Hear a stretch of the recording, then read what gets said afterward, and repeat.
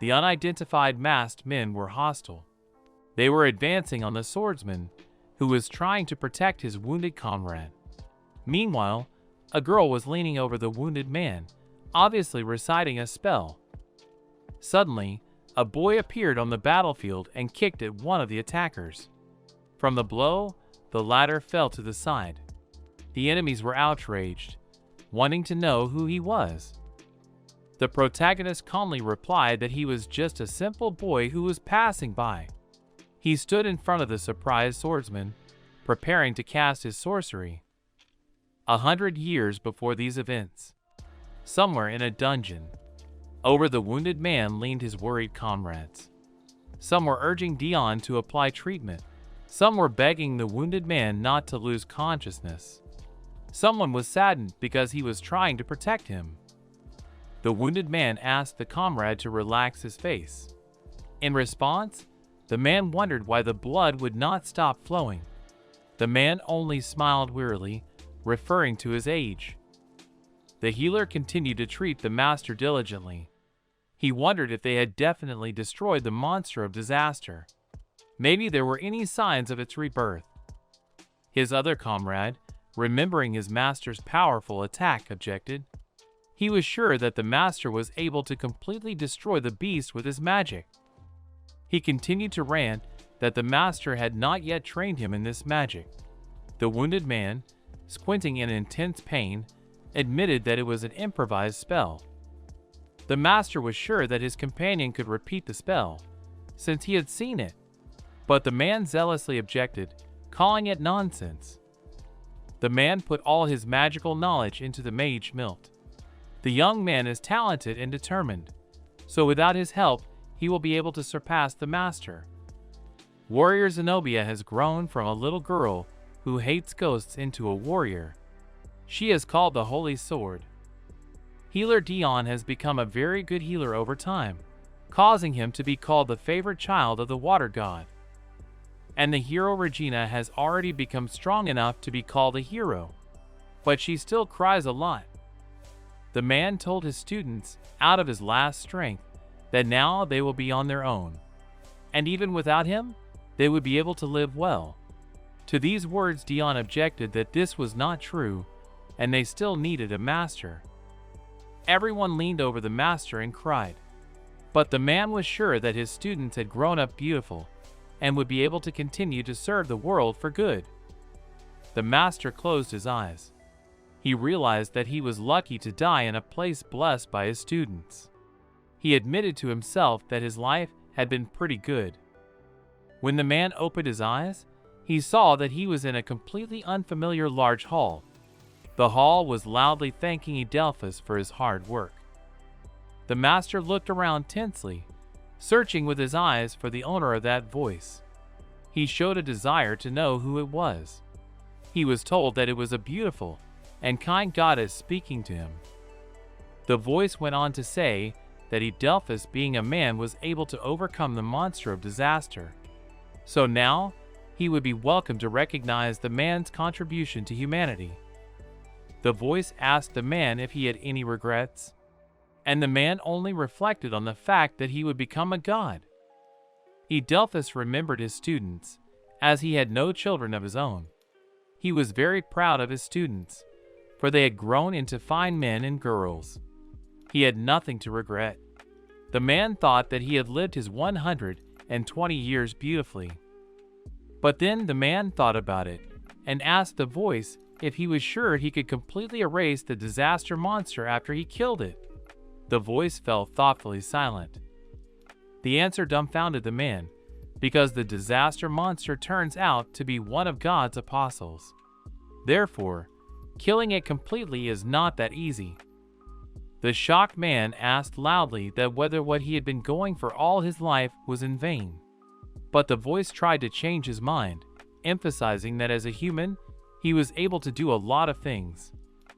The voice kept on saying that the monster of disaster would temporarily sleep and would not disturb people.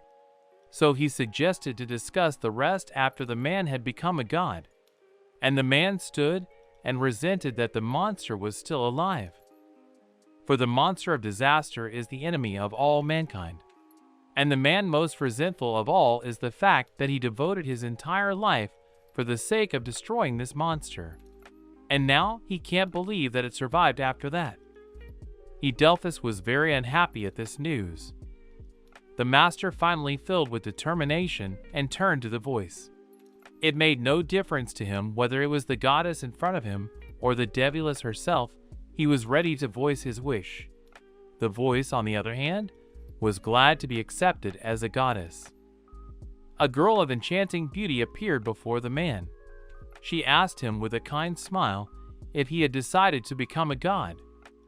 Edelphus tensely informed the goddess that he wished to kill the monster of the catastrophe and was willing to become a god to do so. The goddess thoughtfully broached that there were some limitations here. The man asked her to describe them in more detail. She began to explain that the disaster monster is a former god. It is a fallen cursed beast with the inherent power of a god still intact. And if the divine powers collide right on Earth, it won't be able to withstand it. Therefore, gods can intervene by acting through Earth beings. The man told the goddess that one of his disciples was precisely the favorite child of the water god. The goddess confirmed that he had caught the gist of her words. In addition, the goddess informed Edelphus that the rest of his students were also the favorite children of the gods. One was the favorite child of the holy goddess, another was the favorite child of the sword god, and the favorite child of the god of magic. The man was surprised by this news.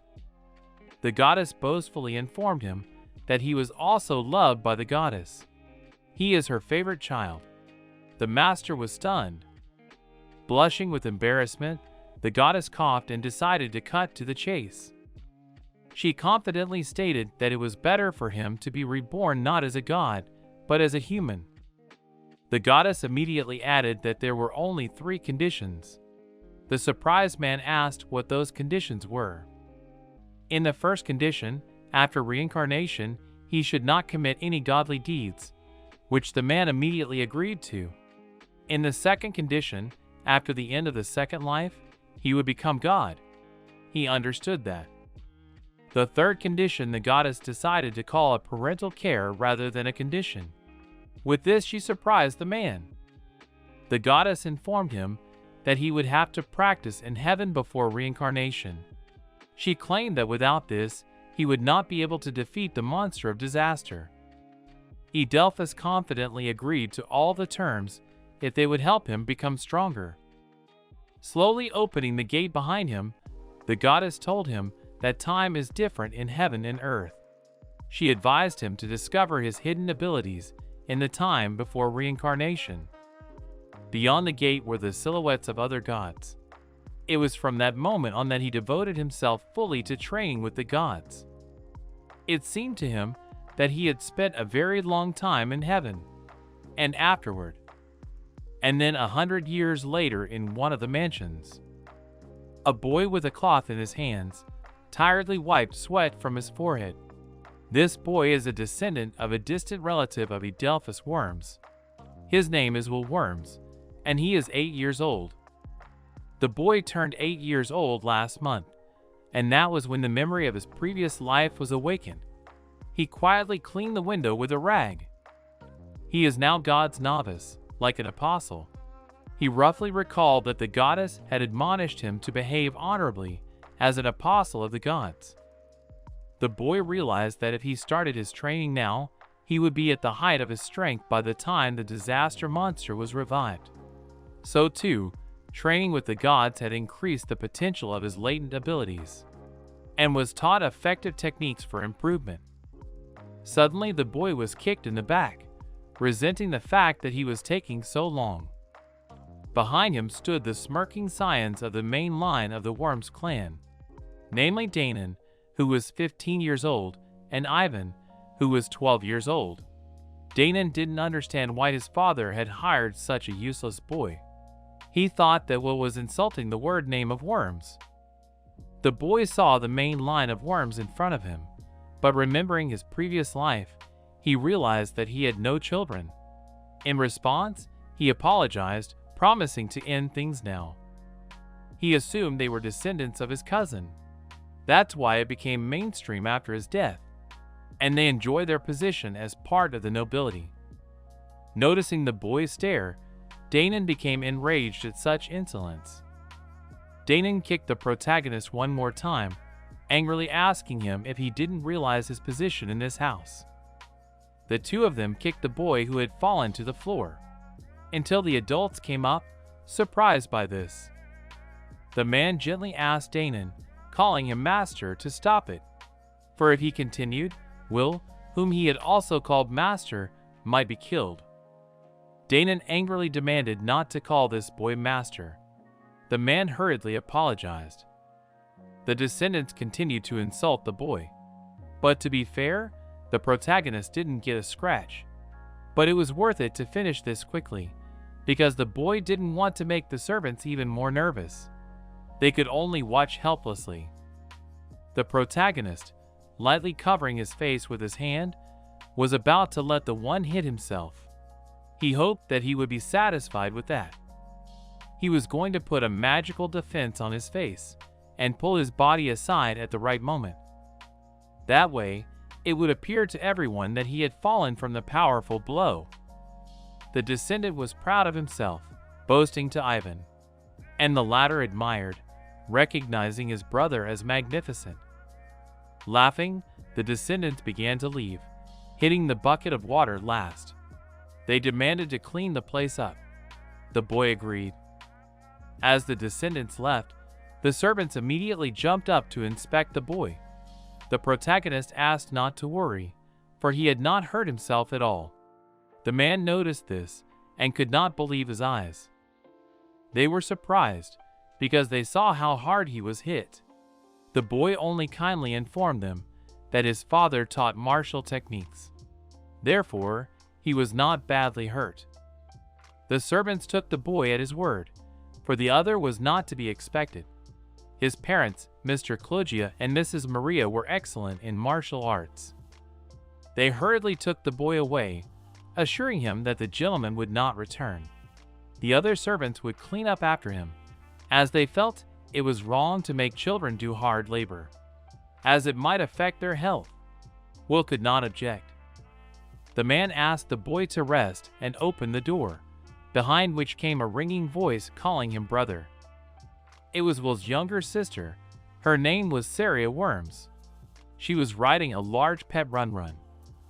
The protagonist took his sister in his arms, wondering if she was well behaved. She cheerfully affirmed. Will also remembered to praise and pet Run-Run, calling him a good boy.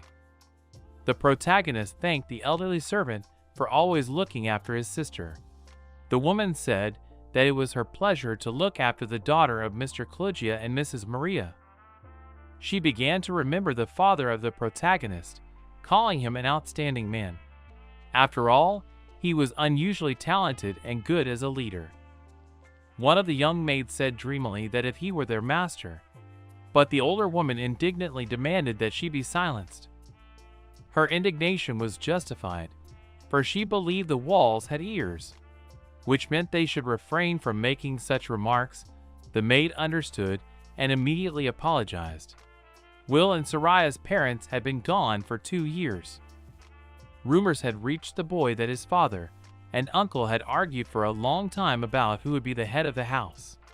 But in the end, his uncle had married a powerful girl, and because of that, he was able to take over, and his father was sent to live in a remote estate.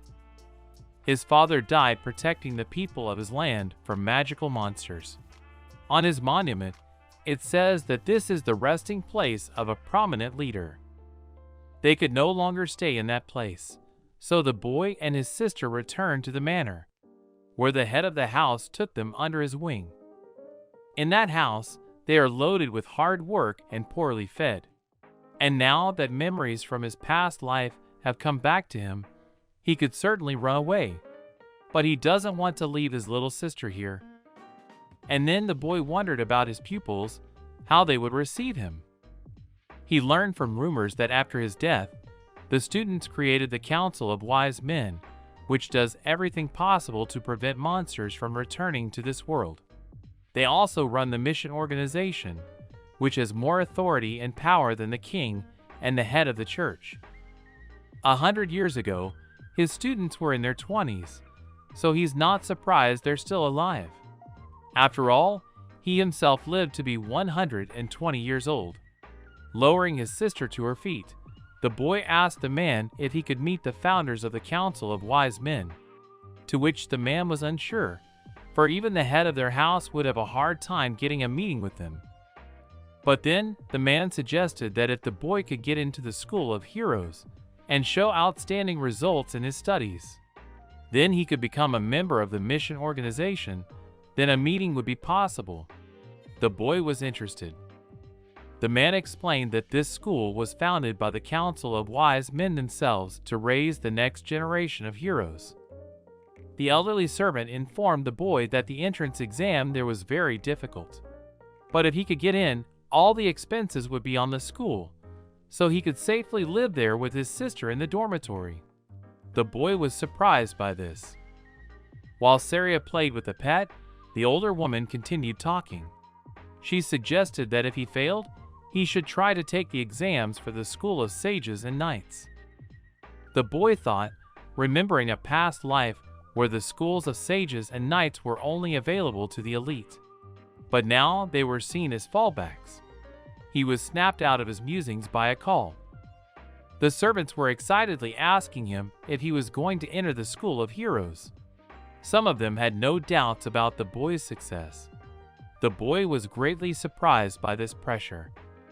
He thoughtfully answered them that he did not know whether he could or not. Therefore, first he just wants to test his strength in the exam. The protagonist asked about age restrictions, if there are any, to which the man answered in the negative, because everyone realizes that life expectancy varies greatly depending on race. The man said that the Hero School also has many graduates from the Sage and Knight schools as well. Therefore, there are both young and older students there. The boy tensely wondered how to get permission from the head of the house, and Danon and Ivan might try to do him a disservice. The man assumed there would be no problem with that. He explained to the boy that the school only needed the consent of the person entering, even if it was a child. And since the school is run by the mission organization, no one will go against it. This is done on purpose, because there are many children like Will who can be banned by their guardians. The boy was surprised at the authority of the organization. The satisfied man cheerfully announced that he would have the admission forms brought to him so that the gentleman would not find out anything. They had already started preparing everything secretly. The boy thanked him, but was a bit taken aback by the suspicious look of the man. The boy decided to do something about it. He had sat around enough already. Will asked to look after his sister while he was away. The servants readily agreed, asking him to rely on them. The protagonist patted his sister on the head, asking her to behave, and Run asked him to keep an eye on her. The sister, on the other hand, asked her brother to return soon, waving goodbye. The boy walked down the street, thinking about catching some birds for dinner, since they hadn't been fed properly today either. Will noticed a deserted back alley, where surely no one would stand close to the wall. It's also just where the castle walls are.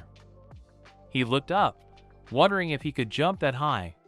Tensing his legs, the boy concentrated magic in them. And with all his might, the boy jumped, bouncing rapidly off the ground. The guard was dozing at his post, while the boy was already flying to the area behind the wall. The protagonist, landing on the surface with his feet, immediately rolled over, and without slowing down from the roll, got to his feet and ran.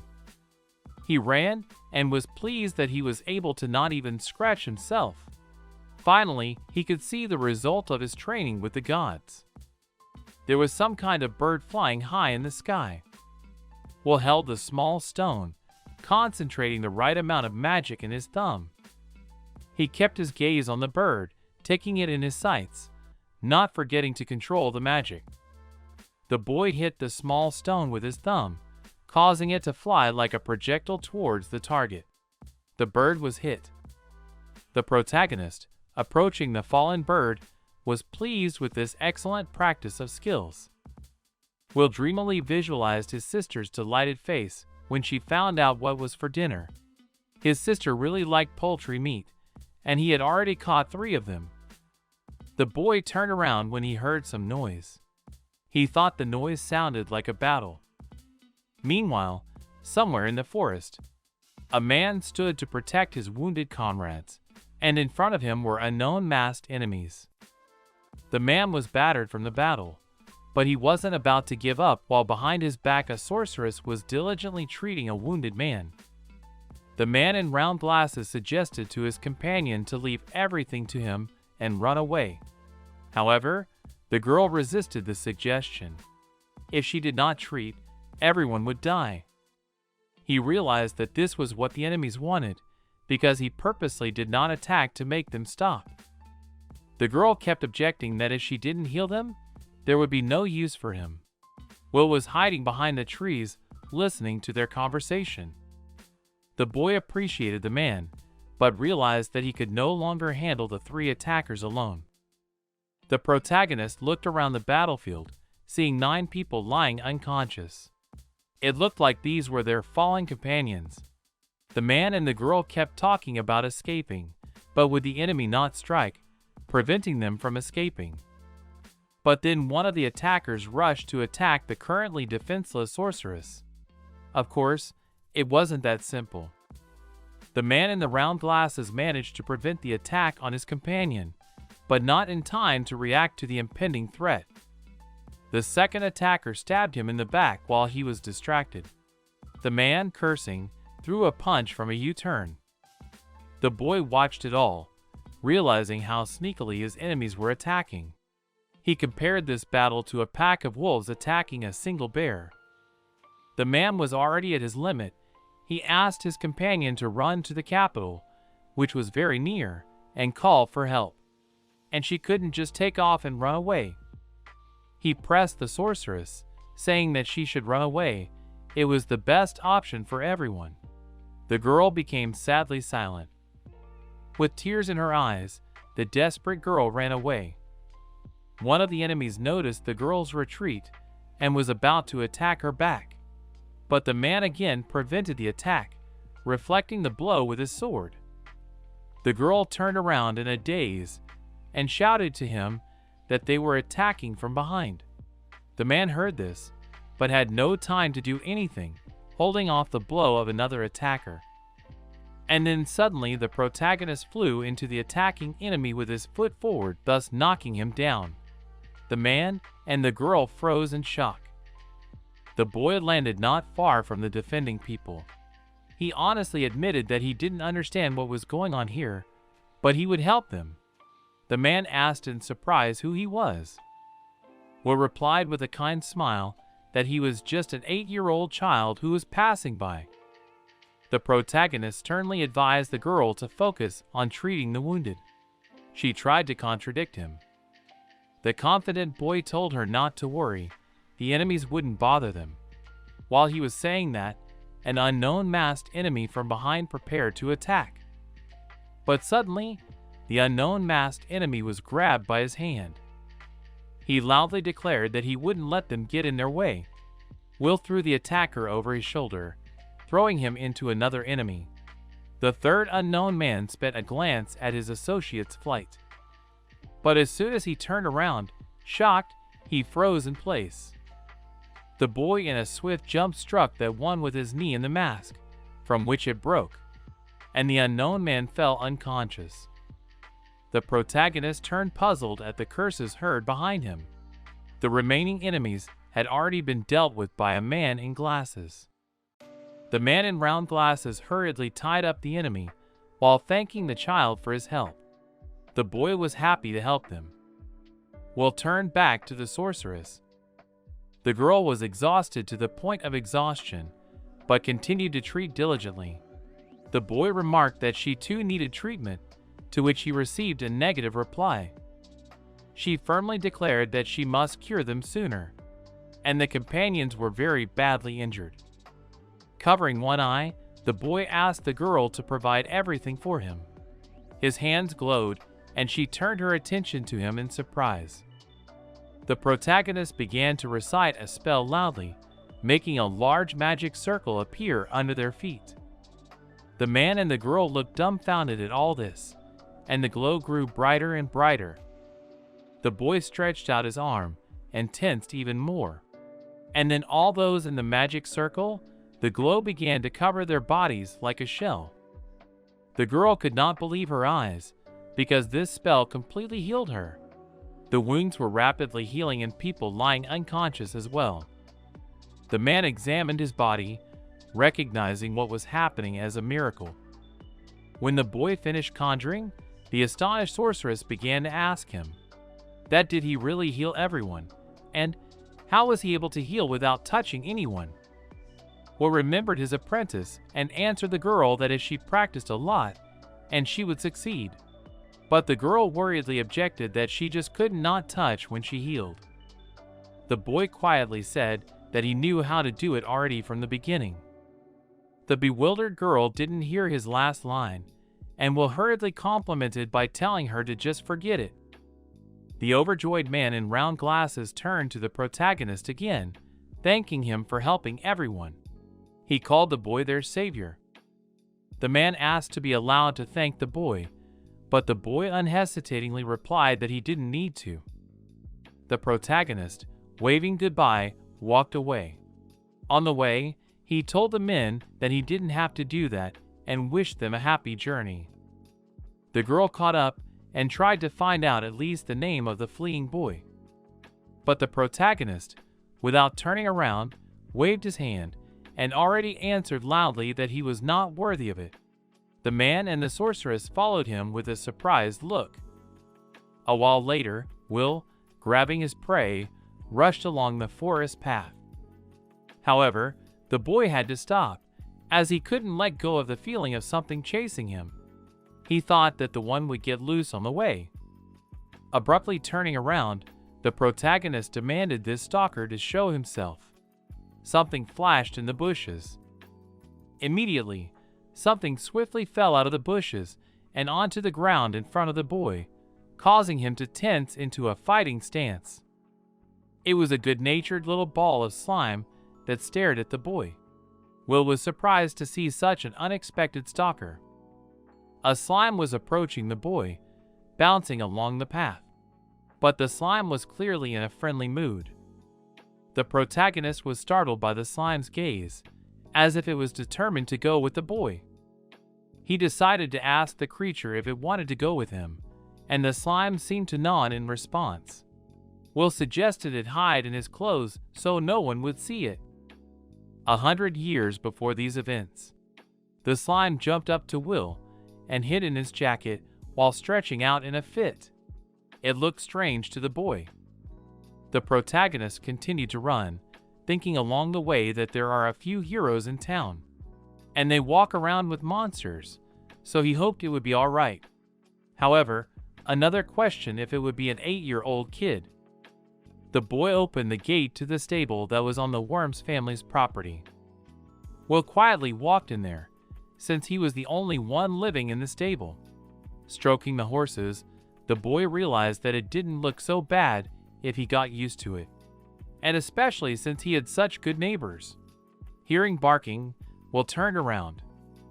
Saria riding Run was greeting her brother, with an elderly maid following leisurely beside her. The protagonist took his sister in his arms slightly grudgingly, asking why she wasn't resting in the other room with her grandmother. The old maid kindly asked Will to forgive the girl, because she really wanted to be with her brother today. Will decided to clarify this with his sister, asking if it was true. Will asked her if it was true. Will asked her if she could not go to her brother's house. The protagonist said she could, but the boy interrupted his speech. He immediately turned to the elderly woman, apologizing for bothering her. But the woman had nothing against it. On the contrary, she saw that the girl missed her brother very much. She promised to pick her up tomorrow. The boy honestly admitted that in any case, he might not be there next time. The girl stood upset the whole time. They were walking through the stables, and Will noticed that something was wrong with his sister. While he was asking his sister what was wrong, Run Run came up behind him. Run Run barked happily and began sniffing at the protagonist, poking him with his nose. Inside his jacket, a concerned slime rustled and instantly flew out. The boy was amazed at what was happening. The shocked boy watched unhappily as the pet, playing, chased the slime away. He said he had to hide it and asked him to stop touching it. His sister at first froze in amazement when she saw the slime, but then her face lit up with happiness. She enthusiastically compared the slime to jelly. The girl reveled in it, stroking the slime with her cheek, and completely forgot about her brother, and he was silently watching them with a smile. The boy asked Saria not to tell anyone that she had seen the slime. The girl happily agreed to keep it a secret, hugging the creature tightly. He decided to offer his sister a meal, to which he received a cheerful consent. Sometime later, when the heroes had eaten, the girl was pleased for the treat, and the boy thanked his sister for her help.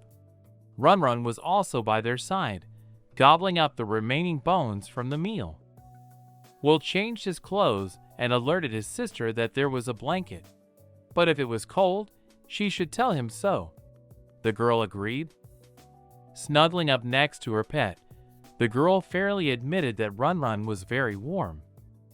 Climbing under the blanket, the boy asked his snubbed sister what had happened at her place after all. Maybe her dad had scolded her, and whether she had behaved well. Clutching the edge of the blanket to herself, the girl frustratedly admitted that her brother would be attending the academy. The boy was surprised by this, remembering how suspicious the servants could act, thinking it was their fault. Will began to cheer his sister up, telling her to worry. After all, he would be entering the academy, but the girl and Run Run would be with him. Saria asked hopefully if that was true. As she went to bed, the boy hugged his sister, asking if she would do well in the academy. The girl happily agreed.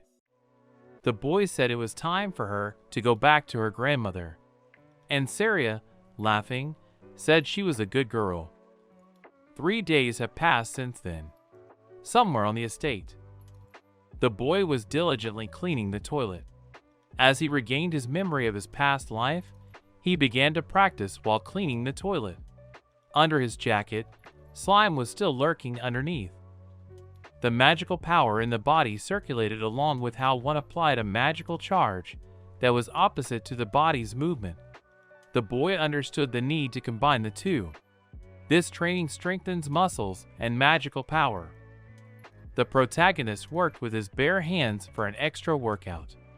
And to avoid touching dirt, the boy covered his hands with a thin magical film. It's a great exercise for him. Something was coming from outside the door. The boy was alerted by such a noise.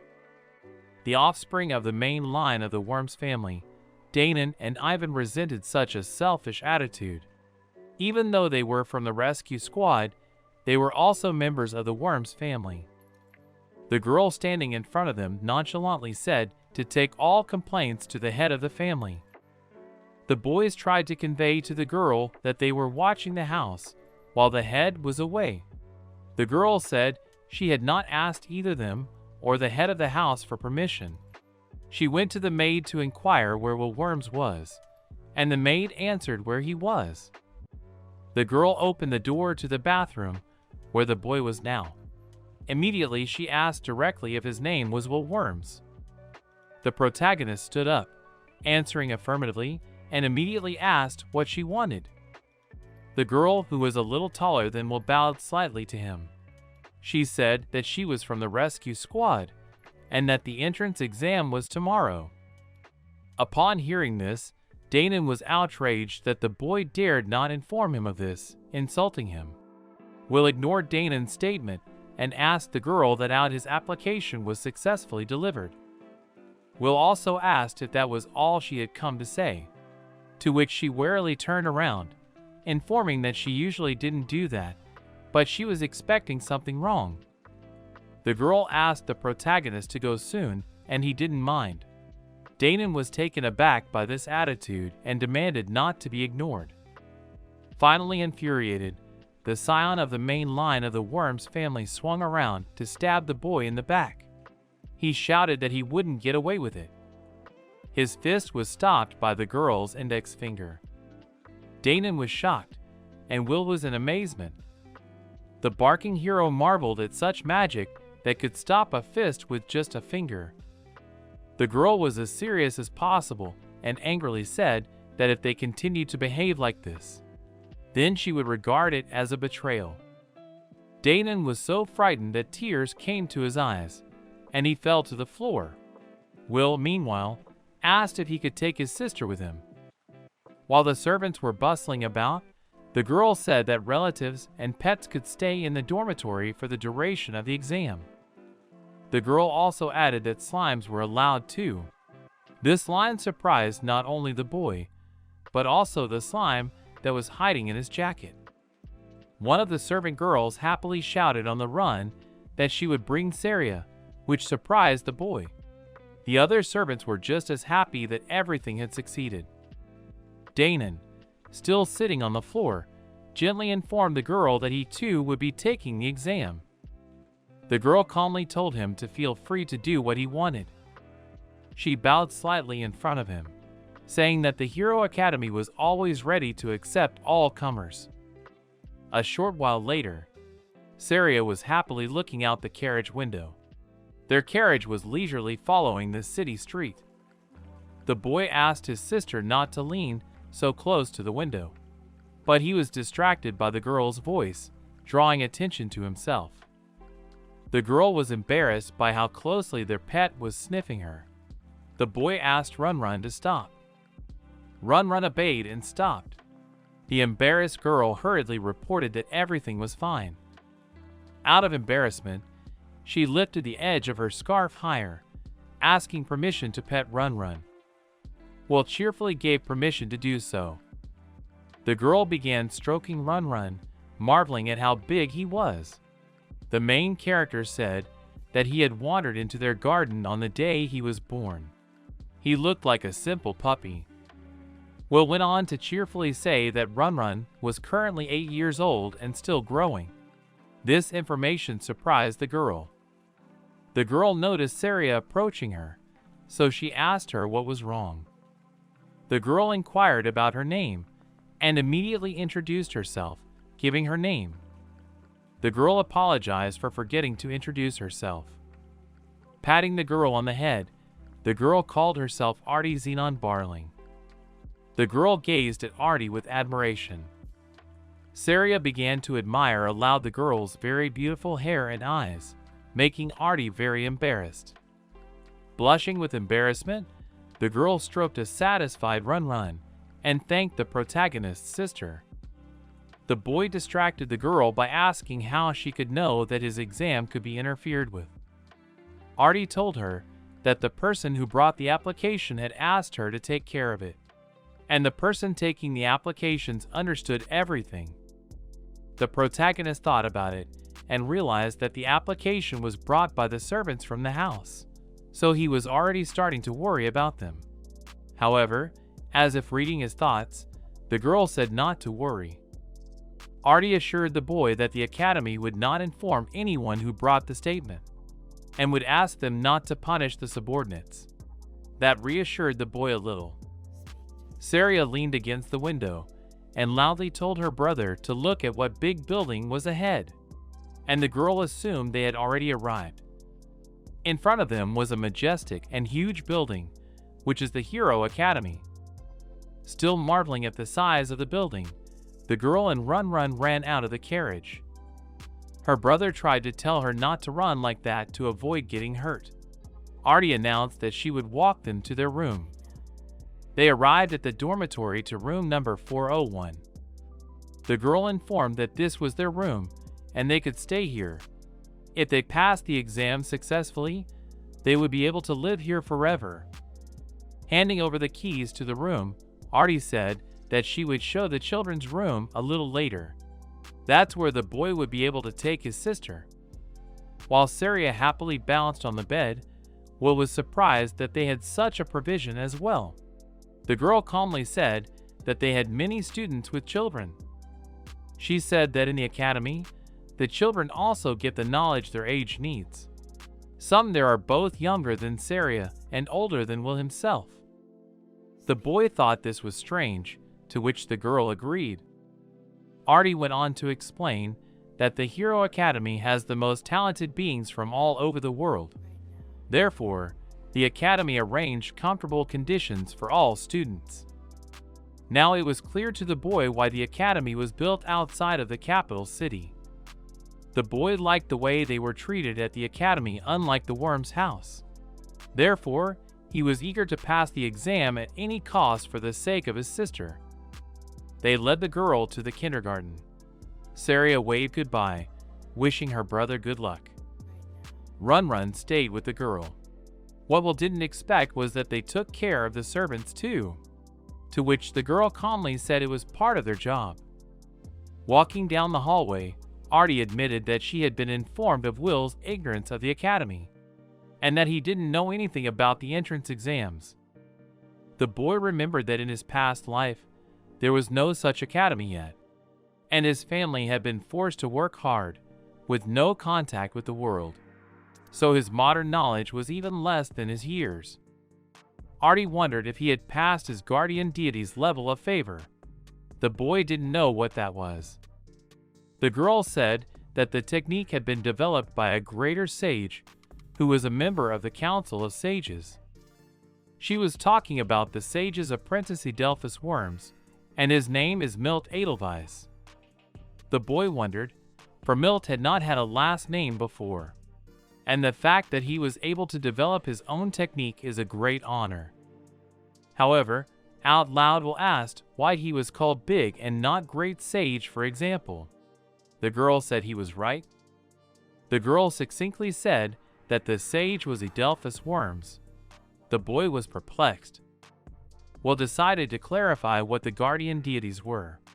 The girl, beginning to fantasize, told him that every member of the human race has guardian gods. The guardian deity heads an entire race and is a human deity. But sometimes not only humans, but other beings can receive the protection of a deity. One of the famous ones is a member of the Council of Procurement. His name is Dion, and he is beloved by the water god. And the boy only wondered if Dion had a last name, or maybe it was taken from a past life. Will was ashamed of that.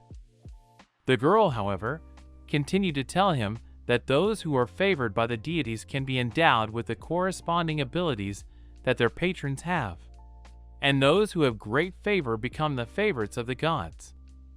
Therefore, if one has a simple human god, he himself is simple. The girl interrupted her speech, and opening the door, invited the boy to come into the room. The spacious and bright room was full of magic circles. The girl explained that in front of them was the device that measured favor. She explained to him to put his hand on the crystal, and then he would be able to measure the favor. The boy thoughtfully did as he was told. The boy realized that he was an apostle, that he had been trained by many gods. Will was sure that many of these gods would be his keepers. But as soon as he closed his eyes, a fuzzy image of a girl appeared in front of them for a split second. The girl's voice about the end of the dimension threw the boy out, causing him to open his eyes sharply. Will stood very thoughtful, looking at his hands. It did not go unnoticed, and the girl asked him what was wrong. He answered that it was nothing. The girl read carefully, saying slowly that Will Worms had a patron.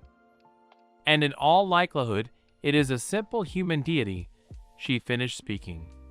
The boy was shocked by this news. Will said thoughtfully that his only guardian was God. The girl, to her regret, confirmed it. The protagonist decided to inquire that there were cases of loss of consciousness when using this measuring device. Such a question made Artie wonder. She replied that from what she knew, there had been no such thing. Will resented that. as he was sure that many gods had liked him while he had practiced with them before being reborn. The boy remembered how they had always been friendly to him. 10 seconds later, Artie told him to put his hand on the crystal. The boy obeyed. He closed his eyes, but opened them sharply after a moment. The protagonist was standing in a very familiar room. Will looked around tensely, wondering if this was the world of the gods. From behind him, someone approached him, asking. The goddess worriedly clarified that if it was Edelphus standing in front of her now. The boy grudgingly said no, and his name was now Will. The goddess complimented his appearance. Many voices were heard behind the goddess' back. It was the other gods who recognized that Edelphus had arrived, so they rushed over. They began pelting the protagonist with questions, which made the goddess unable to get a word in edgewise. Everyone wondered if he was dead, but he denied it, and he corrected everyone to call him Will. Goddess tried stubbornly to break into the crowd to find out what had happened. Will replied tensely, asking if they hadn't been watching what he was doing. All the gods began to enthusiastically tell him that they had been watching. The boy was a little indignant. The goddess, irritated by all this, snapped her fingers. The other gods' mouths closed, causing the room to fill with mooing. They tried unsuccessfully to say something. And in such an environment, the goddess was finally able to ask the boy how he had gotten to them. She wondered if the boy had managed to do it on his own. But the man answered unhesitatingly that he did not know that. The boy thought about the fact that for the gods, people are like ants. And even if they feed them at their whim, it would not mean that they would be interested in that someone. Will understood that the gods were not interested in human life, even if it was their favorite child. The goddess noticed that the boy was thinking about something of his own, which she grudgingly told him. She decided to ask the protagonist that for sure he likes to live alone. After all, she sometimes wondered how different this dimension was from the world he lived in. Goddess remembered Will's words that the two worlds were very different. But Goddess immediately changed the subject, going back to asking how he was doing. The protagonist answered only that life was going on leisurely. The protagonist asked what would have happened to him if he had died before the memory was awakened. A new voice came from behind him and replied that it wouldn't have happened. The owner of the voice was Inagami. He said that it didn't happen because Luxanis was always watching over him. The boy stared at him in surprise. Luxanus explained that he was watching over him thanks to his divine child, whom the protagonist had named Run Run. The boy was taken aback by this, thinking that Run Run was just an ordinary dog. Inagami began repeating again that his name was Luxanus, and he had sent his child to Earth when Will was born. The goddess hastened to add that it was at her request. It was explained to the boy that Run Run had no memory of this dimension because they sent him to Earth as a mere pup. However, he has the same magical power, called divine power, as God himself, and his purpose is to help and protect Will. Will, remembering the pet, said that he is more like a friend than a guard. After all, he is very smart and kind, and takes good care of his sister. Luxanus acknowledged with a kind smile that this was exactly the case. Inagami, stroking the boy's head, said that, like Run Run, he too was very happy to meet Will.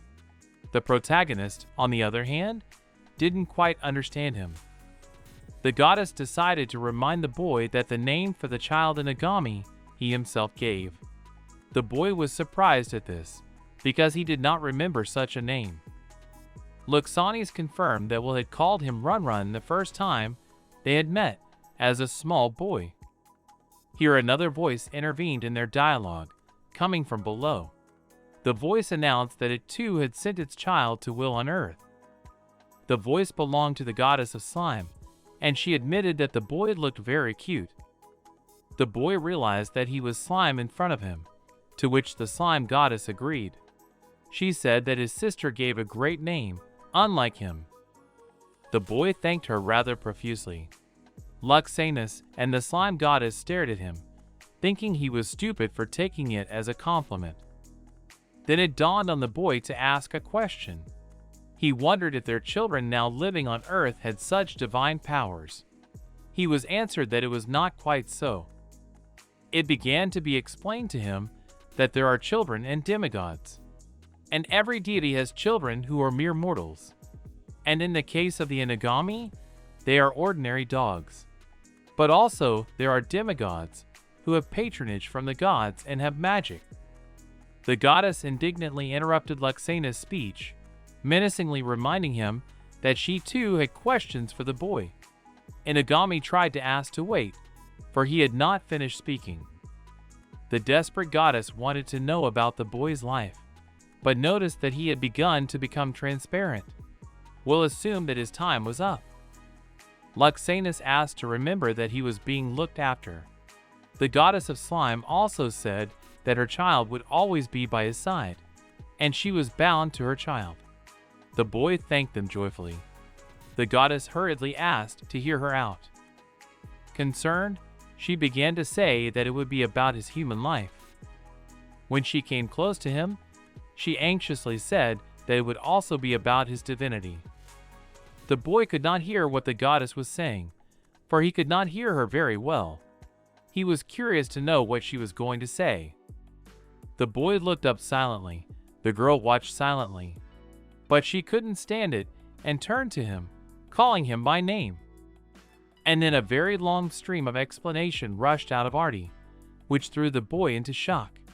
She said that the number of guardian deities did not affect the entrance exams. No one passed the exams just by relying on them. Initially, they arranged for the examiners to have a trial competition, and in order to learn their specialty and make arrangements to pass the exams, one must test in the temple. At the end of the monologue, the girl tiredly asked if the boy had understood her. The protagonist exhaled and thanked her. He promised to do his best to pass the exam. Artie was satisfied with the answer. Already leaving the room, Will inquired that he could find out the content of the exam in advance. Artie calmly replied that it was divided into written and practical. She explained that there are several types of practice exams, and if you score high, you can be sure that you will pass the exam. And people who had been blessed by a deity were considered lucky. Will asked what kind of guardian deity Artie had. She replied that it was the god of swords. The boy immediately remembered who she was talking about. The protagonist was surprised that at such a young age, she was already a member of the rescue squad. The embarrassed girl confessed that although she was a member, she was only a helper, and she had only recently joined after the ordeal. Will was surprised that such a thing was possible.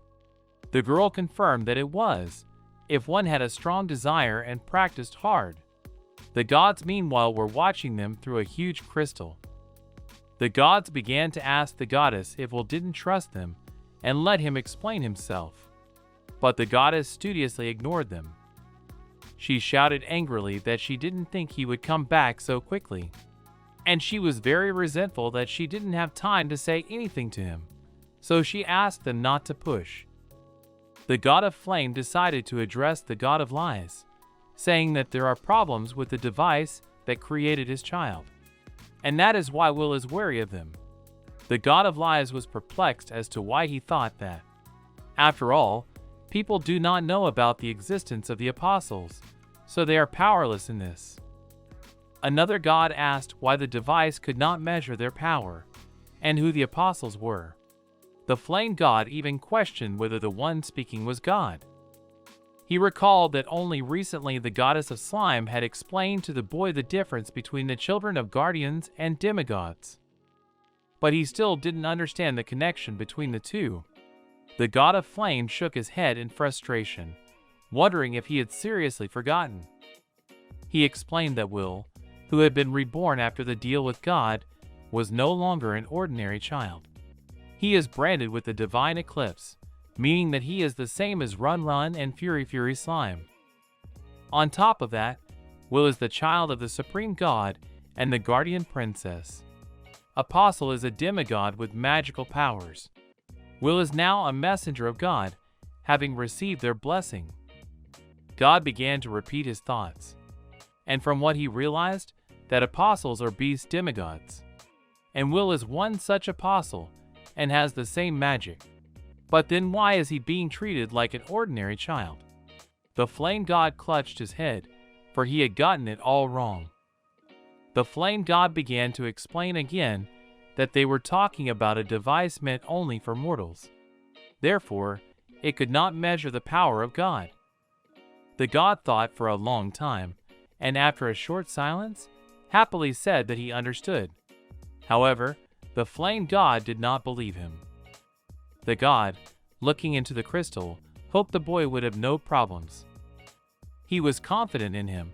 After all, the boy was his apprentice. The other deities also agreed with the war god's statement. After all, he was their disciple too.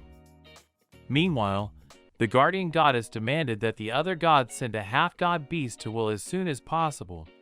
But the one nervously replied that he had just started working on it. Meanwhile, in the kindergarten, the children were frolicking and playing. Saria was distracted from her toys when she saw her brother. But only the girl stood up as a boy who ran past her hit her. This made her hit the closet. She was in pain from the blow, so Saria crouched down, grabbing her head. And she didn't see how the vase on the cabinet jerked from the impact and was already falling right on top of the girl. Artie didn't have time to warn the girl of the danger as her hair shook in the wind. The girl stared incomprehensibly at the spot where the vase had shattered. She was so surprised that she was at a loss for words. Will reacted lightning fast and grabbed his sister, moving away from where the vase had fallen. Artie was surprised that such a distance was covered by the boy in an instant. She didn't even see him move from the spot. The protagonist, holding his sister in his arms, whined quietly and grudgingly. The guilty boy roared and begged for forgiveness. They tried to calm him down, telling him not to worry. A while later, Artie stood tensely in front of the large doors. No sooner had she knocked than the doors opened by magic. A voice asked her to come in. The girl said that she had just returned. In the large office, Zenobia Edelbaring, a member of the Swordsman Council, was sitting at the desk. She asked how everything had gone, and if Will Worms had been able to prove himself. Artie began to report that his behavior seemed out of line with the boy's age. He seemed very wise to her, and his power was great. Zenobia decided to stand up. Zenobia began to walk thoughtfully around her desk, saying it was interesting. But then the girl complimented that Will's guardian deity was a human god. The elven girl thought for a long time, then clarified if it was true. Artie confirmed it. Zenobia was still in deep thought, not understanding why this was so. The girl couldn't stand it, and decided to ask the Swordsman Council member what she was talking about. Zenobia didn't say anything. Instead, she asked if there was anything else. Now it was time for Artie to reflect on that question. After all, she didn't understand what the phrase meant. She was curious to know what the Elfess was up to, but wouldn't tell her. Zenobia, placing her hands on the girl's shoulders, asked her to listen. She didn't want to interrogate Artie, so she seriously asked for answers. Had she noticed any oddities in his behavior, or maybe he was acting unnaturally? The girl remembered him asking a question about the measuring device, that there had been cases of people fainting while being measured. Zenobia began to run circles around the table again, wondering what he meant. She needed to talk to Milt about this right away. The brooding Elfess said aloud that if the guardian deity was only a god, he would not have any powers or magic. She began to wonder what Artie thought about that. The girl seriously reported that she had observed an innate talent in him. This information pleased Zenobia. She asked the girl to keep watching Will. She herself walked over to the swords. She took one of the swords and swung it above her and brought it down sharply. Artie was blown away by the powerful wind of the invisible blow. The Swordsman Council member clarified to the girl that she wanted to ask something. Artie immediately took advantage of this to find out why she was told to bring woolworms. Lowering her sword sharply again, Zenobia explained that they were doing so to prevent a riot. However, the elven girl noticed the stare. The girl replied, sounding unconvinced. She was sorry, but Zenobia hastened to reply that she had every right to think so. The girl seriously said the name woolworms, after which she added the monster of disaster. And after a pause she finished by asking if it had anything to do with Tenebris. Artie persisted in asking the Swordsman Council member that following will had something to do with the monster disaster. Zenobia calmly suggested that Tenebris was in genuine fear of sabotage. The elfess wondered why the girl thought that. Artie was tensely silent. She replied that she is part of the Salvation Army, and her organization is designed to fight cultists. So it was no wonder why she was having such thoughts when she was commanded to look after this boy. She worries that if the boy does have something to do with the gods, the cult might see him as a threat and destroy him. That's why she wants to find out who he is. Zenobia stepped up close to Artie. The elfess happily began to stroke her head, praising her for her cleverness. After all, she had captured the essence of their mission. Zenobia reassured the girl, informing her that she couldn't tell her everything at the moment for some reason, but she was sure that Artie would find out soon enough. Artie apologized as the elfess put the sword down with the others. Tenebris is exactly what one might call a monster of disaster, and the cult is a secret community that fanatically supports the beast of disaster. Or maybe it's also called the god of disaster.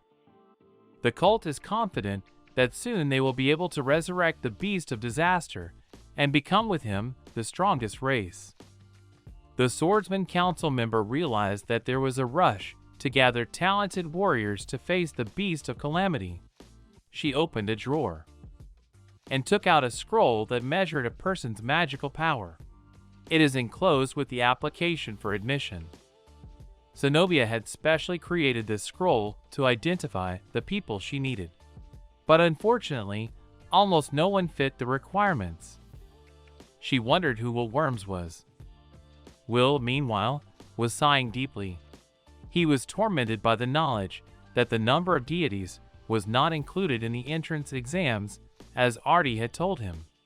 And a guardian deity, if it becomes one with a person, loses concentration. The boy was already thinking about his options for a peaceful life in his hometown if he failed the exam. He hoped that he would have enough money to support and raise his sister. He watched Sarah yawn. But then the girl opened her eyes wide and noticed her brother's gaze. She began to ask worriedly what was wrong with him. Maybe he was hungry. She snapped him out of his thoughts. Will had to tell the girl that yes, he was a little hungry, and his sister hurried to give him something. She pulled a small piece of meat out of her pocket, holding it out to her brother. The boy was taken aback by this. She held out to him the dried meat she had gotten from the vassals. The Neen didn't have decent food when they lived in the city, so the vassals sometimes shared with them. And the girl, she hid this piece for the future, for she knows what hunger is, and fears that it will come upon them again. Will took a piece of meat, but asked her if she was hungry. She waved her head in the negative. She replied with a smile that she had already eaten a little, although her stomach rumbled treacherously at the same moment. The girl asked him to take the piece for himself. The boy was embarrassed. He hurriedly thanked his joyful sister. Will took a bite of the piece, letting his sister know that it was delicious. The girl continued to cheer. But then the boy decided to cautiously say something to her. He suggested that there might be a lot of delicious food in the local kitchen. This information stunned the girl. However, when Will said that she could take her food there whenever she wanted it herself. The girl finally went into a deep shock. The protagonist turned to his sister fondly. He understood that she was having a hard time, but now there was no need to keep food in her pocket anymore. Saria, happily clasping her brother's hand in hers, said that she was fine. After all, he was always there for her. The boy was happy about that too, because he would not have to go hungry anymore, and he would no longer worry about his sister. Out loud, he suggested that she go eat a little in the kitchen. After a while in the kitchen, Saria looked at the beautiful dish on her plate with admiration. She still couldn't believe it was really for her, and that she could eat it. The boy persisted and offered to eat as much as she wanted. Next to them, so did their pets and gobbled. Will convinced his sister to eat a lot to become strong and fast like him.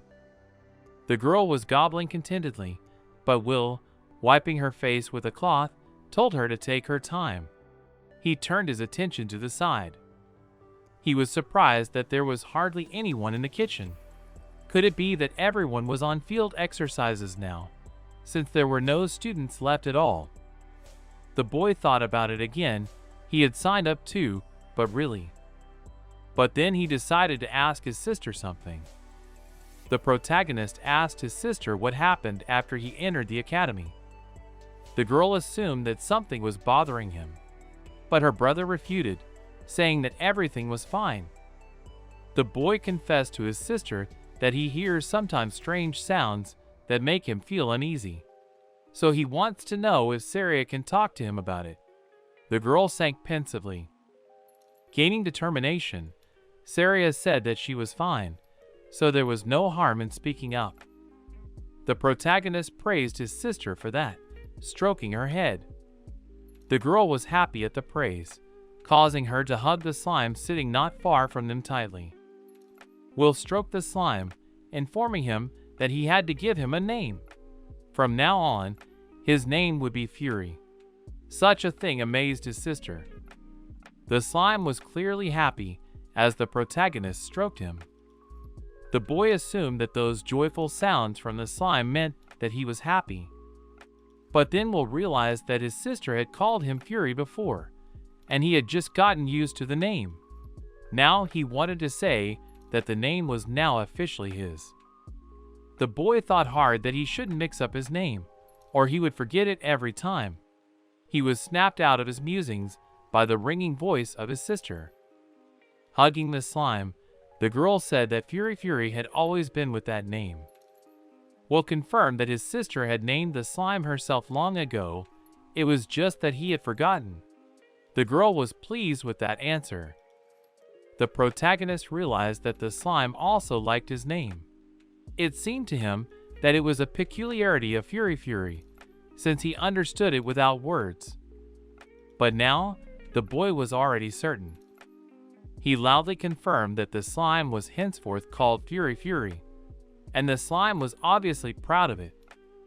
Sometime later in the dormitory, the boy was getting ready and was already prepared.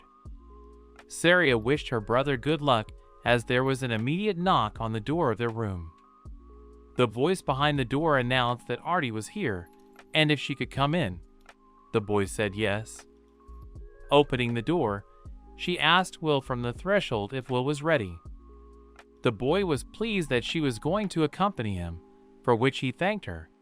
However, he wondered if she didn't have anything to do. The girl grudgingly admitted that she was free. He tried to continue that today was a preparation day, so she was, but was interrupted by the girl stubbornly answering that she had plenty of free time. While Run licked the embarrassed girl's face in greeting, Will thought. He didn't understand how being a mere assistant, she could give a briefing, and that she was allowed to accompany him. The girl cautiously inquired if they would be taking Run and the slime that had managed to hop onto her shoulder. The boy informed Artie that the slime had an official name and was now called Fury. The protagonist decided to ask directly that if it was possible to take these beasts with him. The girl responded positively. However, he remembered that it would be the first time his sister would be left all alone. He thought that surely nothing would happen if he took the pets with him. The girl stared perplexed at her thoughtful brother. He decided that he should ask Saria's permission to take the animals with him, and asked if she could handle it herself. The girl confidently stated that she would be fine. Will was glad of that answer and, stroking her on the head, promised to go to dinner together when he was done. Artie offered to take his sister to the nursery first, and then go to the entrance exams. Sometime later, Artie and Will were on some street. The girl said that sometime later, Artie and Will were on some street. The girl wished him good luck and left. The boy, standing near Run Run, waved at her. Suddenly a displeased voice was heard from behind. It was Danon and Ivan in person. They smiled smugly and reproached Will for walking and turning up his nose like a king. But Will did not even turn in their direction and continued walking, which surprised the science of the main line of the Worms family. They rushed to block Will's path, resenting his ignoring them. They were very loudly resenting Will for daring to disobey the rightful heir of the Worms family. That meant he had disobeyed the entire Worms family as well. With their loud speeches, they attracted the attention of the passers-by, which was just to the advantage of the offspring. Some in the crowd asked them to stop. Some assumed they were from a rich family. And someone in the crowd asked that didn't they have 4 guardian deities. Will was able to hear this. However, the boy didn't understand what everyone was talking about. He had no idea what kind of deities they had that caused such a stir. Danon asked the boy with a sly smile if he was going to run away by chickening out. After all, it would be sad to end up exactly like that. Danon impatiently wanted to understand what he was doing there, but Will only calmly informed him that he was calming the snarling Run Run, for he might attack them. But Danon didn't care. He demanded to listen to him. Run Run continued to growl, and Will turned around after all.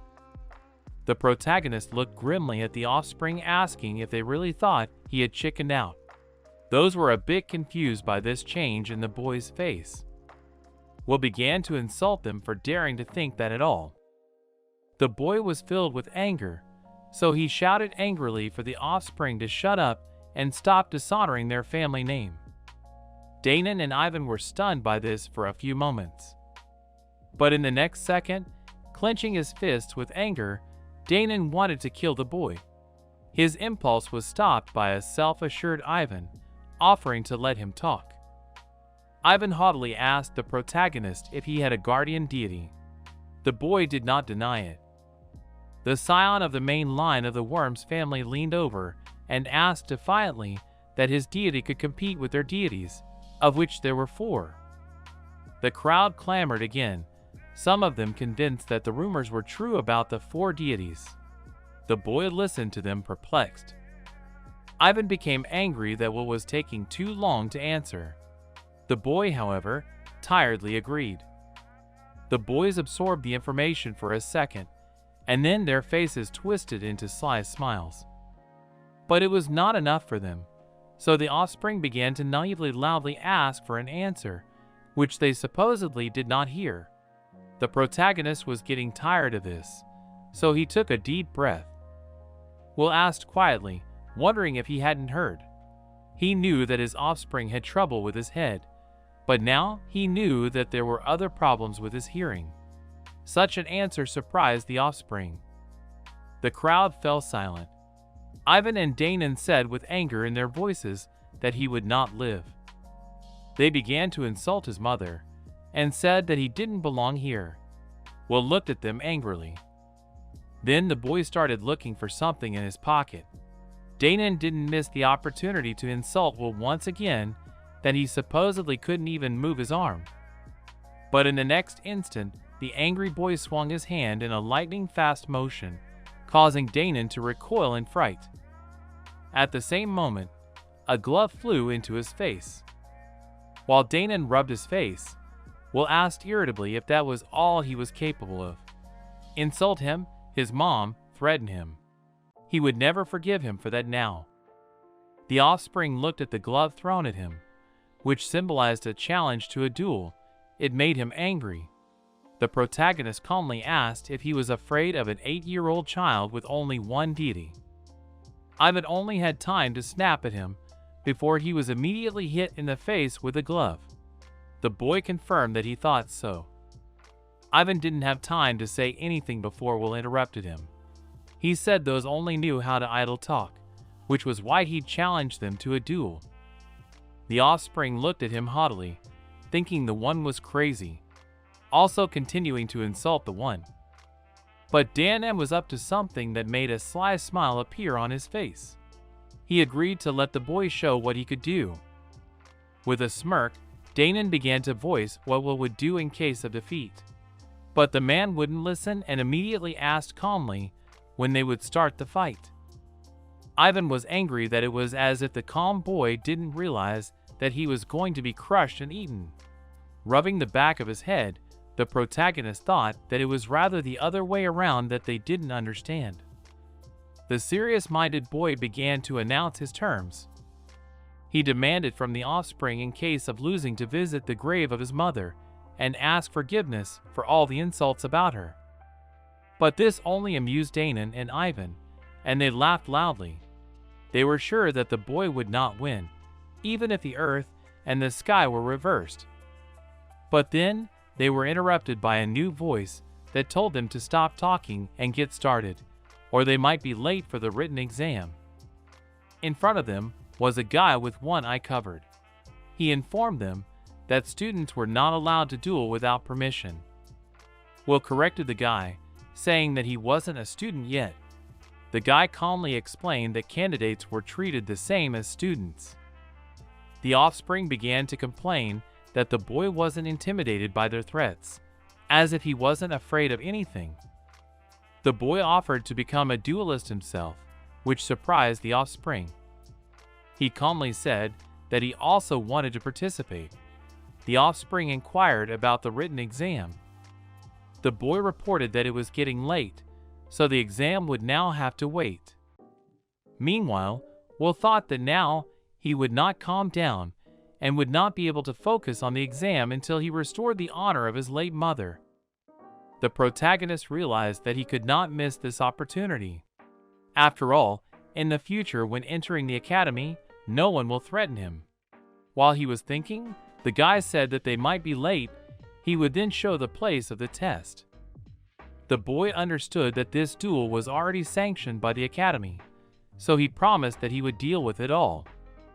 He mentally promised that to his father, mother, and sister.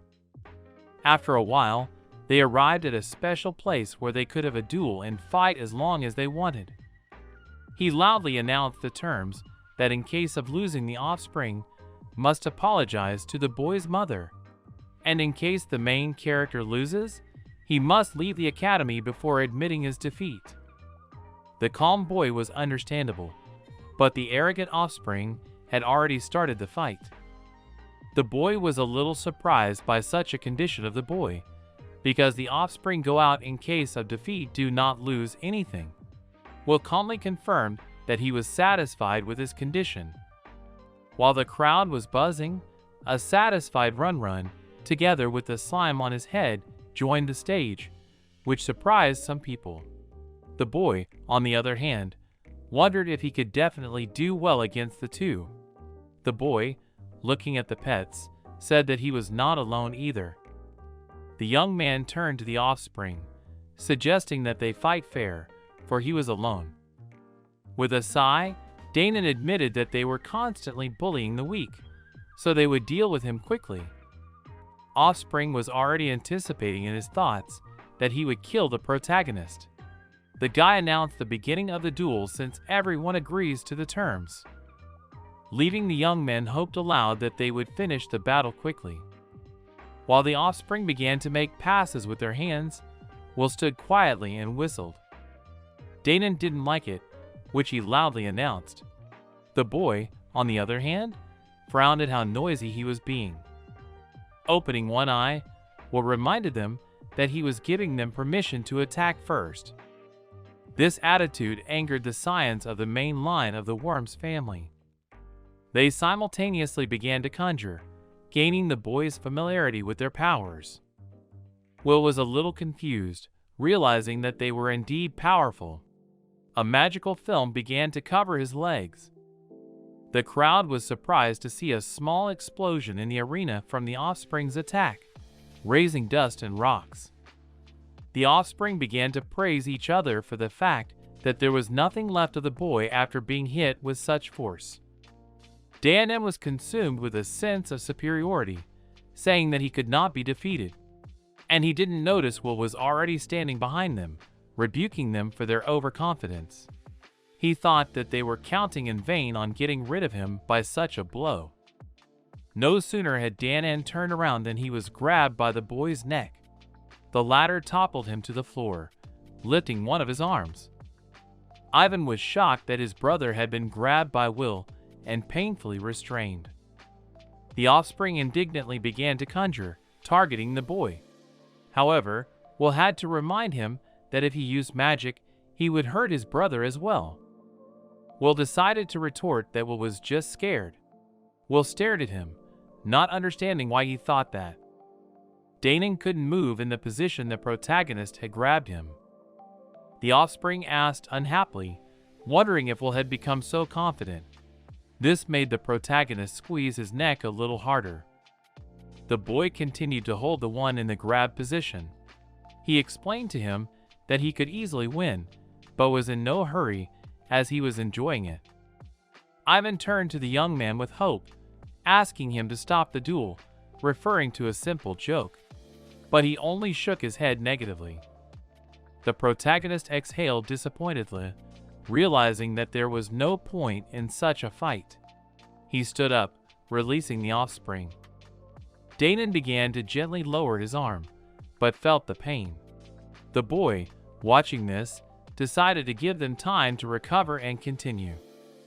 Looking at the state of Danon and Ivan, the protagonist no longer expected to finish quickly, but he still hoped that he could attack them and not lose. He didn't want to get hurt, because then he would be late for his exams. The boy was serious about finishing the fight with them faster. Meanwhile, Danon had come to his senses and was ready to attack with his brother. The two of them began to recite the spell, making passes with their hands. The crowd watching all this panicked a bit. As the spell was recited, a darkness of insects appeared over the offspring. The crowd couldn't see or understand what was going on there. The boy, on the other hand, understood that there was black magic in front of him. Will realized that it was a very strong magic, so he needed to attack them urgently. The offspring, meanwhile, looked at him smugly. They confidently urged the boy to attack them. Will was serious. He was going to stop them.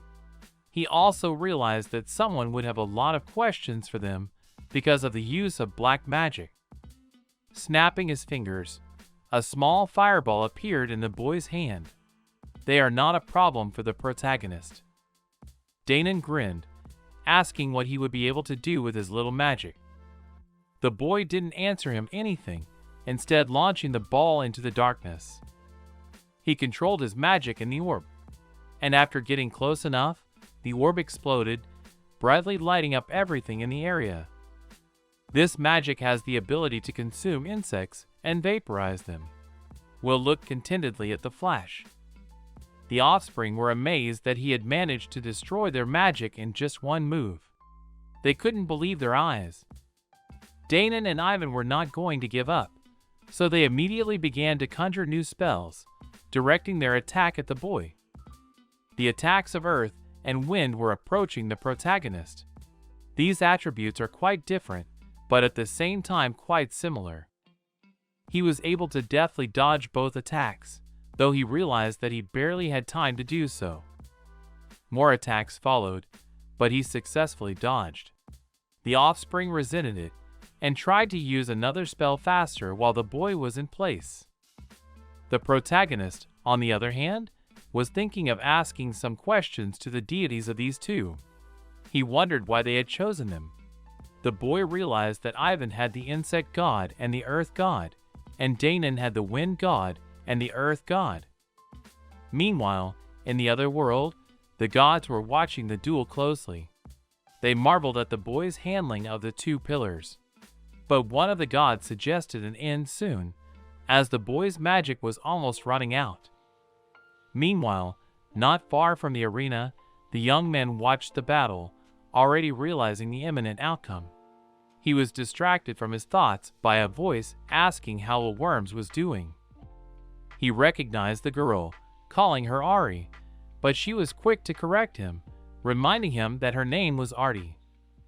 He calmly replied that the girl could, in fact, see everything with her own eyes and understand. She agreed with that. The boy was surprised that the boy was able to use a magic attack with strengthening physical circulation of magic, and that shouldn't be beyond a child's ability. The young man reported that Will was able to maneuver, dodge, and attack his opponent in a split second. Others would need years of training to do that. He suggested that with such strength the boy could fell not only a man, but also a beast. The girl listened to him silently. After a short pause, Artie reported her observations. She recounted an incident where a boy had reacted instantly and saved a 3-year-old child very quickly. The young man chuckled, realizing that the girls had noticed long ago as well. Artie turned around, informing on the go that it was necessary to leave for a while. The boy wondered if the girl wasn't interested in the outcome of the battle. But looking at the arena, he saw 2 tired guys. From that he assumed that they were done for the day. Will calmly asked the offspring that their guardian deities were already tired, to which Danon angrily interjected what she had said. The protagonist decided to end this performance and began to infuse his hand with magic. 2 magic balls hovered in the air above his hands. The scions of the main lineage of the Worms family stared perplexed. They laughed, but then they realized that the orbs were made of fire and water. Will launched the orbs directly at the opponents. They didn't have time to react to anything. The orbs crashed right into their faces and firmly enveloped their entire heads. This was the water trap magic applied. Keeping the magic under his control, the protagonist calmly informed the offspring that if they didn't admit defeat, they would die from lack of air. Sighing frustrated at the lack of response, the boy rebuked them. After all, they and their 4 guardian deities couldn't handle his one deity, which meant they needed to practice more. But then his speech was interrupted because he stared in astonishment. The boys began to drink the water balloon persistently. Will stared at the full bellies of his opponents. The offspring were determined to challenge the boy, showing him that they could not be defeated so easily. The boy grudgingly replied that they didn't think he had given up after seeing their puffed-up bellies. He decided to end it there. The protagonist closed his eyes and began to drive his finger, keeping the magic under control. The offspring felt something wrong in their bellies. The whole crowd was surprised by what was happening. The boys, grabbing their bellies, realized that they urgently needed the toilet, and the boy only calmly confirmed that it was not surprising after absorbing so much liquid. He suggested that Danon and Ivan give up and quietly run to the restroom before it was too late. Danon said through forceful syllables that never. They were agreeable to death, much to Will's shock. The boy wondered why they were acting so foolishly, tolerating nature's urge. The offspring's faces twisted with extreme tension, but something happened that they could not hold back. There was no more emotion left on their faces from it, and the crowd took it as a complete disappointment, for they had disgraced themselves in public. The boy realized that he had humiliated them in front of everyone, and even began to worry that he had not overdone it. The crowd shouted words of shame to the losers, and questioned with reproach that it would not be better to surrender. However, the protagonist changed his mind, because they themselves insisted on the battle, and did not admit defeat until the last. Therefore, he did the right thing. Grabbing the offspring by the collars, the boy rudely addressed them, attracting their attention. The protagonist angrily demanded that from now on they should not even dare to approach him or his sister. The boys were startled by this abrupt change in the boy's facial expression. Still holding them by their collars, the boy announced that the fight was over. The boys went completely mute at this. The boy had used the magic of an intimidating voice, and perhaps it was a bit cruel. However, Will felt that they deserved it. The boy turned his gaze pensively to the sky, wondering if the offspring's deities were worthy to be their guardians. Lowering his gaze to his hands, the boy noticed that they were covered in a dense layer of magic, but he didn't realize why. The boy, approaching the arena, asked the boy if he was all right. Got an affirmative answer from the one. Thinking that was the end of it, the guy went up to the arena. Lifting the boy's hand, he announced to the entire crowd that he had won. Will offered his regrets for what had happened, so he offered to help clean up. The boy wanted to answer, but he was interrupted by a voice. The voice informed him that it wasn't necessary. Artie came along with two mysterious figures in cloaks. Those emitted magical radiation. They asked Will Worms to follow them. The mysterious figure informed the young man that the exam was not cancelled, so he should take care of it. Artie would see to it. The young man obeyed unquestioningly. The boy tried to offer help to clean up the arena before the exams, but he was stopped, asking him not to worry. Artie showed the protagonist a golem that will clean everything automatically. It only costs her to press a switch. Will was surprised by the golem. The mysterious figures turned to Will again, asking her to come with them. But then, he was called out by name. Artie, embarrassingly covering herself with the edge of her scarf, thanked the man for all the kindness he had shown. Grinning, the boy replied that he was not to be thanked. After all, he was the reason the boys had gotten everything dirty, and he hadn't prevented it, so he asked for forgiveness. Following the mysterious figures, the boy beckoned his pets to follow along with him. The boy and his pets followed the cloaked figures down the corridor. The protagonist was wary of these mysterious people because they skillfully hid their magical abilities. It was as if they were blocking the power, so he couldn't feel it. Will wondered if they represented more than one organization. It was no surprise that Artie was their apprentice, and he no longer doubted that they wanted to kill the monster of disaster. They opened a door and led him into a room. The boy began to look around. On the wall hung the swords he remembered. They belonged, after all. But no sooner had he thought about it than a happy elf woman from the back enclosed him in a hug. She happily told him that she hadn't seen him in a long time, called him master. The mysterious figure chose to stand aside, while the elfess rejoiced that her master had become so nice. The boy diligently begged to be let go. The elfess continued to hug the boy tightly, confessing that she had wanted to meet her teacher for a very long time. The boy remembered who the swords on the wall belonged to. Zenobia had used them, so he had no doubt that she was the one embracing him, and that she knew who he was in his past life. The protagonist decided to assume aloud that she was Zenobia, and the elf agreed. The boy unhappily reprimanded her, saying why she was running up from behind and hugging a man she didn't know. Dumbfounded, Zenobia could not find anything to answer. He began to further explain the mistakes to the guilty elf, since she didn't even look at his face, and suddenly he was not the one she wanted to see. Zenobia, however, was crying. She admitted that she immediately felt that this was definitely her teacher. The boy tried to calm her down.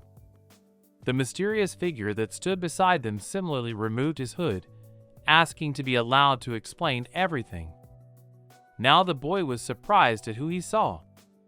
Beneath the hood was Milt. He was glad to see after such a long time his master. The boy was sure that Milt was the same Milt, for he recognized him by magic. He had only felt the magic when he took off his hood.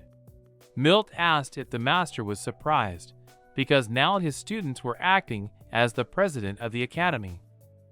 Milt admitted that he recognized him immediately when he identified him, and also with the help of the scroll. He revealed the magic scroll that came with the application form. It measures the amount of a candidate's magic power in advance. While thinking about it, the boy actually remembered filling out the questionnaire. Even at that moment, this scroll seemed magical to him. The man said that this scroll had been sent to him so he could be sure it was him. Milt admitted that at first he thought it was just a child with similar qualities as the wizard. Zenobia said that was why they had decided to just observe him first.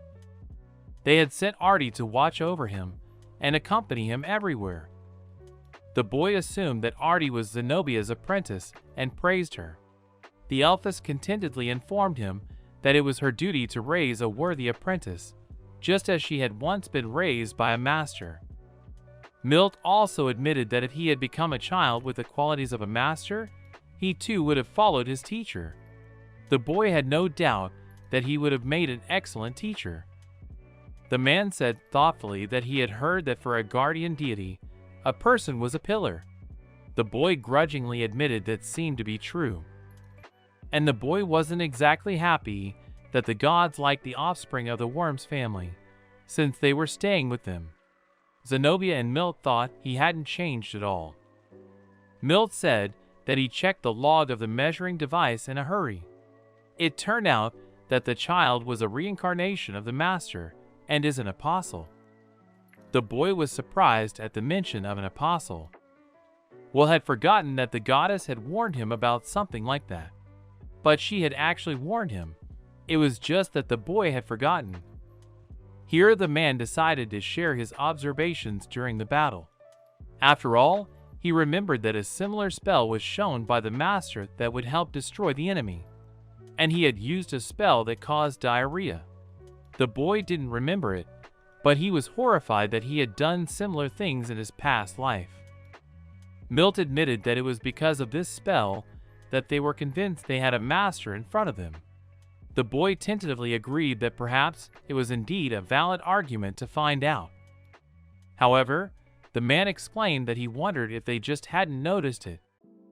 The boy reluctantly said that there were so many events in his past life that they would definitely recognize it. The elfess wondered what stories the master was talking about. Will happily told the one that Zenobia had once asked him to shave half of her head. Such news discouraged the elven woman. Blushing with embarrassment, Zenobia remembered it and confirmed it. Zenobia hurriedly steered the wizard away from the subject, citing that it was over 200 years old. She wanted to hear new stories and find out what he had been doing all that time in heaven. The boy replied that the goddess had told him about the current situation, but he had only about 8 years of knowledge now. Zenobia wished to know everything. A few hours later, they were sitting at the table. The boy said thoughtfully that he understood about the cult of Tenebris. Milt confirmed that they had formed a salvation squad against that cult. Milt worriedly informed that they were aware that the beast of disaster was not dead. Their primary objective is to prevent it from being resurrected. Will suggested that even an organization as powerful as the Salvation Squad couldn't prevent the cult. The man went on to say that most of the cult is made up of ordinary people, but they are ruled by a demon. Will asked who the demons were. He was told that demons are powerful beings, but they are not among those who have a strong life magic power that can be subdued. If you compare a human to a medium-sized dog, the power of a demon is equal to a lion. Therefore, even strong disciples, who will become strong warriors in the future, cannot defeat a demon. Milt said that some information was not confirmed before his death. The boy wondered what kind of information it was. He said that more powerful demons had appeared, but they were defeated with the help of 4 disciples.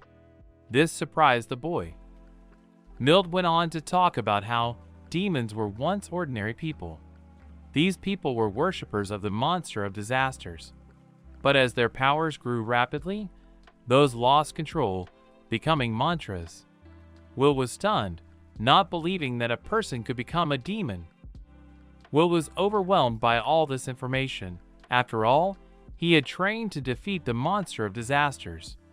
But now it seemed like an impossible task for him. Mild cheered up his master by saying that they were still very happy that they had found him. Mild was curious about the master's story and how he was trained in heaven. The boy didn't mind. After all, he was back after 100 years. The man chuckled at how quickly time had flown by and that he was no longer a young lad. The boy kindly remarked that despite his 120 years, he looked 60. Mild's head drooped. He admitted that his appearance was maintained by an inner magical power, which was why he didn't look his age. Looking at the boy, tears began to form in his eyes. Zenobia noticed that he had been holding back the whole time. Mild didn't deny it. He wanted to cry a little, for he thought he would never meet his master again. Zenobia remembered something and said something for future reference. She thought it would be best for the master to become a student at the academy and hide the past. However, the boy was against such a fraud, as he had not yet passed the entrance exams. Zenobia began to make arguments in the form of a recent duel in which he defeated 2 students with 4 deities. That the boy had exquisitely maneuvered water and fireballs. Oh, and the examiner that was observing the fight would no doubt credit him. The boy had no choice but to agree with the elf's reasoning. Milt, sipping his tea, suggested that the boy notify Dion and Regina that he was here. The boy wondered how he would be able to do that. The man informed him that he had created a special communication ring that he would give him a little later. Will marveled that Milt had been able to create something like that. The boy praised Milt for a great invention, as well as the measuring device. The man was proud of his work, and the praise brought tears to his eyes. He asked him to excuse that his tear glands were so weak. He explained how to use the ring. There was nothing complicated about it. Just open the ring and then press the pattern and contact them. Milt became nervous, asking into the ring if he could be heard. On the other side of the voice began to reply that they could hear him. Dion asked that since Milt had contacted them, something important had happened. Regina asked him to keep it brief since she was very busy. The man asked to listen to him carefully. He informed them that their master had been reborn and appeared with 2 divine beasts. The other side was very much surprised by this information. They wanted to hear the master's voice. They asked him to say something if he could hear them. The boy addressed those by name and said that not even 100 years had passed. There was static on the other side, but they could make out how surprised they were that it had been so long since the master had been gone. The boy admitted that he was glad to hear their voices, but he would tell them more about it when they met in person. The other side replied that they were glad to hear him too. He promised to see them again and said goodbye. The connection was cut off, and Milt assumed that time was up. And the boy was glad that all his students hadn't changed a bit in these 100 years. Will noticed that the man still continued to cry, and the man admitted that he was embarrassed about it. There was a sudden knock on the door. It was Artie, and she asked if she could come in. Zenobia, rising from her seat, allowed it. When the girl entered the room, the elf immediately informed her that Will would be attending the academy, and that she would have to continue to keep an eye on him. Zenobia asked her to always be there for the boy. The girl couldn't believe that she would have to do that. The elfess also asked to follow him, because Will is about to become a student and a member of the rescue squad, and she didn't want him to disgrace their honor. The girl was stunned that he could join so easily. Placing a hand on Artie's shoulder, the elfess said she was confident in her abilities. That was why she hoped she could help the boy. The girl agreed. However, after a little thought, Artie asked to voice one assumption. Zenobia agreed to listen. She asked if she could attend the academy with him. Zenobia was a bit taken aback by this. Artie went on to say that she had already acted as an assistant in the exam administration office, and she didn't see anything wrong with being a student who had already decided to become an assistant and help the principals.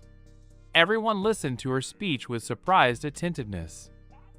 The girl asked the thoughtful elf girl if the girl was right or wrong. Zenobia praised the girl for her good idea and patted the girl on the head. Artie was embarrassed, but thanked her. Zenobia asked if Will was okay with it.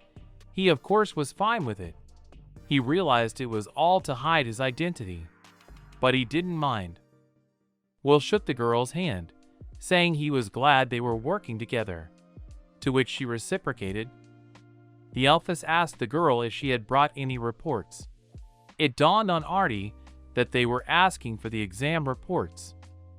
She began to report that the exam had gone as usual and that 30 people had passed the required threshold. Milt wasn't surprised by that. Zenobia was worried about whether anyone had serious injuries. The question made the girl think. She remembered that Danon Worms and Ivan Worms had been seriously injured. This information caught the boy worried, for he had not expected serious consequences.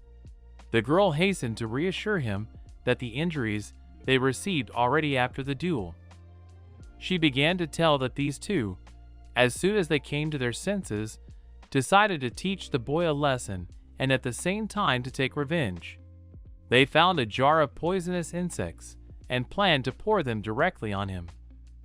But for some unknown reason, they were unable to control the insects, so they spread all over him and bit him badly. The girl reported that they were taken to the sick bunks again. They are undergoing treatment and cannot even get out of their beds. However, she thinks that sooner or later they will try to escape again and find the boy.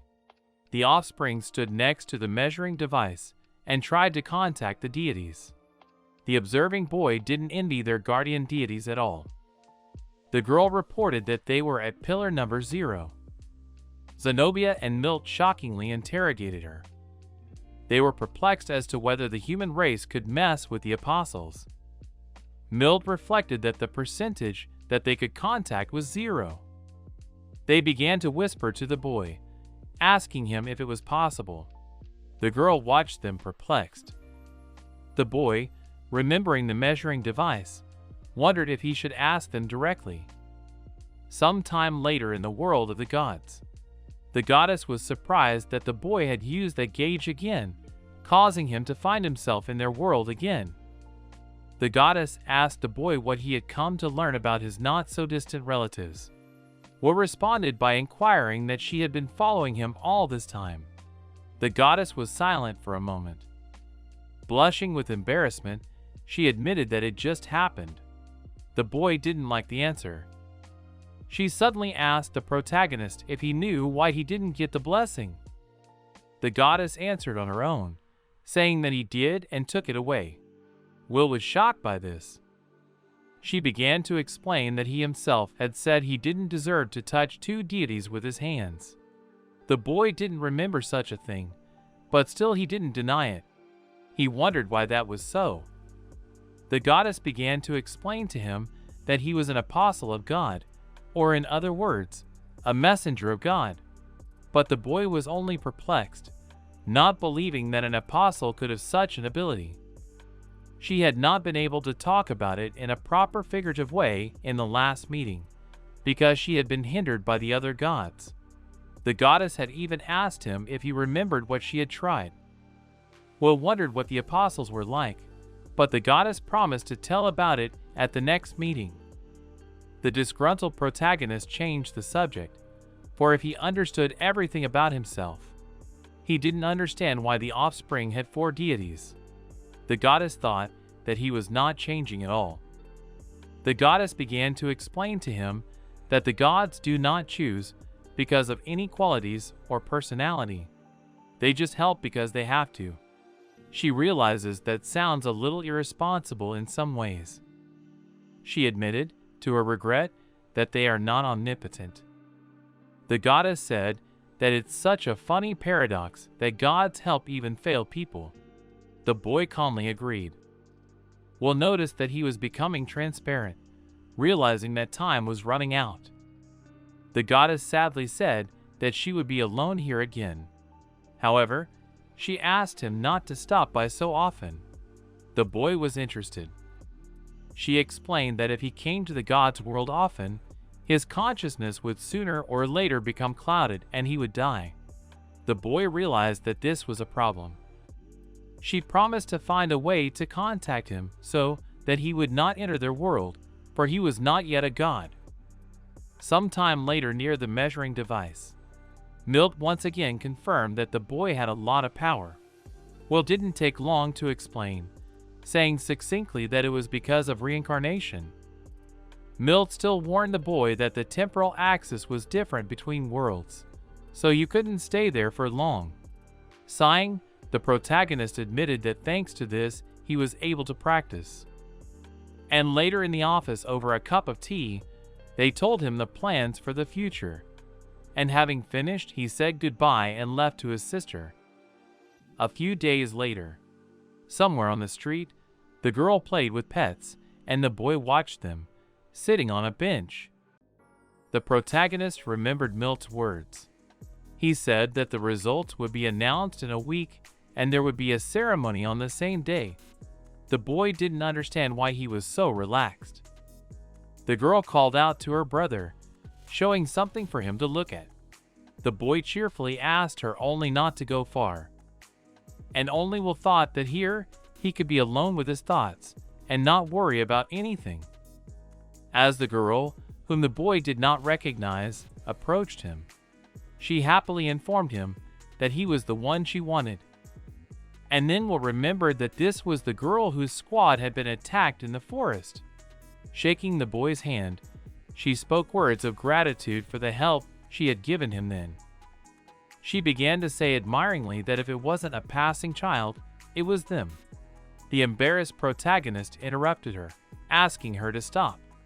He saw that they needed help, so he helped. He decided to introduce himself to the girl, calling himself Will Worms. She immediately recognized the famous surname. But then, there was a loud cough behind her back, which made the girl nervous. The girl immediately, in a slight bow, hurriedly apologized for not introducing herself. She introduced herself as the third princess of the Ermati family, her name being Tina Dia Ermati. She expressed that she was honored to meet the main character. She explained that the kingdom of Baradoa adjacent to the northeast is the Ermati Empire. She admitted that she had always had good relations with the Ermati emperors. The boy noticed that the middle name was rarely seen in royal families. The girl honestly admitted that she had only received the name Dia from Lord Dion the other day. The girl explained that students always get second names from their teachers. The protagonist said that she was at such a young age, so she was worthy of praise. Tina realized that the third princess was unlikely to get the throne. Therefore, she was very happy to be in the academy on Dion's recommendation and get an excellent education. Suddenly, his sister approached the boy, catching his attention. He decided to introduce his sister and pets to the princess. The girl said it was a pleasure to meet her and called herself Tina. The protagonist asked his sister to be friendlier to Tina since she was now their friend. The girl didn't mind, but the princess was taken aback by this. She was surprised to be accepted as a friend. After all, she had never had any friends at school, and now she was very happy. The girl was a little shaken with thought, but she dared to take the boy's hands and firmly promise that she would not give them any trouble. And once more she expressed her joy at their friendship. The warriors that had been standing behind all this time reminded Her Highness that it was time for them to go.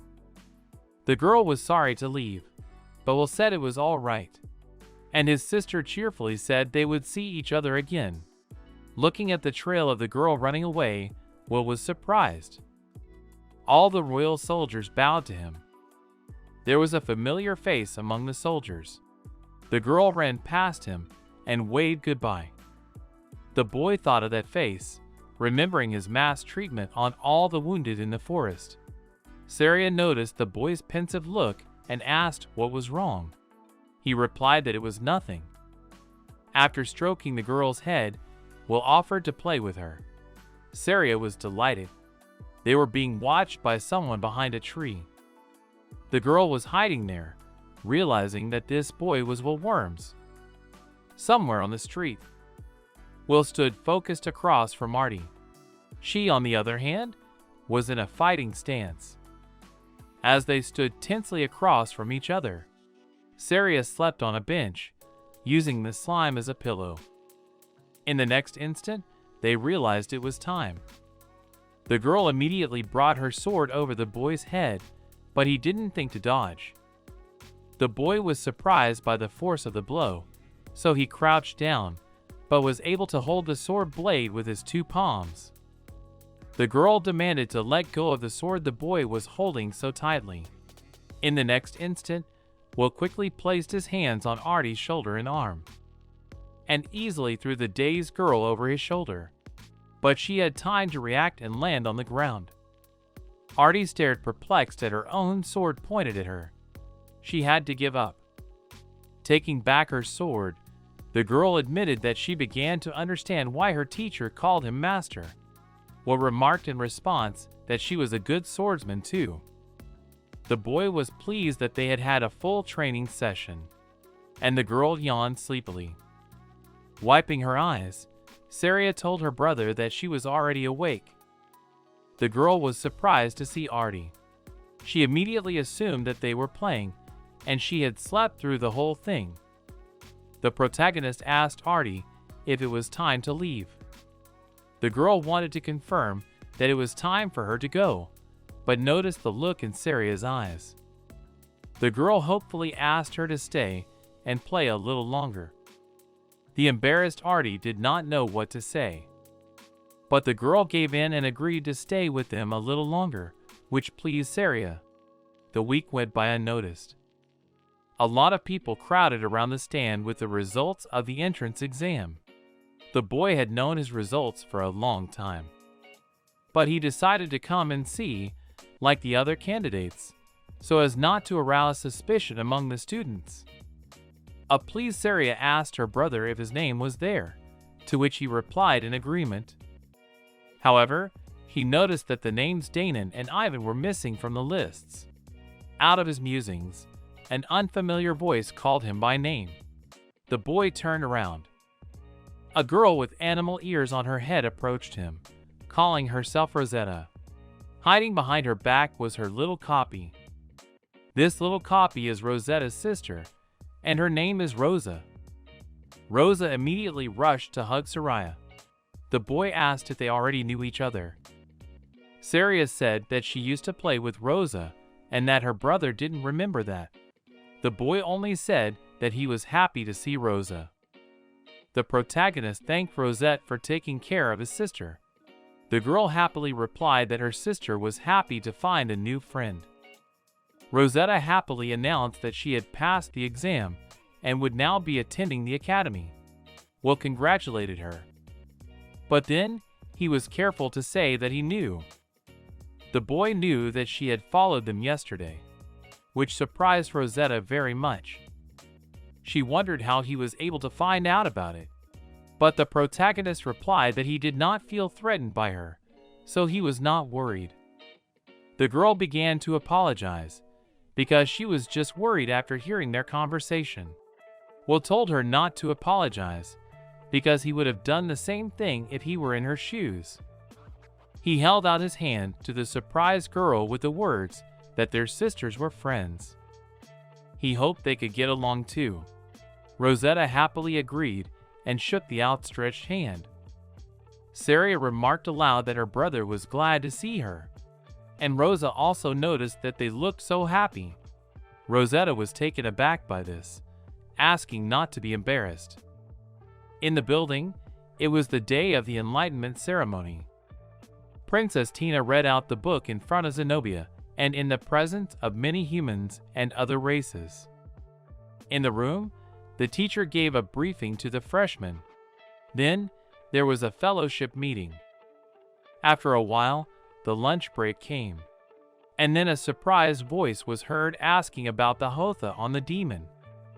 While they were eating at the table, Rosetta suggested that a demon had attacked their village. So she asked Will for help in catching it. The boy realized that more people were needed to help him. The girl's beast ears drooped. She herself mouthed sorrowfully that her keeper was the god of the hunt. He was completely unsuited for battle, so she wasn't very good at combat and strategy either. Will agreed to join, for he could not leave his friend in trouble. His words pleased the girl. While Rosa was feeding the satisfied Saria, the boy said that they needed people for the team. These people should be proficient not only in magic, but also in weapons. Sometime later, Artie was silently covering her face with the edge of her scarf, while Tina was happily humming something softly. The protagonist introduced them to Rosette, assuming she might have already seen them in class. He introduced the girls as excellent swordsmen and mages. Tina was taken aback by this, saying he was exaggerating. Will watched the girls from the sidelines, realizing that they could make a good team.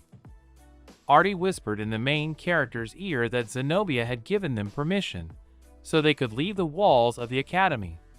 The boy thanked the girl for that. Rosetta's beastly ears twitched. She boldly told everyone to move on their way.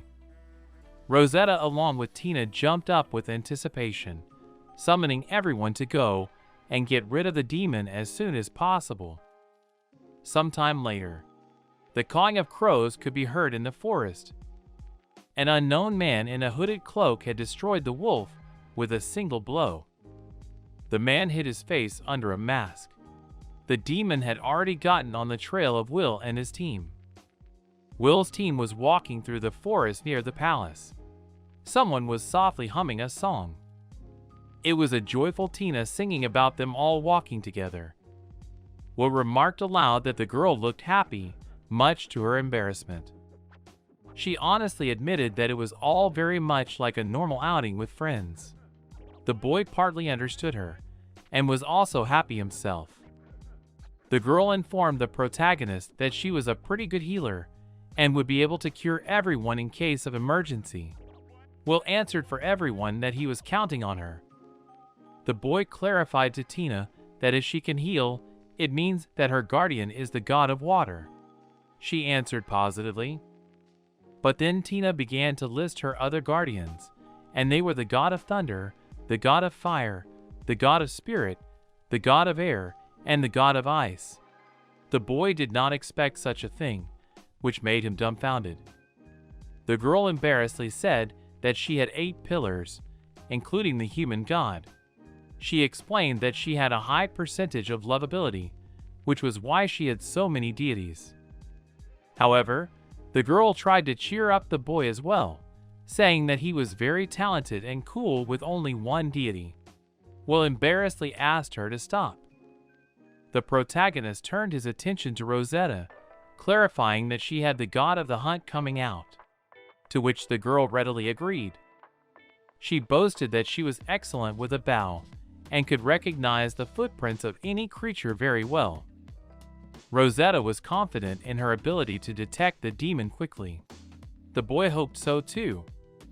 When they came to a small hill, Rosetta pointed with her hand that a village was in sight. Everyone looked in that direction.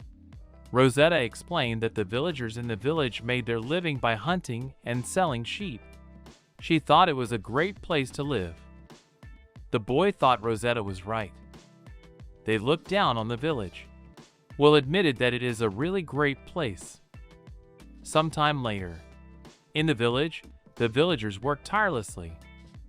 Rosetta distracted the villagers from their work by greeting them loudly. The villagers turned around and recognized the girl. They began to ask the girl why she had come back so early, that she had failed the entrance exam and had not passed. But Rosetta hastened to refute everything and to inform about the success. Everyone began to congratulate the girl joyfully, calling her the pride of the village. Will realized that this was her home village. The girl with the animal ears decided to introduce her new friends to the villagers. Rosetta began the introductions, saying that Will was a mage, Artie a swordsman, and Tina their healer.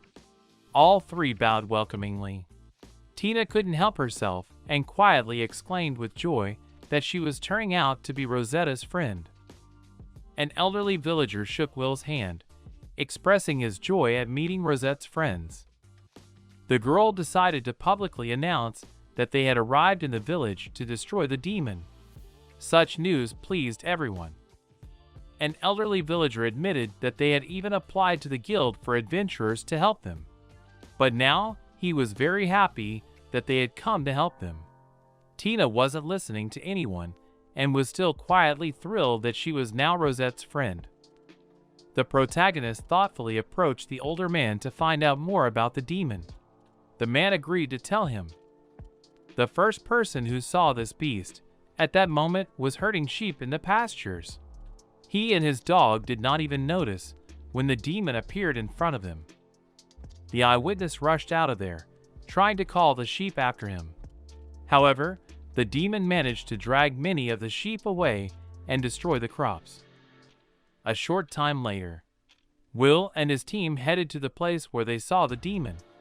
Everyone looked around the place until Rosetta called out to everyone to show something. She showed the demon bear tracks, marveling at how big it was.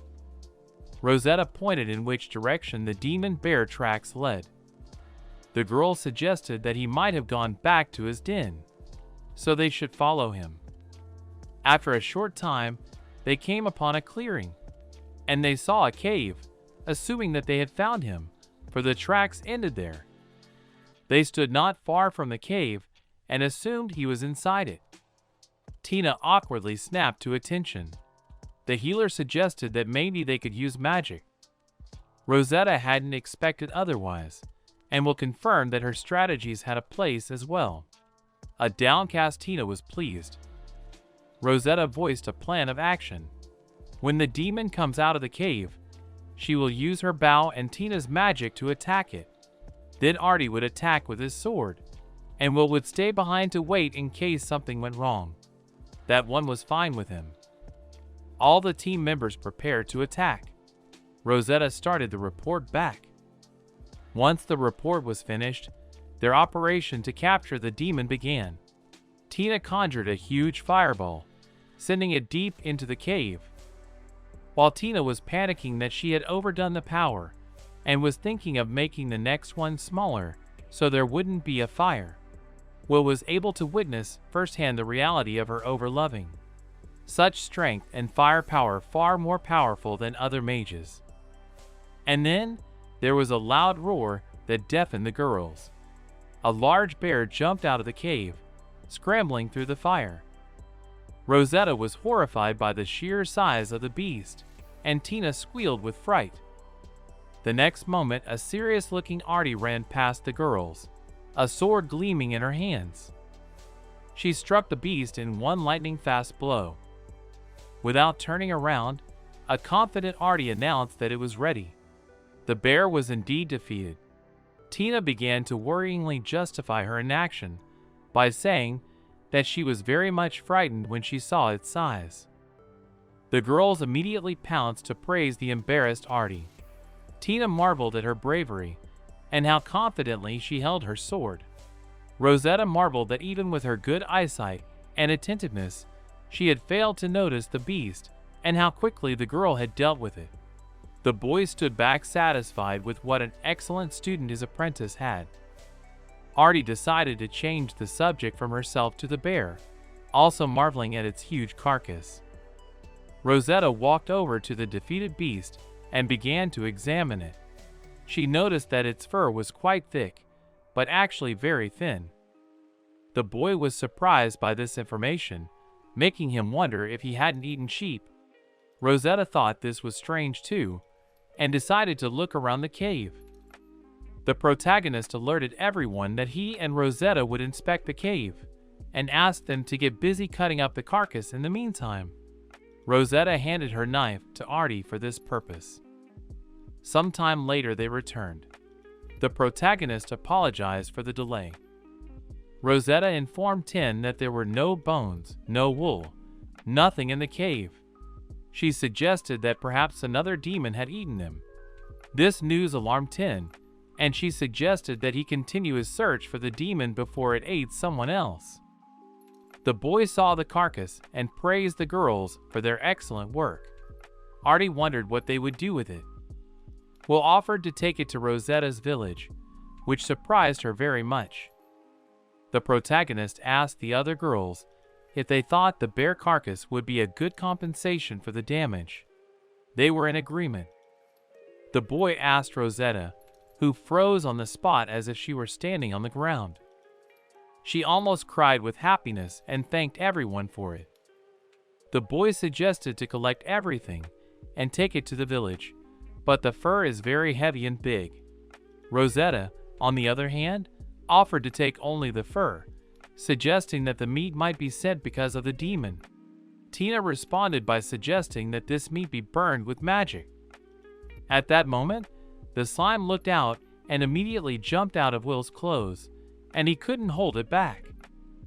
Landing on the carcass, the Fury multiplied in size. Everyone was amazed at what was happening, but noticed the slime inside. The meat inside the Fury was disappearing before the eyes of everyone present. After that, the satisfied slime shrank again, and the girls came over to take a close look. Rosetta was surprised that only meat and fangs remained, while Tina stared shocked at something strange left behind by the slime. Rosetta saw what looked like humus, but wondered how such a thing could happen in his body. A pleased Tina began to hug the slime, calling it very wonderful, though Rosetta didn't agree. The girl with the animal ears began to indignantly ask, well, how his slime was able to digest the demon. She couldn't believe her eyes. The boy looked away confusedly, citing that he didn't know all of its abilities. The protagonist turned the topic to the fact that maybe they had missed something, so they should go back to the pasture and take another look around. Rosetta agreed to this suggestion. Sometime later, back in the pasture, the girl pointed to the broken fence, saying that the demon bear had come from there. Rosetta scrutinized the tracks and found both from the sheep and the demon bear. The girl showed in which direction they had gone, and Tina offered to go and look. After a while in the woods, the team followed Rosetta. She turned her attention downward and was surprised to see a lot of wolf tracks, suggesting that if they were demons too. Will asked the girl, perplexed, that the wolves had stolen the sheep from the bear. Rosetta suggested that they might have been a pack, so they might have attacked the bear to steal the sheep. However, the girl stared thoughtfully at the tracks, realizing that they were fresh, and sheep weren't hard to hunt. She showed Will that the tracks were identical to if the sheep had walked together, and wondered how this was possible without a shepherd. The girl looked carefully at the footprints, and was surprised that she counted 11. The protagonist asked her to count again, suggesting that she might have made a mistake. Rosetta repeated that she had counted correctly. She suggested that everyone continue following the trail. After a while, they came to a completely different cave. The girl assumed that the sheep were in it. Rosetta looked around and found no signs of wolves. She wondered how the sheep had come here by themselves and hid from the wolves. The boy asked how this was possible. The girl said that he could believe it or not, but they really came here by themselves. The girls supported Rosetta, saying that they believed what she said, which made her happy. She thanked them. Rosetta walked towards the cave, saying she would look around the cave herself. But then she saw two sparks in the darkness of the cave. The next instant she flew away from the animal's blow. The boy managed to catch the disoriented girl and paid attention to the cause of what happened. And it turned out to be a small goat. And then the others noticed that there was something else there. Tina pointed her finger for everyone to look. Sheep appeared from behind, and the girl immediately started counting them. She counted 10 sheep. Rosetta came to her senses and looked at the goat, realizing that the 11th was him. The girl said confidently that she could not have confused the tracks of the goat and the sheep. The goat gave a long mew, at which the boy approached him, asking if he had protected the flock of sheep. The girl was shocked by such a question. The boy began to explain to the goat that he had come to fight the demon bear at the request of the village to save the sheep, but he had beaten him. Will thanked the man and said he wanted to take him for himself. Tina watched dumbfounded as the boy dialogued with the goat cub. The goat's name was Kiki, and he told the boy that he had been protecting the sheep for a week, driving the wolves away from them. After that, they ran away to a cave where they hid from predators. The goat defended the flock from the monsters every day and was proud that he had not left but stayed to help. But now he was very hungry. Will understood what the goat was saying, so he realized that he was facing a divine beast. The boy watched thoughtfully as the girls praised the goat. Then a long howl sounded, alarming Will and his team. Rosetta and Will ran out of the cave to see what was outside. And outside were wolves. There were many of them, and they surrounded them. The next moment a goat ran past the boy. Will didn't have time to stop him. The goat hit the wolf with all its strength with its head, which made it fly far away past its fellow wolves. Rosetta watched in shock as he hit the target. Will exclaimed that they should attack, for the wolves were frightened. Rosetta fired her bow, and Tina attacked the wolves with fire magic. Artie and Will were also not left out and attacked the wolves. After a while, the battle was over. The boy wondered aloud if that was all. Rosetta confirmed that there were as many wolves as there were tracks found in the forest. Tina said that they had destroyed the demon bear and the wolves, also thanking the sheep. Tina exulted that they had won, and that it was the power of friendship. The boy stared at the girl perplexed, alerting her that they still hadn't taken the sheep to the village. They quickly returned to the village where they were greeted with joy. The villagers were happy that the sheep had returned safe and unseen. The villagers offered to let them stay, but after thanking them, Will and the team hurried back to the academy. After all, Saria and Rosa were waiting for them there. Sometime later, on their way back to the academy, Rosetta thanked everyone for their help. They told her not to worry, because they had a great time, and besides, they were friends. Will was more than happy to eat the souvenirs given to him along the way. Tina asked him to share them with her, hoping that she deserved them. The boy happily shared with her, saying that they all did a great job together, so she deserved less than the others. The girl accepted the tasty souvenir in surprise. Tina gently held the gifted sweet and squealed quietly with joy. Tina, thinking that since Will thought so, she would gladly eat the sweet. The girl admitted that the souvenir was very tasty. The boy was glad of that. They were watched by someone from under a mask. Unknown masked men were sitting in the trees, and at their head was a mysterious figure whose head was covered with a hood. Pointing downward, that one ordered everyone to be destroyed. Tina crouched against the crown of the tree, admitting that she was very tired. The boy agreed, for they had not rested since they had left the village. Will suggested that Tina go back and rest, but the girl was against it. She wanted to get back quickly, as Saria and Rosa were waiting for them. Rosetta cautiously asked Will about the goat, what they would do with it. After all, he wasn't scared of the wolves, and could it be that he was a monster too? Petting the goat, the protagonist informed that he had nowhere to go, so he would take the one with him. He confessed that it wouldn't be hard for him to take care of it. The girl was pleased with this answer. After a moment, the boy sensed something and immediately turned his gaze. Suddenly, a fireball was falling on them from above. The boy immediately called out to Artie to gather everyone to him as soon as possible. There was a huge explosion in the forest. Everything in the neighborhood was scorched. Everyone managed to get behind the boy's back, and the boy used magic to protect them. The boy said it all happened too fast, but he was glad those had time to take cover. Artie, who was holding the frightened girls, admitted that she thought the place with the boy was the safest. Suddenly, unknown masked men appeared. They immediately surrounded the heroes in a threatening manner. The boy remembered that he saw exactly the same ones when he helped Tina in the first meeting. He wondered who they were. Artie, as if reading Will's mind, said that they were cult killers.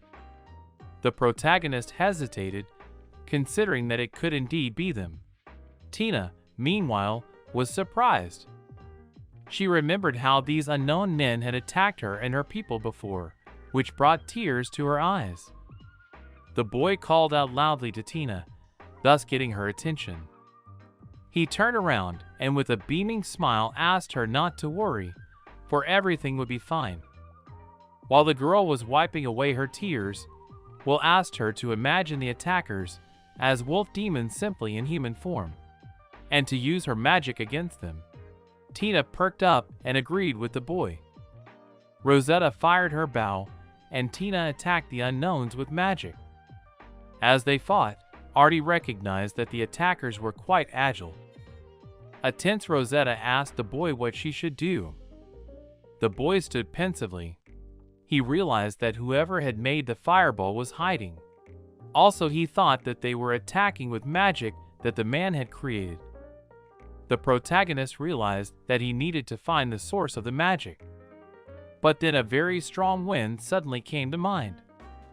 It was a raging storm magic that cut the trees into plates. Artie wanted to say to be careful, but the wary boy interrupted her, telling those to stay close. The protagonist watched carefully, but it was too bright for him, so he couldn't see anything. He used the thunder flash magic, which lifted all the unknown enemies into the air.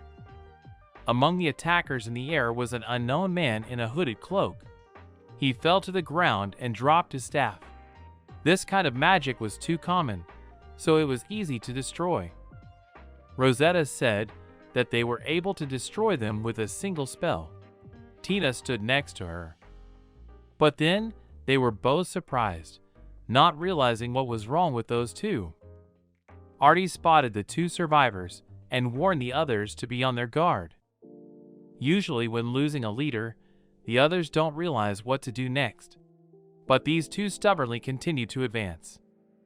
Rosetta prepared her bow and asked Tina if she was ready, to which she received an affirmative answer.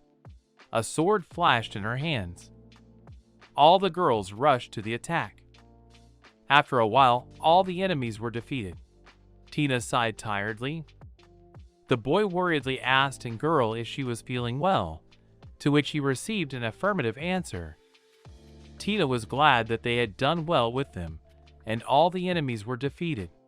However, the boy noticed that they were quite tenacious. The girl hastened to correct herself, telling Will that she meant something else, namely that they had gotten their revenge. Meanwhile, the hooded unknown man wheezed, reaching out a hand in their direction. He, with a trembling hand, began to conjure to attack the unseen humans with the last of his strength, but then he noticed. A goat was coming at him, which immediately hit him with its head, sending him flying. Everyone turned around at the newly fallen body. Will wondered aloud if the man was still alive or not. Rosetta found that hard to believe. The boy assumed that the man had died from being hit by a goat, and a nervous Rosetta cautiously praised the goat cub that was petting her. Artie moved closer to the body, reporting that it was indeed not moving. The boy, on the other hand, stood back. but everyone marveled at the fact that the unknown began wriggling and screaming exhaustively. They were perplexed, asking loudly what was happening to him, for he was already dead. The man's clothes began to tear, and he was transforming right before their eyes. Artie commanded everyone to stand back. The girl attacked him, but the unknown enemy, who had increased in size, broke her sword in half with a single movement of his hand. The stunned girl said hatefully, as the one finally showed himself. The unknown with a vicious grin roared. In front of them was a huge creature only partially resembling a human. It was the devil. The devil said words of gratitude to all present, for thanks to them, he was able to be reborn. The protagonist looked thoughtfully at the devil, remembering that he had already encountered such a thing. He remembered that he had the experience of fighting with wickedness in his past life. However, he had missed the moment when the devil is reborn after the vessel dies. He realized that he now had the body of a little boy. The girls perplexedly noticed that Will was up to something. Will decided to try to attack the devil in his new body after all. The boy jumped up, stretching his leg forward. The protagonist kicked him right in the forehead, but he couldn't do any damage. The devil only grinned, threatening with his finger. The boy was taken aback at how hard his forehead was. The devil quickly grabbed Will's leg. Grinning, the devil said he could squash the boy like an insect. As he did, he added that the boy's childish curiosity had led to his demise. Will had no sooner realized what the enemy would do than his body moved swiftly. As the devil slammed the one to the ground, uttering that he would not leave a living spot on his body. Tina stared shocked as she stumbled, while Artie tensely asked for help. Everyone began to attack him, thus distracting him from Artie, who tried to strike at his leg with her broken sword. The devil thought her foolish, for it would do no good. The enemy swung around to slam the boy's body to the ground again. He grinned at the girl's attempt to chop him in half, thinking he would be finished. The devil didn't even immediately notice how his hand was no longer with Will. A voice from behind informed the devil that his skin may be hard, but that didn't mean it couldn't be chopped. Behind him stood a disgruntled boy holding the devil's arm. He said that the devil's body was still very weak. The girls were glad that Will was able to get out of this situation. Tossing the devil's hand aside, the boy said that now they would destroy him. The devil's face twisted with rage at what the protagonist had done. Will grinned grimly, informing the devil that he had learned that he was as mortal as they were. Such a statement made the devil growl and gnash his teeth. From the overwhelming rage, the devil tensed his muscles, his other hand returned, and he shouted for the boy not to get cocky. His power began to overflow. He kept shouting to everyone that he was stronger and would destroy everyone. And in the next instant, the devil lost his head. The blow was swiftly delivered by the boy with his magic, resembling a blade from his hand. Without turning around, the protagonist flicked the spell from his hand, and behind him a body collapsed to the ground. Tina and Rosetta watched him in shock. The girls, still shocked, began to praise the boy. They didn't expect him to do such a thing. And embarrassed, Will thanked them. Artie, with shaking hands, held what was left of her sword. She told the boy that it had destroyed her as a swordsman. Will was confused by such a statement, apologizing to the girl. Tina noticed that something began to happen to the devil's body. His body was dissolving, turning into some kind of liquid, and steam was coming out of his neck. Will decided to clarify from Artie what she knew about such a thing. But the girl honestly admitted that she didn't know, but she thought it was something good. The boy wondered. The protagonist decided to freeze his body just in case. But the spell didn't work on him. The body kept melting. Tina suggested thunder, but the boy rejected it, complimenting that fire and wind were also useless. He might try water, though. The protagonist used water magic and began to notice that it seemed to work. Will noticed that his body had shrunk in size, and his skin was turning black on the parts of his body where the water would hit. Tina asked that maybe that was a good indicator that things were working. Sighing, the boy wanted to do the next thing. Just then something started to burst out of the devil's body. Meanwhile, at the kindergarten, Saria's plate cracked by itself while she was eating a sandwich. Rosa informed the teacher about it while Saria was looking at the shards. The worried teacher looked at the girl carefully, asking if she had hurt herself. Saria replied that she was fine. The girl looked down worriedly, quietly asking herself about her brother. Meanwhile, the boy stared shocked at something in front of him. Images from a past life flashed in Will's mind. These were the moments of his last battle against the monster. In front of him stood Tenebris. The boy stared in amazement at the monster in front of him. It was Tenebris. Will strained to look at the monster, not believing his eyes. He couldn't believe that it could be him. The protagonist noticed some differences in height and shape, thinking that maybe they were related. The boy didn't understand why the monster still hadn't attacked. He speculated that maybe he was afraid to approach, since the protagonist has a beast god. Also, the boy speculated that maybe he didn't want to engage. Rosetta shook with fear as she watched the monster appear. She shockingly froze in place, not understanding why this monster had appeared. She felt that he was so powerful that his strength she could not compare to anyone. Closing her eyes, the girl pictured her sister's face. Without turning around, the boy called out to Tina and Rosetta, thus getting their attention. Will tensely asked those to quickly return to the academy to call for help, and he was going to try and hold the monster off. Rosetta objected to him, saying that it was very risky, but the boy replied that only they were in danger, but he would be fine. Tina wanted to object as well, but Will interrupted her, once again telling her to run away to call for help as soon as possible. Tina remembered being in a similar situation before, when she had been asked to run for help. She was worried about what would happen if she didn't make it in time. Rosetta put her hand on Tina's shoulder, saying they should listen to him. Tina felt her friend's hand shake. The girls turned around, telling the boy to take care of himself as they went. Will never turned around, saying that everything would be okay and he would come back alive. The girls reluctantly ran, leaving the boy behind. The boy looked at the ring and realized that he could reach Zenobia with it, but he didn't know how long he could hold out while those ran for help. Will tried to contact Zenobia after all. He introduced himself and informed the one that they were now fighting the monster. Zenobia on the other side questioned in surprise. The boy repeated that he thought he was facing a monster of disaster, or perhaps it was one of his children. Zenobia informed him that they would be coming to him soon, so she asked him to wait. The boy replied that he understood.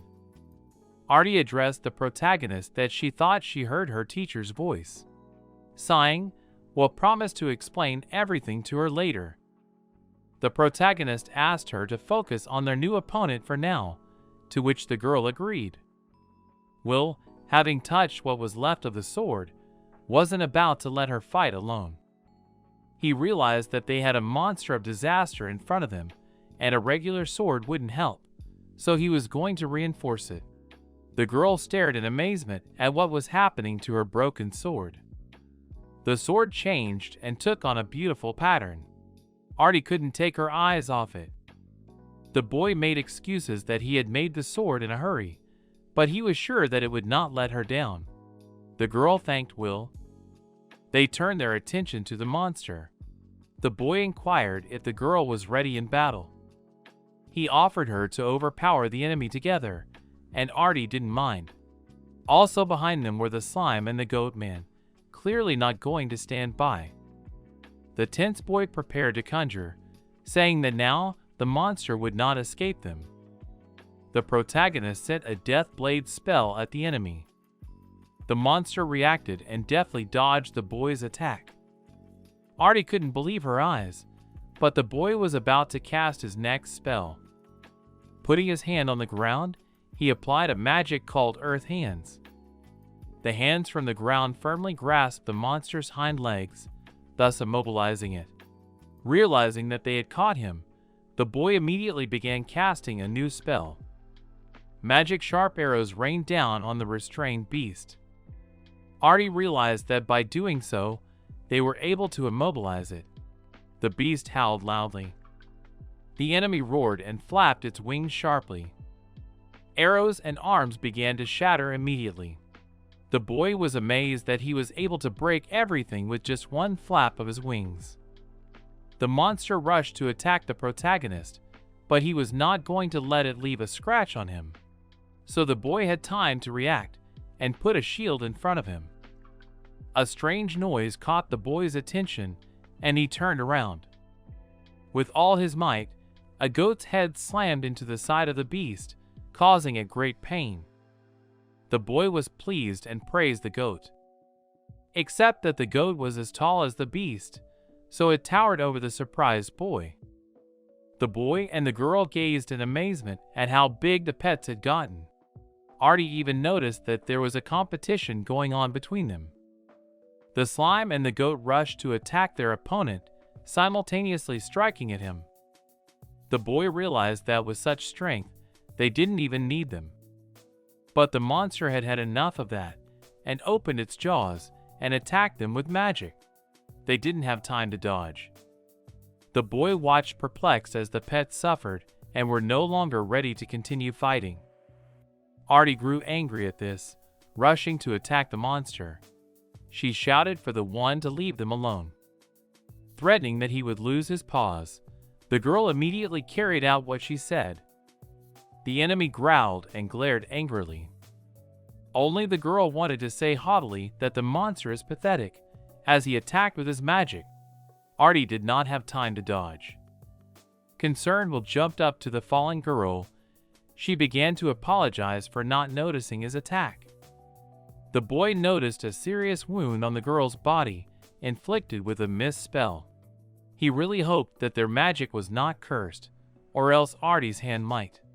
The boy didn't want to think about it any further. He realized that the enemy was dangerous, and they needed to do something about it already. Otherwise, at this rate, they would lose. But then, remembering the fight with his relatives, the boy had an idea about using other magic. Ignited by the desire, the protagonist decided to try it. He began to conjure, thinking what would happen if he combined the magic of water, earth, and air. The resulting cloth the boy threw at the monster, hitting it right in the head. Water trap magic enveloped the enemy's head. The protagonist specially mixed earth and water magic and threw it on his head to deprive him of sight and hearing.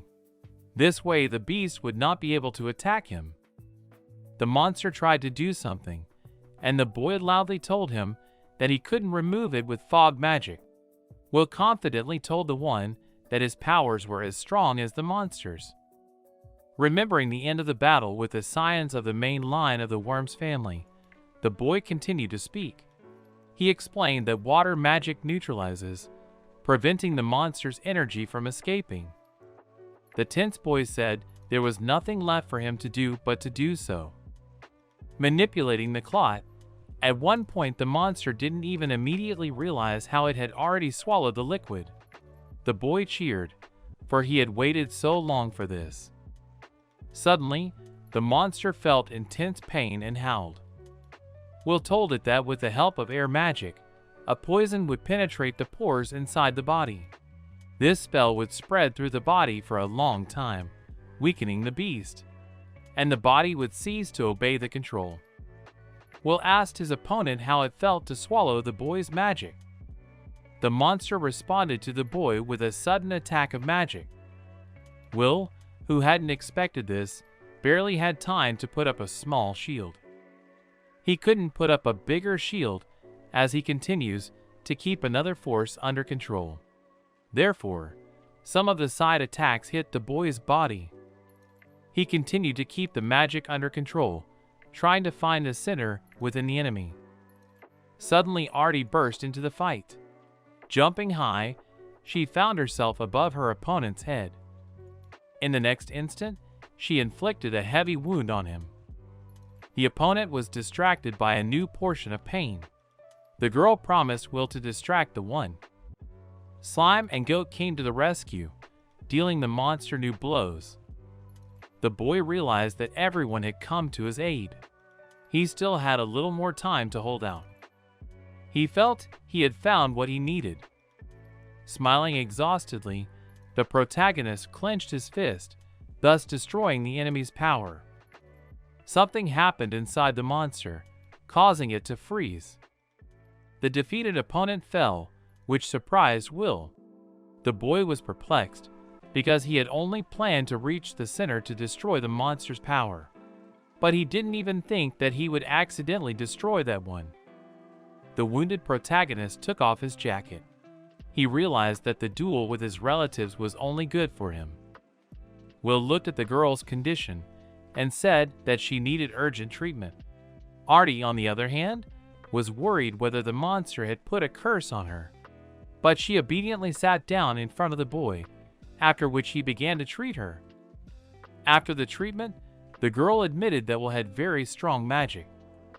She realized that the beast was very strong, and even she could not defeat it. But in front of Will's eyes was Zenobia's mournful face. She was complaining to the master that she couldn't defeat the monster even though it had no arms and legs. Sighing contentedly, the protagonist was glad Zenobia had such a worthy apprentice growing up. He stroked Artie's head, saying that it was okay, since it was already over. He cheerfully said that if she realized that, she would definitely become a strong warrior in the future. The girl stared at the protagonist in surprise. The girl embarrassedly tried to say something. The protagonist was confused, understanding that he behaved this way because he remembered little Zenobia.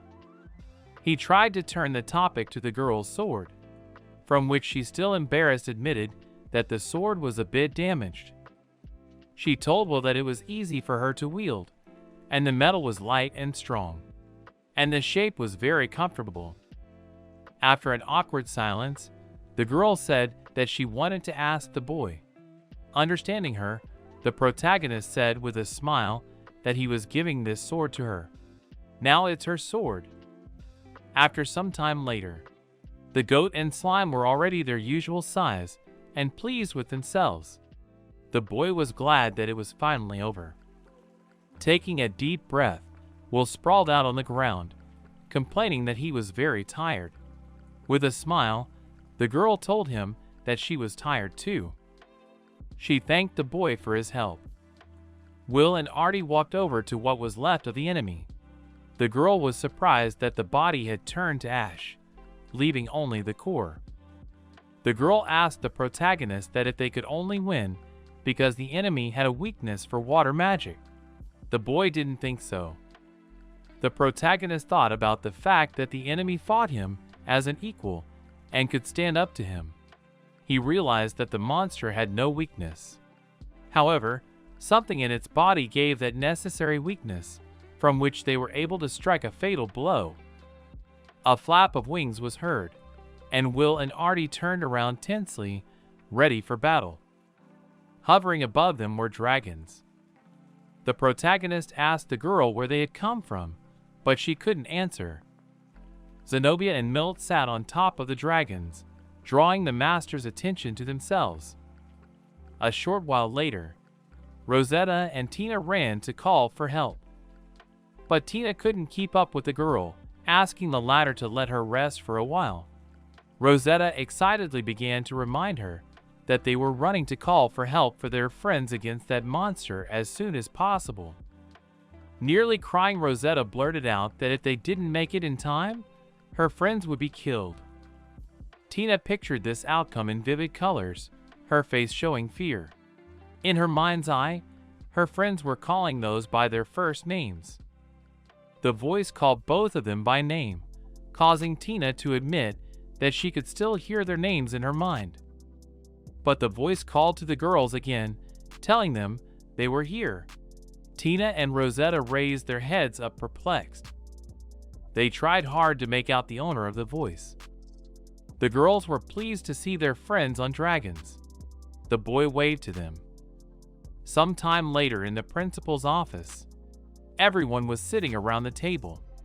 Zenobia expressed her desire to hear a similar account of what had happened in the forest. But Zenobia hurriedly introduced Tina and Rosetta to the old man sitting next to her. After all, she had no time for that at the enlightenment ceremony. The man was taken aback at being called an old man. The elfess said that this old man's name was Edel Milt, and he was one of the directors. The man was displeased, for Zenobia was older than him. The girls were confused by this meeting, and Tina stood up to bow and express that she was honored.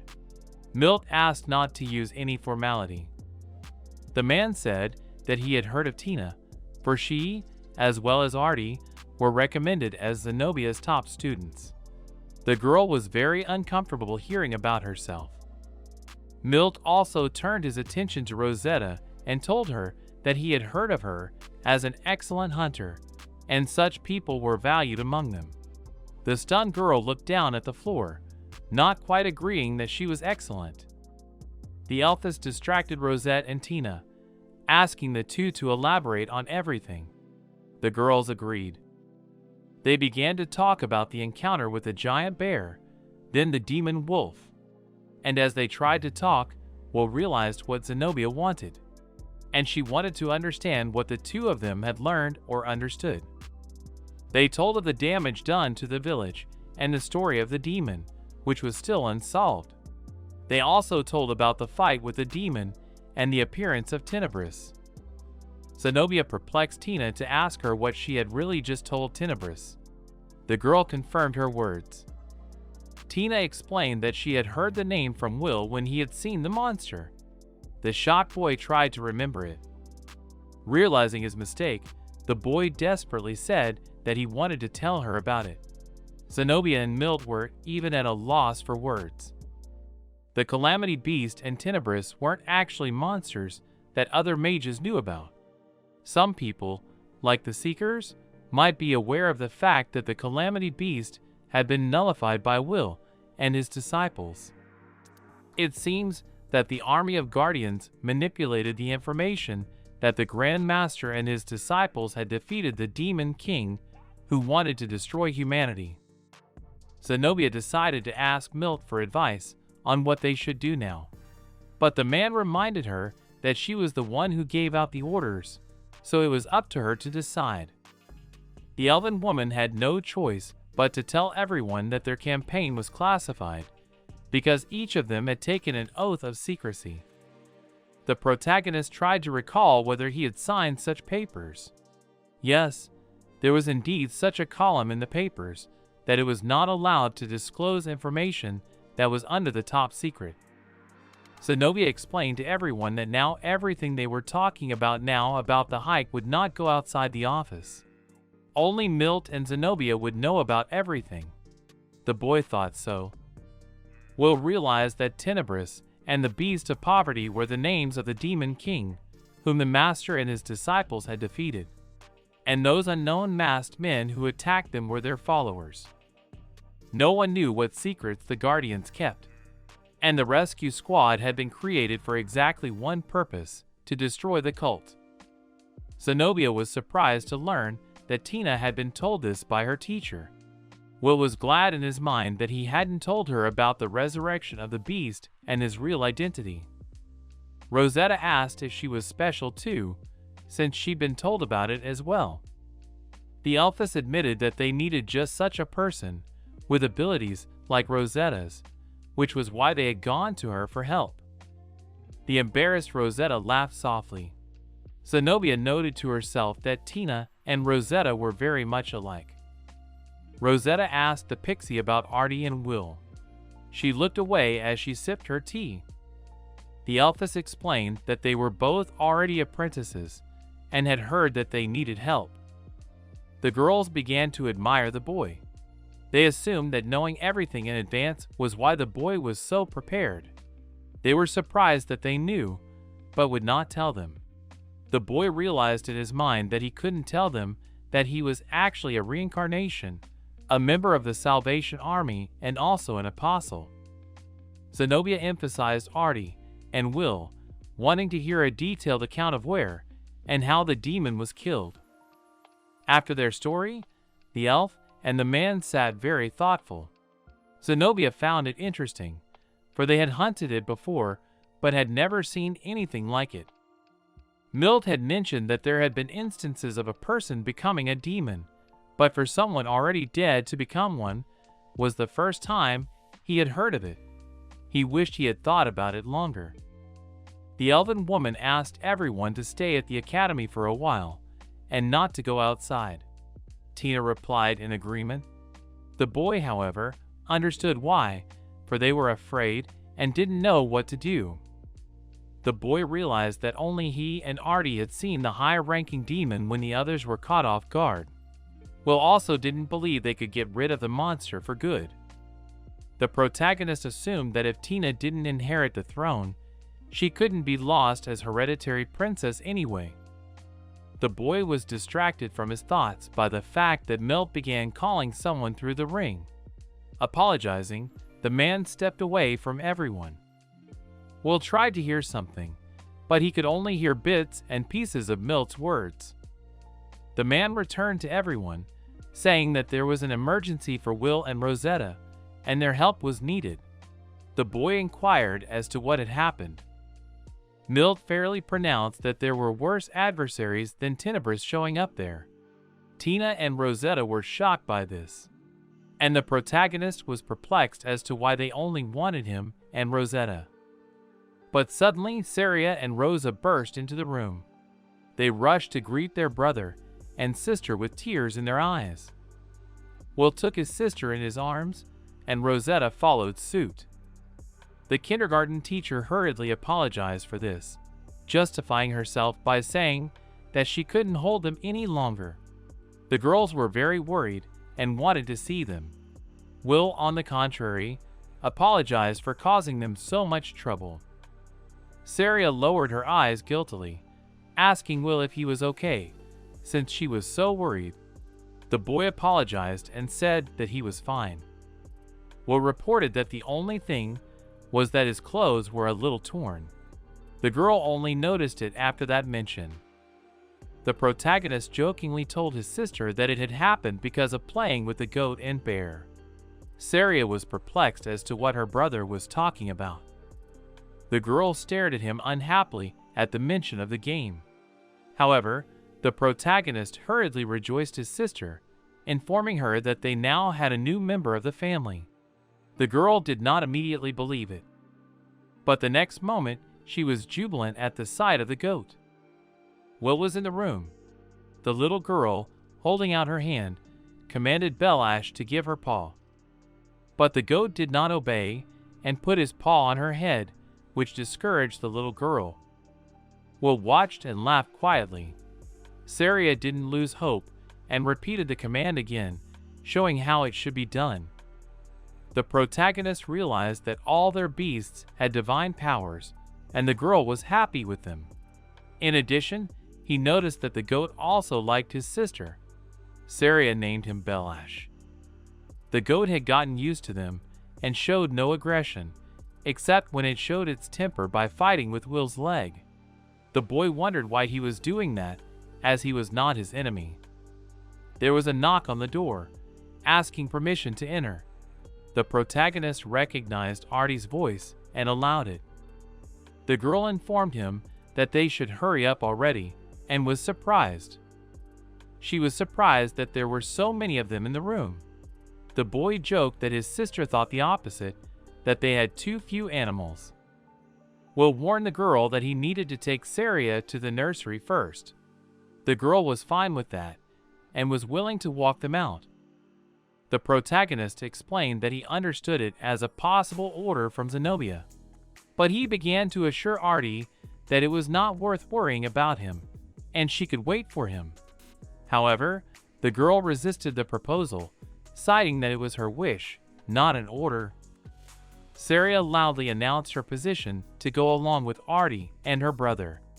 The girl was of course not averse to seeing them off. The boy asked his sister to hurry up in that case, to which Saria agreed.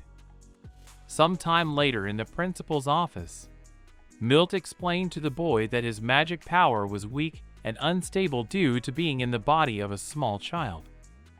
The man admitted that he still didn't understand how the boy managed to split the core into two halves. The protagonist was of the same opinion. Will admitted that he was able to focus and channel his power only thanks to the guys distracting the demon. In the same way, the boy shared his observations. He noticed that water magic blocked the actions of the disaster beast, but it still tried to redirect energy to the boy. Milt reported that they had been unaware of the demon's weaknesses until now, only speculating. The boy asked wistfully that they hadn't been able to work through its actions to at least roughly know the power of the disaster monster. But Will was glad that through their case, they could finally figure something out. Milt was in agreement with the boy's words. The man straightened abruptly and turned to the boy. He wanted to make him one suggestion and 3 requests. The boy also straightened up and wished to know what Milt wanted to tell him. A man asked Will to assist him in an investigation concerning the disaster monster and his minions. The protagonist didn't mind. Satisfied with the boy's answer, Milt said that he could use his office whenever he wanted. All the necessary documents were kept in the office, and he would let him know later when they would start the investigation. The man's request was regarding Artie. He wanted the girl to become a teacher for the boy as she needed constant practice. The boy agreed to the request, thinking that it would also make it easier for him to get around the academy with Artie's help. While a joyful Zenobia fed the slime and goat, the boy decided to check with the man. He thought it would be suspicious that he, as the top student with divine beasts, would be trained by a girl. The man didn't see this as a problem, as one would need a definition of educational reference points to confirm divine beasts. The man reported that there were many applicants willing to work with the boy. He felt that Will needed a lot of training to get the skills he needed. Will realized that everyone was to mistake the results of the measurements as his own abilities. Zenobia decided to join the conversation so she could report the second request herself. They wanted to learn something from the boy. They were interested in the boy's opinion of Rosette's abilities as a potential hunter. Recalling their hike, the boy thoughtfully reported that she was excellent at finding and tracking the tracks of wild creatures. In his opinion, she was a good hunter. The boy also noted that Rosetta, though inexperienced in combat, was already good with a bow. She also has a good character and always has compassion for her sister and friends. Milt thought they made a great team, as they balanced each other well, using each of their skills. The protagonist agreed with this, so he wanted to work with them as a team in the future. Milt was happy with that answer. Will decided to clarify on his own about the third request, or if that was all they wanted to tell him. Milt wanted to talk to the boy some more about Rosette to clarify about her future stay at the academy. Will wasn't quite sure what the man was talking about. The man admitted that he wished to make Rosetta Regina's apprentice. He explained that Regina was an excellent swordsman and archer. She was unrivaled in her weapon skills. The protagonist understood this, but didn't see what could be wrong with it. The man explained that the bad thing here is that Regina doesn't take apprentices. Zenobia and Milt's heads drooped. It would take them a long time to tell the reason, but the boy didn't mind, so he asked to tell everything. They began to tell him that this story happened 90 years ago, and at that time Regina had an apprentice. She loved and respected him very much, and devoted all her free time to him. But one day, there was a demon attack on her hometown and their country. While Regina was defending her hometown, her apprentice was guarding the country. He prevented the demons from entering the country by becoming a human shield. Regina went back after a while and defeated the demon.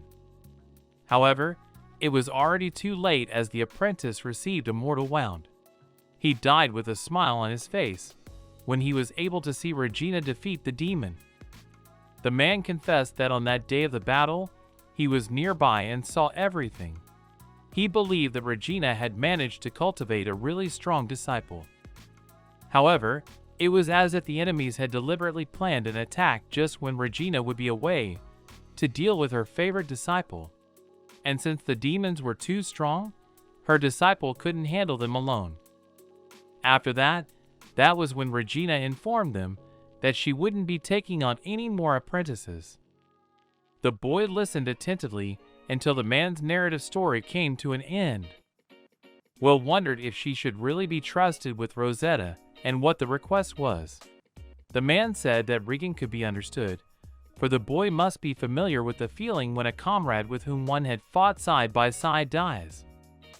Zenobia explains that they want Regan back, since she hasn't been back to them since, and the request is for him to talk to her and convince her to take on an apprentice. The boy realized what they wanted him to do.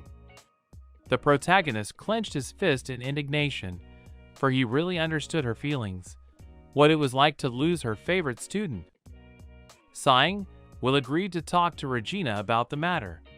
Milt rejoiced at his master's decision. The boy hurriedly informed Milt not to expect much from their conversation. The man understood, but did not give up hope that she would heed her master's words. The protagonist clarified that was all they wanted to tell him. Milt responded positively, thanking them for listening. He was about to leave, but the boy hurriedly reminded him of what they had said earlier. The protagonist wanted to get down to business immediately, so he asked if he could already use the office to investigate. The man hesitated and didn't know how to choose his words. Zenobia noticed this. She realized what the matter was and rebuked Milt for having to clean up the office first. She was sure that the boy would not be able to find the necessary documents in his junk. The man flinched at her words. Milt objected, believing that there were many necessary things in his study, and they should not be thrown out. The elven woman, not believing, asked him what those things were. Instead of answering, the man turned away shamefacedly. There was an awkward silence. With a frustrated sigh, the boy said he would contact them later. And in his thoughts, the boy remembered that he had always told them in his past life to be more organized. Will grudgingly asked the man to have the office cleaned up and the things he needed stashed away on his next visit. Milt guiltily understood and apologized. Opening the door, the protagonist discovered a girl behind it. Artie stood there, which surprised the boy very much. The boy worriedly inquired that she had not been waiting for him all this time here. The girl told him not to worry, because it was part of her assignment. Will sighed heavily. He decided to ask the girl if she had a minute to spare. A short while later, Will was in the room. Sitting at the table, the boy grudgingly repeated to Artie that she didn't have to follow him everywhere. The girl immediately replied in the negative. The girl tensely asked if she was annoying him. The boy replied that that was not the point. After a short pause, the protagonist tried to find words. O began the speech, addressing the one by name. The girl was suddenly surprised. He wanted to ask the girl something, which interested her. He wondered why the girl wanted to get closer to him so much. Artie became alarmed and began to reassure the boy that it wasn't what he thought it was. The protagonist didn't think anything of the sort, he was just curious. An embarrassed Artie, covering herself with the edge of her scarf, admitted that she was worried about the boy. And the protagonist understood her worries because the girl knows. She knows who Tenebris is because the protagonist was sure that Zenobia had already told her everything about him. Will realizes that he couldn't tell her about him when he attacked them. The girl admitted that she knows everything about the monster in him. She apologized for finding out his secret, even though the boy had tried so hard to keep it all along. Will asked her not to apologize, thinking it was okay. Gathering his thoughts, the protagonist decided to tell the girl one more thing, something she doesn't know about. He was going to tell her his real name, which made Artie surprised. She thought Will was the real name. The boy slowly mouthed his name. Edelphus Worms. That was his name in his past life. The realization came to the girl that Will was the mastermind. The protagonist hastened to assure that the other headmasters could confirm this, as they had been his students in the past. But the stunned girl already believed Will. Artie admitted that although surprised by this news, but had previously guessed that he was an unusual boy. Now it was the boy's turn to be surprised that Artie had been so quick to believe him. She began to explain that cases of reincarnation were very rare, but their existence was confirmed. She also said that it was more rare when a person retained a memory from a past life. The girl shared her thoughts on the fact that an 8-year-old boy could not defeat the strongest mages or powerful demons. That was why the girl assumed that only a great master could do it. Remembering the fight with the monster, Will honestly admitted that he was able to win only thanks to her help. Artie decided to clarify that his animals come out divine, to which the boy confirmed the girl's guess. He explained that the goddess had made him like that, from which the girl assumed that he was a favorite of the gods. Will then told her the whole story from his death to the present. Sometime afterward, the girl was surprised that the whole story was true. The boy confirmed it by saying that ordinary animals can't have such power, so it's obvious that they are divine. The protagonist told that only Zenobia and other directors know about all this because it is their secret. The girl understood everything and promised not to tell anyone. However, she wondered why he decided to tell her everything. With a beaming smile, the boy replied that he trusted her, so he told her. The girl stared at the protagonist in surprise. He saw how the girl, although she is one of the rescuers, risked her life for him. The bewildered girl tried to justify that this is what anyone would do in her place. The tense boy had one more thing to ask from the girl. The girl also tensed up, ready to listen. The boy asked the girl to join him in fighting against the disaster monster. He explained that he wanted, as he did 100 years ago, to have a domain of people by his side. The excited girl closed her eyes, when now she knows the whole backstory of the master. Then it is a great honor for her to fight side by side with the great master. She promised that she would do her best not to fail. Holding out his hand, the boy thanked the girl. He asked her to communicate with him as he had before to Will, not as a grand master. Shaking the outstretched hand, the girl was fine with the request. She hoped they would work well together. Will offered the girl to practice together today, which she immediately agreed to, going to show him a few new moves. Their dialogue was interrupted by a knock on the door. The voices outside the door broadcast that they had something to say to Will. The boy recognized the voices. Opening the door, the boy saw a concerned Tina and Rosetta. Over a cup of tea, the girl once again asked the boy if he really wanted them to join him. Will explained that he made sure they were well prepared, both on the camping trip and during the entrance exams. Tina confirmed that they practiced every day, but they didn't understand why the man had suddenly suggested that they team up again. Tina honestly admitted that she's not strong in battles, so she's of little use. Rosetta also confirmed that she wasn't in the best physical shape, so they had to run for help on that hike, and couldn't do anything to help. The boys trained to think he knew they would agree to his proposal, but there was one but. He got the girls' attention, about to tell them what he wanted to do. Will informed them that this association was necessary so that they could destroy the disaster monster and other demons together in the future. But in order to do so, they need to train and improve their skills. The girls looked at the boy perplexed. Rosetta assumed that the boy wanted to get them together to kill the monster together, to which she received a positive response from Will. Will realized that they might not have time to get together to practice. However, he felt that the classes at school would be enough to gain knowledge and improve their tactics. And since Tina is Dion's student, Will wasn't worried about her. However, after all the words said, the boy was a bit confused. After all, he didn't trust them as much as Artie did. The girls are only students at the academy and are not part of the Salvation Army. This made the boy think hard. After all, Tina is a princess and Rosette has a sister. Will thought that if something happens to the girls during the battle with the disaster monster. Tina thought for a long time, but decided to answer that she wasn't strong enough to fight. Tina realized that she was often confused, afraid, running away, and useless in battles.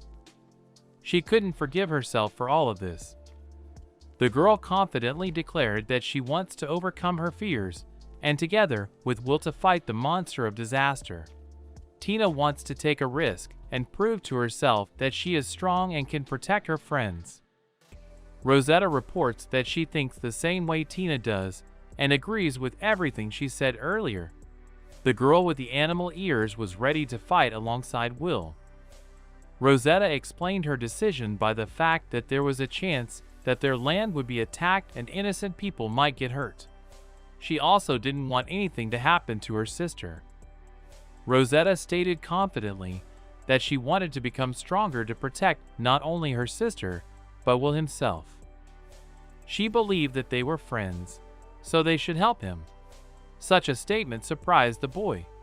Will didn't expect the girls to be enthusiastic. The boy stood up from the table, apologizing for starting to press them with his requests.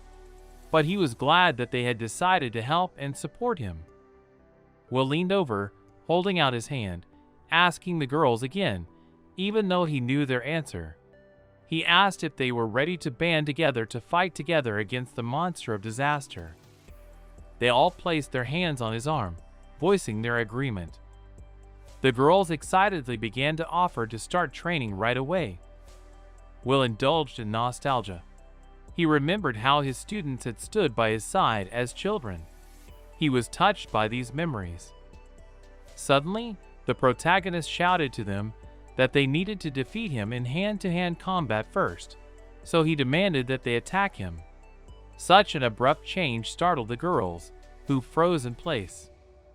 Meanwhile, in another unknown place, the girl with a huge weapon felt that her work was done here. Therefore, she decided that it was time for her to return. The girl angrily said that she wanted to teach a lesson to the boy who dared to call himself her master. In the training room, the arrow hit the target exactly in the center. It hit Rosetta, who was shooting the bow. A satisfied Will watched her from the side. The boy explained that now she didn't need to spend a lot of magical power to hit the target. The girl thanked him for the techniques he had taught her. The main character had been training with the girls for a week now. The training was similar to what he had previously done at Worm's Manor. It just so happened that the magic power inside the body was constantly circulating, so the body was moving. On the other hand, the magic power is wasted because the use of magic is straining it. Because of that, it has to speed up, so the control improves. While Will and Rosetta were talking, the concentrated Tina was quick to use fireball magic. She hit several targets exactly on target with her magic. The girl rushed over to grab in front of Will for hitting all the targets.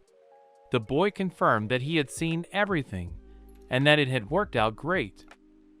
And then suddenly Artie prepared to attack, putting her hands on her sword, which attracted the attention of the protagonist. In an instant, all the targets were shattered to pieces, and the unperturbed girl landed neatly. The girl headed towards the protagonist, putting her sword away in its scabbard. The boy said that I expected something else from Artie, praising her sword wielding. Thinking back to their first training sessions, Will was pleased that the girl's movements had gotten better with the addition of magical power. Artie admitted that she was in her best shape today. Rosetta reported aloud that she thought they were very strong. The protagonist asked her not to think that, as she was making good progress herself. Also, the boy noticed that the two here have an advantage, due to the fact that they are students of the big wise men. So he asked them not to worry. Rosetta lowered her gaze thoughtfully, realizing the boy's words. With a smile, the protagonist informed Tina that the latter had no progress, and her fireball power and accuracy were in poor condition. The girl didn't immediately understand, so she asked what with a smile. She then anxiously started to ask did he really use magic power in that battle? To which the boy answered positively. Artie asked interestedly that he had used magic power in close combat too. Will confirmed this. The protagonist marveled at how Artie had excelled in magic power, but he advised her to keep practicing to still use it to strengthen her body. The girl liked that idea, so she was willing to do her best. Will asked the girl how she liked the new sword. Artie answered that it met all her needs. She was thrilled at how great the sword was, admitting that she felt it like an extension of her body. The boy told her that the sword would indeed be easy to use after the demon bear. However, its quality and durability would drop with every use, all because he made it in a hurry. However, Will importantly noticed that the girl could already be proud of this sword. The boy with an important look continued his long story that the sword was his improvisation, one of his ideas, and the girl should take into account that he made it, carefully selecting materials so that it would fit all types of combat. He had been working on it for 3 days. He went on about how he had designed the blade and hilt so that it could be held with 1 or 2 hands. The girl replied doomedly that she understood his specifications. Artie, however, was interested in something else, namely where he had gotten the rare material for the sword. Will replied that it was through the combined efforts of a clever young man and a sword master. The girl realized that he meant Milt and Zenobia, so she uttered the suggestion that the sword was on par with the legendary ones. But Will rejected the girl's guess, saying that this sword was far from such a sword. The girl felt a little sorry for it, but she was still happy to get the sword in such a short time, whom she called Tyrasuria. The boy was very surprised at this. Will took the girl's suggestion and similarly equipped himself with a weapon.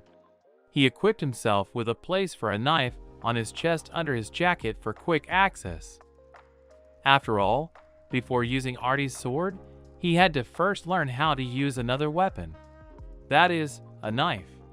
The boy realized that in the first few days, when his memory returned, it was not the best decision to use a weapon. That's why he was developing magical power. Will informed the girl that he wanted to take advantage of Rosette's offer and spend time with her. However, he hoped that the best master blacksmiths would be able to handle the job. The girl thought of the blacksmith house created by the legendary man. However, the boy wondered why the girl had given her sword that particular name. Itarukariba was heard. The boy had already memorized the name of the sword, as he assumed. Rosetta glanced cautiously at Artie, marveling at how quickly she was progressing. Rosetta wasn't quite sure she could make the same progress. The next day, an overjoyed Tina came running, greeting the boy. The healer asked Rosetta that there would be interesting lessons from today, to which the girl confirmed and wished for a good time. Tina confessed that she wished to get number 1 in the healer's classes. Rosetta immediately informed that meant she had to go with them. Will was walking a little ahead and didn't realize by some miracle they had chosen the same elective. The healer asked the boy if he had received his assignments. Will was embarrassed. He tried to find the words to say what the matter was. The confused boy reluctantly said that he would only have to do something for the end of semester exam. Such information surprised the girls. After that, the girls tuned in to the fact that they would not be able to do assignments together, and after all, they were so looking forward to it. Will felt guilty from such a confession. Rosetta looked at Artie, realizing that they were very different, and she hadn't expected Will to be any different. Now that the lessons at the academy had begun, then they took priority. The girl stood behind, watching Will and Tina laughing. She assumed that Will wasn't going to use the skill he slew the beast with anymore. Rosetta thought about everything frustratingly and realized she wasn't capable of the same progress. After a while, outside the headmaster's office, a boy knocked on the door, announcing that Will Worms had come in. The voice behind the door answered him briefly only to enter. The boy was surprised at the informal manner of speech. Just then the door fell away as a goat with slime on it ran into the office with all its legs. The boy resented telling them to take their time, but then he turned his attention to what was inside the study. Sitting with their backs to him were two unknown individuals. The girl sitting with her back to him wondered if he was the same Will Worms. The boy recognized who was in front of him, so he calmly replied that it was him. Will informed him that he hadn't seen Regina in a long time. The girl jumped up in annoyance and turned around. She rudely replied to the boy that she was talking to him. The boy condescendingly said that Regina was as small as she was and still is. The girl became angry. The girl took umbrage at this, calling the boy rude. She was tried to be stopped by another who sat with his back to the boy. It was Dion, and he said that the main character in his new life had asked Milt and Zenobia for stories in detail. Dion huffed that it had been a long time ago, and about 100 years ago. Will confirmed that, about 100 years ago, he had 2 meters of height in him. Dion confirmed that a lot had managed to change since then. Will agreed with that, for he was still amazed at all the changes. Their dialogue was interrupted by the unexpected voice of Regina, who demanded from Dion not to get close to him. The girl walked up to Will and angrily grabbed him by the collar. She said angrily that he could fool Milt and Zenobia, but he wouldn't fool her. The beasts prepared to attack the girl, which made the elf tense. Will noticed this and told his pets that it was all right. She was a friend. The girl resented Will for continuing to pretend to be a master. Will replied that he didn't pretend to be a master because he was their master. Regina grudgingly demanded proof from him, to which the boy agreed, reporting that it was easy. The protagonist calmly asked Regina if she remembered the promise she had made to him as a child. The girl wondered. She remembered herself as a small child, promising the master to become stronger. The boy reminded her that Regina had promised to take proper care of her weapons. The girl only asked angrily, "And so what?" The boy only calmly replied that the one was 5 years old. He calmly continued that she had snuck into his lab as a child, and when she saw stuffy animals, she was frightened and cried. Regina listened to the boy confused and surprised. And then the girl grudgingly said that the master had promised to keep it a secret, but she quickly corrected herself, saying that it was still not proof. Then the boy continued, managing to say only that concerning Zenobia's sword. But Regina interrupted him, loudly demanding silence. Zenobia heard something from the conversation about her sword, but didn't understand. Regina called for the master and cried loudly. She hugged the confused boy tightly and continued to cry briefly. The man tried to comfort her. Puzzled, Zenobia decided to ask the master directly what Regina had done with her sword. Before the boy could answer, Regina said loudly that she missed him very much. Dion extended his hand for a handshake, informing him that he was happy to meet the master. The boy replied that he was happy about that too. However, the protagonist realized that he could tell another life story to convince Dion too. Only he started to tell that Dion is a child. But Dion himself interrupted him, claiming that he didn't doubt him from the beginning. Regina wanted to know what had happened to the master during those 100 years, to which the boy was surprised. He asked Zenobia if she had told him anything. The elfess confirmed it. She thought they would want to hear it from his lips. The girl continued to hug the boy tightly, wanting to hear the detailed story of how the master had destroyed Tenebris. Will found it difficult to speak in this position. The girl didn't mind sitting down and talking. So taking the one by the hand, she led him to the couch behind her. Will had no time to do anything, as the girl sat him on her lap and continued to hug him tightly. The boy was stunned by this, so he asked her what it was. Regina explained that the master was growing up, so while he was small, she wanted to squeeze him like this. The boy gave in, agreeing to let the girl do as she wished. Milt and Zenobia watched him perplexed. The rest of the time was devoted to a long story about what happened after the master reincarnated into a boy named Will. After the story, Regina was ready to tear the Worm's family to pieces, because she was not going to forgive them for bullying the master. The protagonist tried to calm the girl down, assuring her not to worry about him. He explained that as long as those weren't hurting anyone, they could be ignored. The girl did not oppose the master. Dion reminded the girl that those with power should be more restrained. Regina remembered that, and the boy was glad to see that Dion still had them all in common. Will remembered that all of his students had come to him as children, but Dion was the one he had raised from an egg. That one was older and the first student, so it always brought the others together. Regina asked the others that they gave him a lot of trouble, getting affirmative nods of her head. Only Dion replied that he was just doing his best. The boy praised Dion, making him surprised and embarrassed. The protagonist noticed that he had worked well in his absence, for which he thanked him.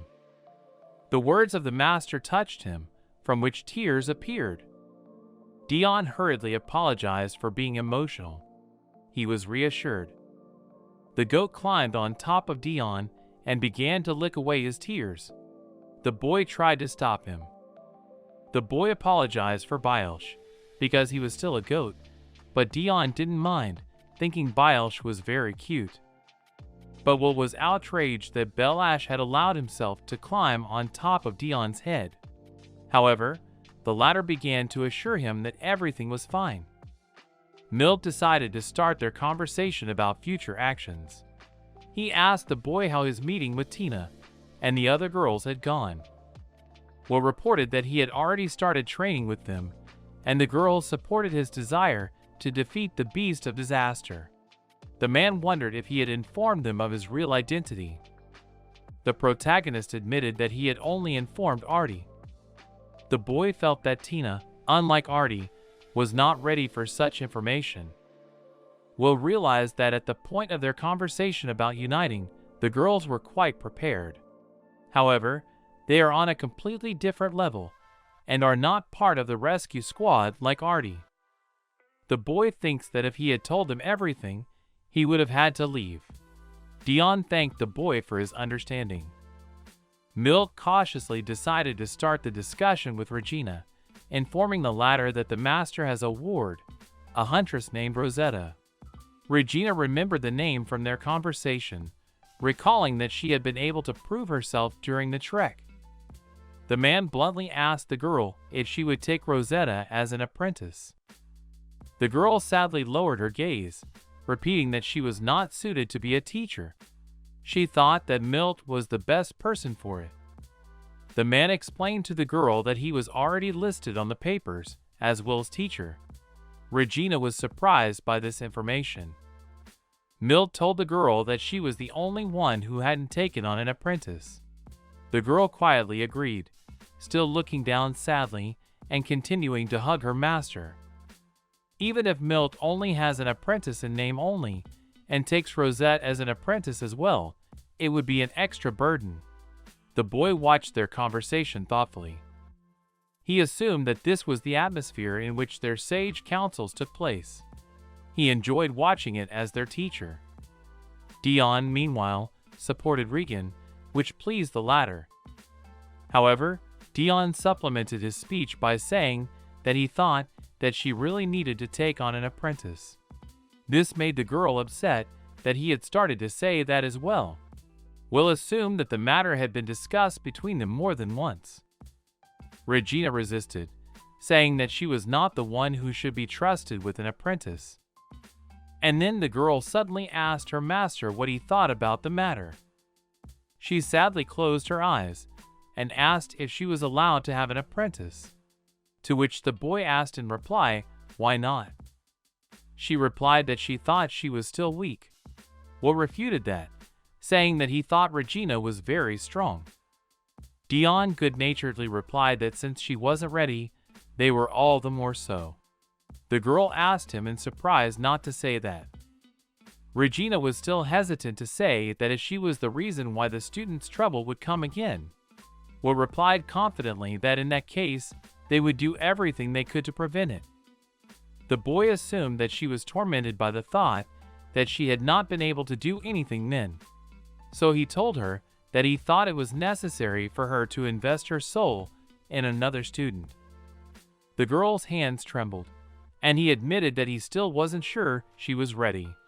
And she was afraid. The protagonist was conversely confident that she could do it. Will looked at Regan, saying that he knew what he was saying because he had raised her. So the boy asked her to believe him. The girl pulled the boy away from her, saying that since her master felt that way. Getting to her feet, Regina gathered her thoughts and considered that it was probably time for her to take on an apprentice as well. When she saw Milt's satisfied face, she immediately added that she would make a final decision only after she had met Rosetta herself.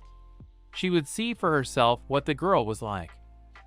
The man agreed with her decision and would like to bring Rosetta now, but he can't, since the girl is in class right now. Regina lit up with some idea and said that it's even better. After all, she has to get ready too. This statement alarmed Milt. The girl stood quietly thinking about her own thoughts. Out loud, she only uttered, Rosetta means. Clenching her fists, Regina was already looking forward to seeing her. Some time passed. Tina noticed Rosetta in the corridor after the lessons were over. She asked her happily that if she had finished her lessons, she could practice together. The girl confusedly began to refuse, citing that she had some things to do.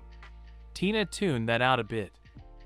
However, she was understanding, so smiling happily, she said goodbye to Rosetta until tomorrow. Rosetta looked after the girl and tensely thought that if she tried hard enough, then maybe she wouldn't have to drag everyone down with her. Will and his team stood in front of the principal's office door. Rosetta exhaled heavily, anxious to meet the principal, but Artie calmly told her that she would get used to it someday. Beliash twitched in the boy's hands, making him resent the goat's bad behavior.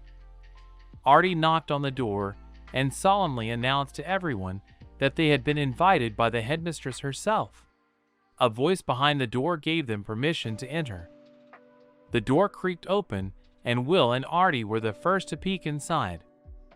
A smiling Zenobia sat at the table, saying that she was glad to see everyone.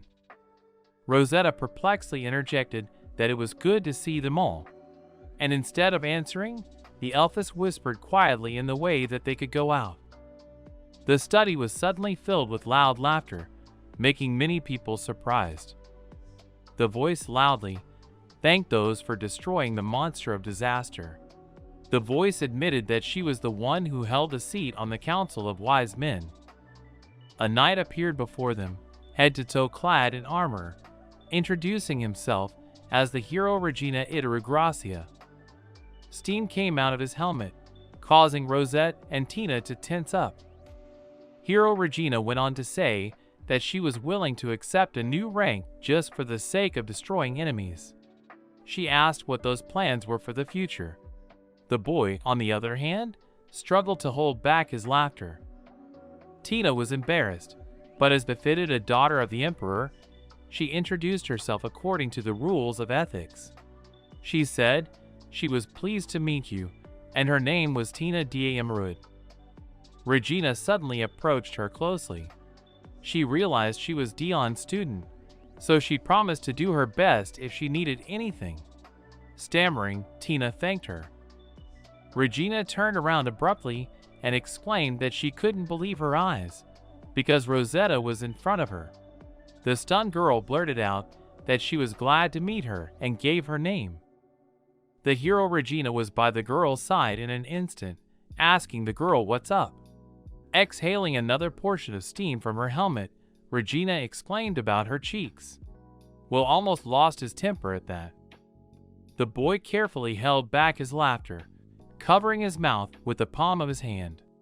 He mentally calmed himself, certain that the girl in the helmet was also bursting into laughter. An altered voice comes out of the helmet. By the way, a feature Milt had developed.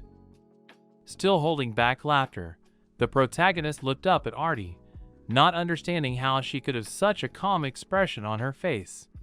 Only one of them had the carelessness to do so. In fact, the trembling Artie was looking away to avoid being seen for a while longer. The boy assumed she was barely holding back from ripping the knight to shreds, but stood and endured. Exhaling another vapor, Regina informed Rosetta that it was rude. The girl replied back that it wasn't. And then the hero Regina admitted that Zenobia recommended her to become her student. Such news discouraged Rosetta.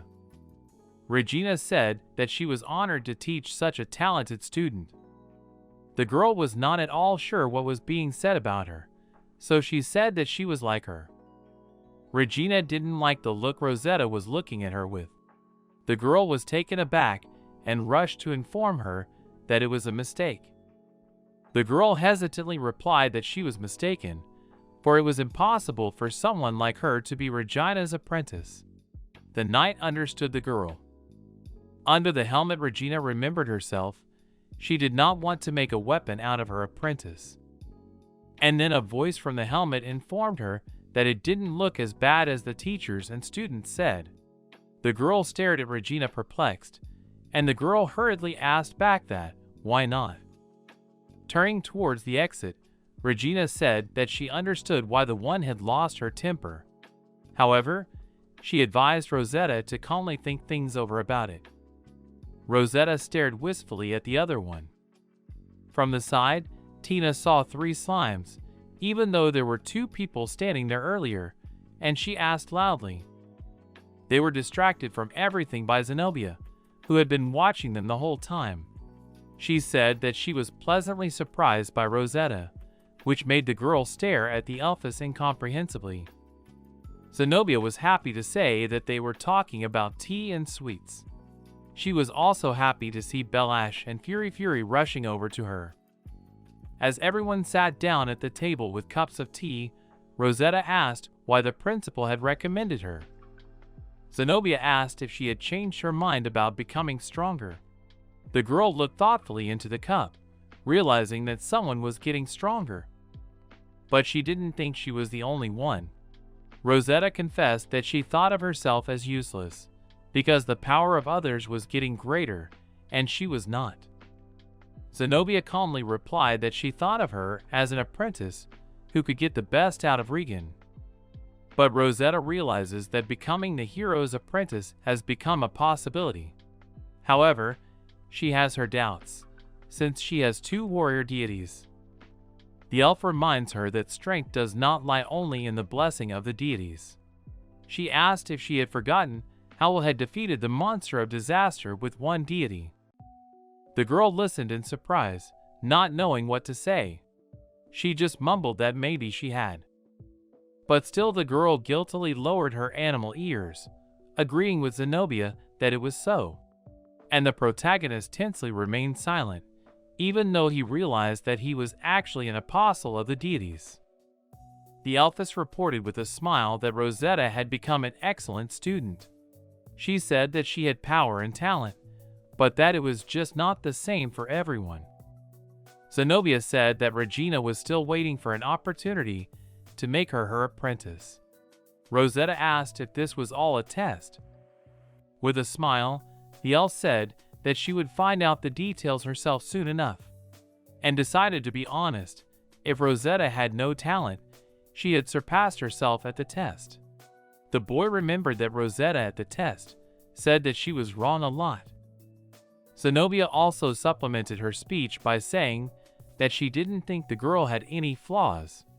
She asked Rosetta not to rush into a decision and to think it over. The principal's words cheered the girl up. Everyone was distracted by the fact that Belash allowed himself to get to the sweets on the table and began to scold him.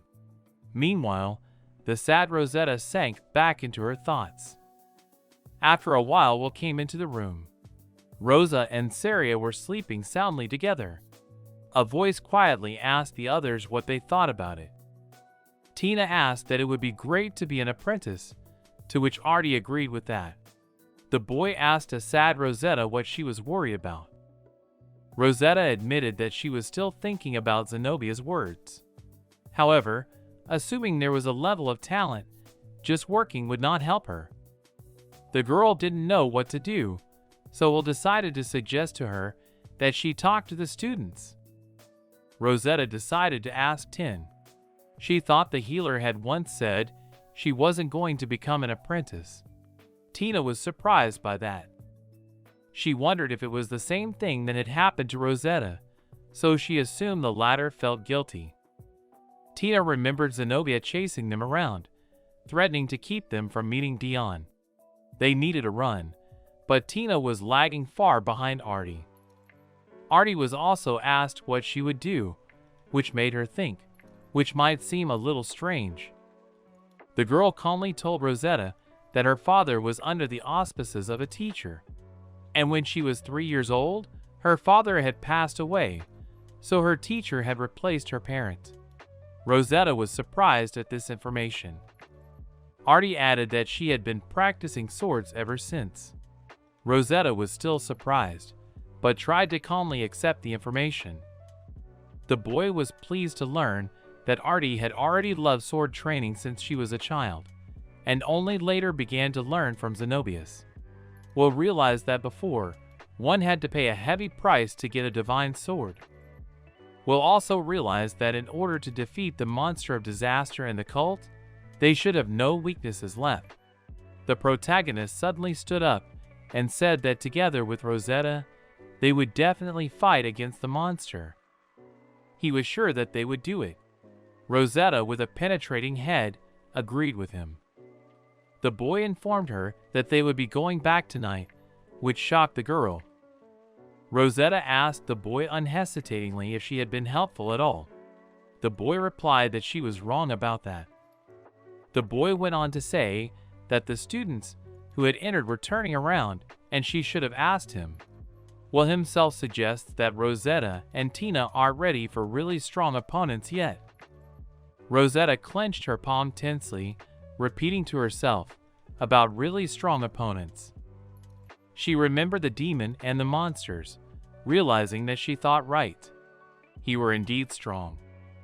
The girl's beast ears drooped. She sadly uttered that she had lied when she said that death was unbearably scary. However, she realized that fearing it would be a test for each of them.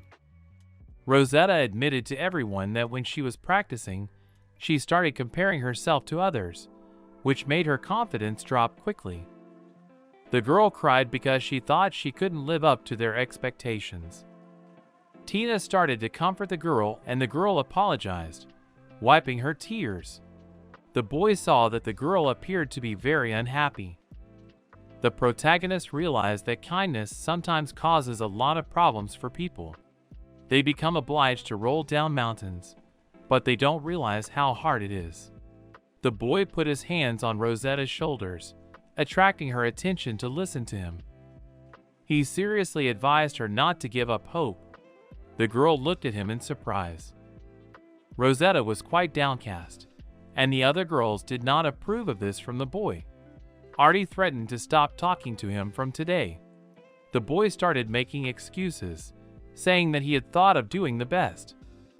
The protagonist turned to Rosetta. He said he thought she had talent, and the true power just hadn't awakened yet. The boy was sure that the girl was afraid of making mistakes, but he assured her that when the time came to fight the cult, he would let her know. The protagonist continued to encourage the girl by telling her that she was just at the beginning of her journey. He was confident that Rosetta could become an excellent student. He also noted that if Zenobia felt that his teammates' strengths differed, she would simply increase everyone's workload. The principal recommended a test, and it cost her a lot of effort to take it. But still, she showed a good result. However, one mistake out of 10,000 was made. The boy said that if she was able to fulfill her wish and become stronger, Rosetta should also be confident in her abilities. At last, the girl's drooping animal ears rose. Rosetta stood up and announced in a loud voice that she was ready to take the test that Regina was taking. The others were happy to hear that, and Tina said they would help her. Rosetta was happy to hear that. Tina was sure that she would have more fun with company. Rosetta wanted to stop her a little, but then the others started to tell her. The boy was sure the girl could handle it. Artie agreed with Will. Sometime later, Regina in her armor laughed loudly and asked if the girl was ready. Rosetta confidently stated that she was ready and asked to take her exam. Exhaling steam, Regina was pleased that the girl had indeed prepared. The boy stood behind her and had to hold back his laughter once again. He pronounced that he wouldn't yet. Regina heard and walked up close to him, exhaling steam. She wondered why, and immediately assumed that his health wouldn't allow it. The boy replied in the negative, thinking that she might have been patient. Artie promised the principal that today she would make sure the teacup was not empty. Zenobia was flattered by such attention and thanked the girl. The boy was surprised that Zenobia had already sat down at the table, just to avoid watching Regina's behavior.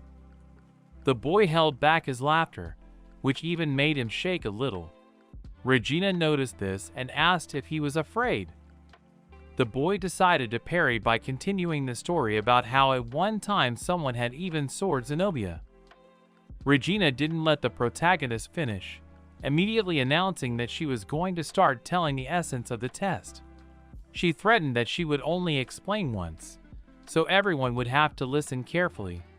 Although Regina herself was very excited, feeling Zenobia's penetrating gaze from behind. Regina said that the essence of the test is simple. It is to go through the dungeon and, going down to the very bottom, show your skill. The girl was surprised to realize that she would have to go into the dungeon completely alone and explore it. Rosetta notified that as soon as she got permission from the headmistress, she would go to the dungeon immediately, and thoughtfully said that already there, she would figure out what to do. The girl's main difficulty was that she had not gone down so low before, but she was willing to try. Regina looked thoughtfully at the time, realizing that lessons had already started, so she decided to rest tomorrow. The boy realized that she just couldn't wait to go to the dungeon. The protagonist decided to ask Regina to let him do something. The Ta asked what he meant. Will expressed his wish to take custody of his younger sister until the exam was over. Regina calmly replied that those still had time. Standing up from her seat, Zenobia was in agreement that the children had overstayed their welcome at home, so let them visit before they left. Will and Rosetta thanked the principal. Now they had time to get ready, so they called Tina to come with them. The girl was surprised, but didn't refuse. Sometime later in the children's room, the girl asked that today her brother would be busy, to which he replied in agreement. The boy informed her that he would have to come back in 2 days. Rosetta spoke to her sister in the same way, asking her sister for forgiveness. Rosa and Saria looked at each other perplexedly. After that, they happily informed that there was no problem. In fact, they had a big case too, so they wished them good luck. Patting the girl on the head, Will apologized, but was glad that she was thinking like an adult. The girl replied that she was fine and not to worry. After that, the happy girls hugged each other, letting them know that they thought their brother would do well. The boy was happy to have that trust. Rosetta took her sister in her arms, asking Saria to take care of Rosa. In return, she received an agreement. Run lost her nose against the boy, and the caretaker explained that the pet also wanted to spend some time with the boy. She admitted that his pet was very popular with the children and helped them a lot. Will, on the other hand, was petting Run. Suddenly, Saria noticed that the teacher was in a better mood, which embarrassed her. Will and Rosetta said goodbye and left. Some time later, they returned. The boy reported that someone was there. Zenobia stood by the table and said that since Rosetta was already back, she should look at what they had prepared for her. The girl was interested. There were various items on the table. Not understanding, Rosetta asked what they were. Zenobia explained that they were tools for exploring the dungeon. She thought it would take them a long time, so hopefully it would help them get to the right place. She advised them to choose the essentials in her opinion, as there would be no stores there to purchase the items. The boy hoped those could choose wisely. Tina, that earlier Rosetta had stood and thought, chose everything she needed. She notified that she was finished, which made Rosetta panic. Zenobia said there was time, so let her choose. The boy looked perplexed at the selection, which included a magic torch, spare bow, and arrows. The girl had one more thing to ask. After a while, they came to a special place for dragons. The boy met the headmaster, informing her that they were always ready to help her. The girl was happy about that. The boy was surprised that there was such a building. Zenobia was issuing instructions on who would go with whom. She said that Tina would go with Rosetta and Will would go with Artie. A large shadow hung over the protagonist. It was the dragon that began to caress the boy's head. Will stroked the one, asking what, if he would mind that it was him they would ride. Climbing onto the dragon first, the protagonist held out his hand to Artie, helping her climb up. She didn't refuse the outstretched hand, but said as she walked away that it wasn't pretty. Sitting down behind the boy, Artie gently hugged him from behind. It made the girl feel good, and she smiled. The boy was still wondering why she said that. However, the girl replied with a smile that it was nothing like that. Let him forget it. Artie remembered how the principal used to ride her on a horse as a child. The boy said that he would not forget now, for he had imagined the picture. He asked the girl to hold on tight, and then the wind whipped in her face. Their dragons rose swiftly into the air. There was a majestic passage in one of the mountains. There was also a large statue of a humanoid dragon standing there. They landed at the entrance. One of the girls inquired about this particular dungeon where Regina would be doing her inspection. She wondered if there weren't other ways to check them out. Someone noticed the dragon statues, wondering what that must mean. Suddenly, a loud voice echoed through the neighborhood, announcing that it had been waiting for these children for a long time. Regina stood on the head of the statue, loudly announcing that this dungeon was the lair of the earth dragons. It is here that they undergo the ritual for adulthood. She had asked Dion for permission, to which he had agreed, so they could go about their business here. The boy looking at Regan remembered this as well. He remembered Dion going through this ceremony in his 15 years. The protagonist wondered what position and status Dion held among the dragon people, since he was allowed to use this place. Regina, still standing on the head of the statue, went on to tell him that rituals among dragons are not performed for one. She admitted that 4 people wouldn't be enough, either, so she made some changes. This information gave the boy an uneasy feeling. She was distracted by the communication ring, which was clearly someone who wanted to contact her. She started talking loudly about what was going on. Then she said loudly that it was time to start or they would miss the whole thing. Regina fell off the statue, waving her arms, mouthing the word faster. Tina and Rosetta stared at it perplexed. Only Will and Artie could barely contain their laughter. Regina admitted that this was exactly why she didn't want to come here. Zenobia gave a sigh of relief and told everyone that in case of an emergency, they should call for help immediately. Everyone was in agreement with that. The Elfess wished everyone good luck and really hoped they wouldn't drive. Everyone was also told that this trial would serve as a good experience for them. Everyone was filled with determination, and Artie pronounced for everyone that they would do their best.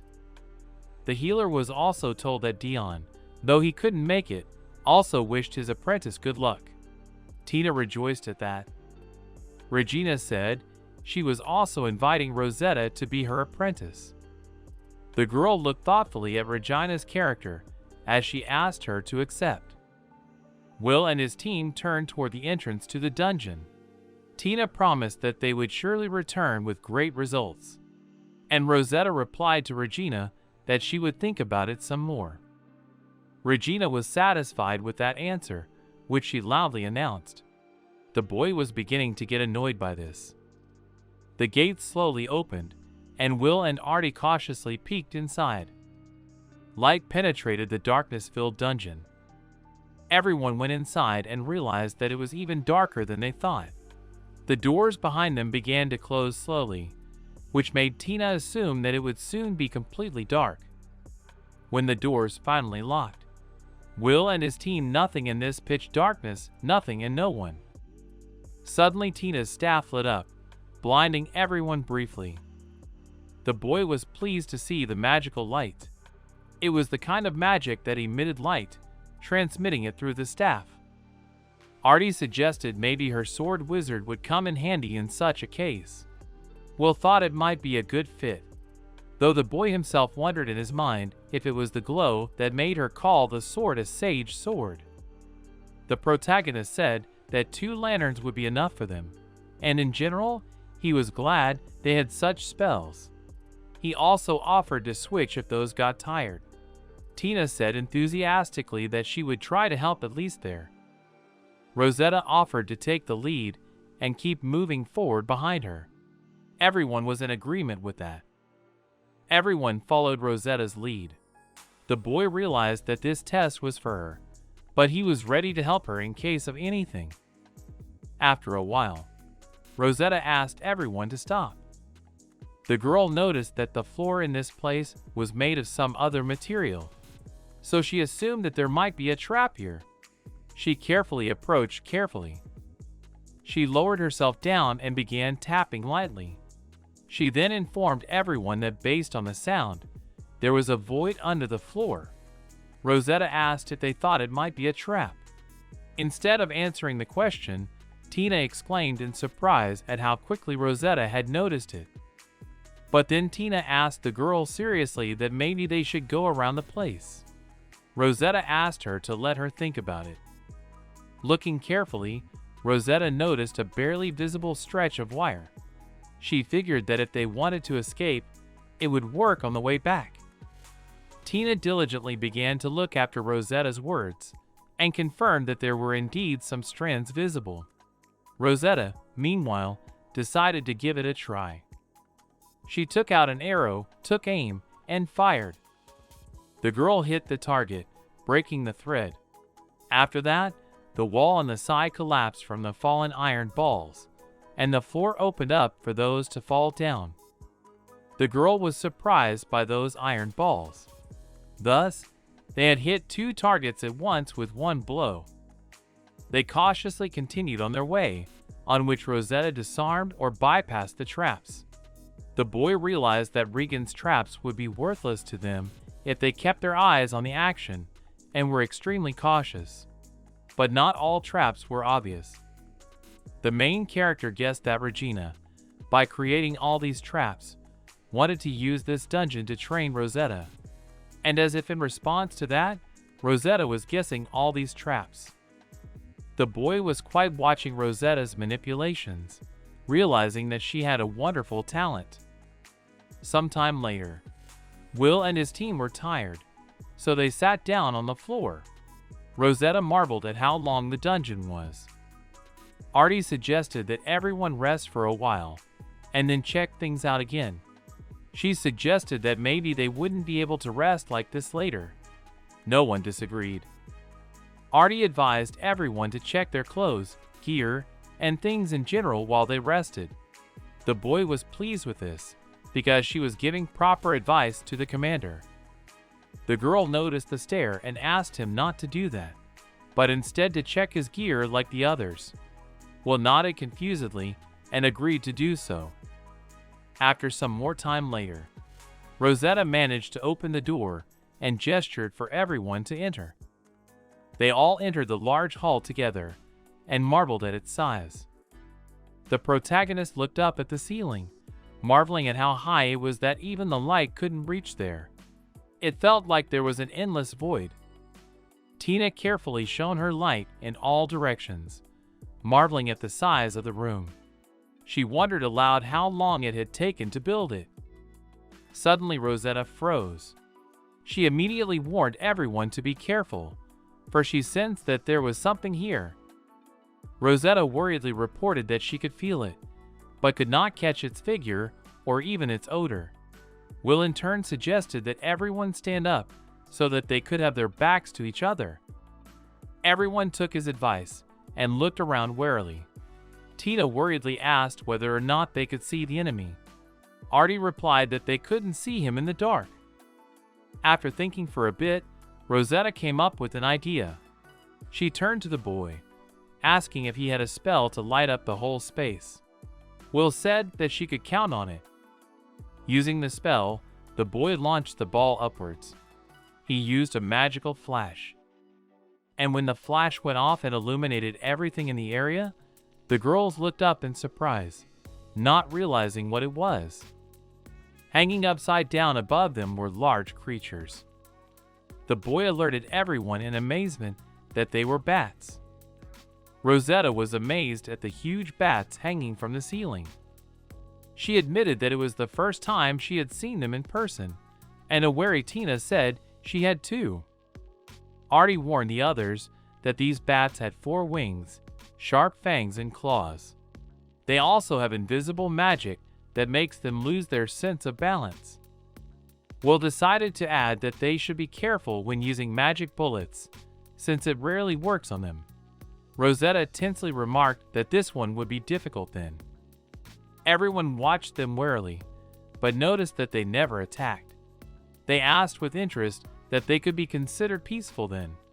The boy replied that they were actually aggressive, so it was worth being wary. After all, those might just be looking for an opportunity to attack. Rosetta suggested that they should then make a surprise attack.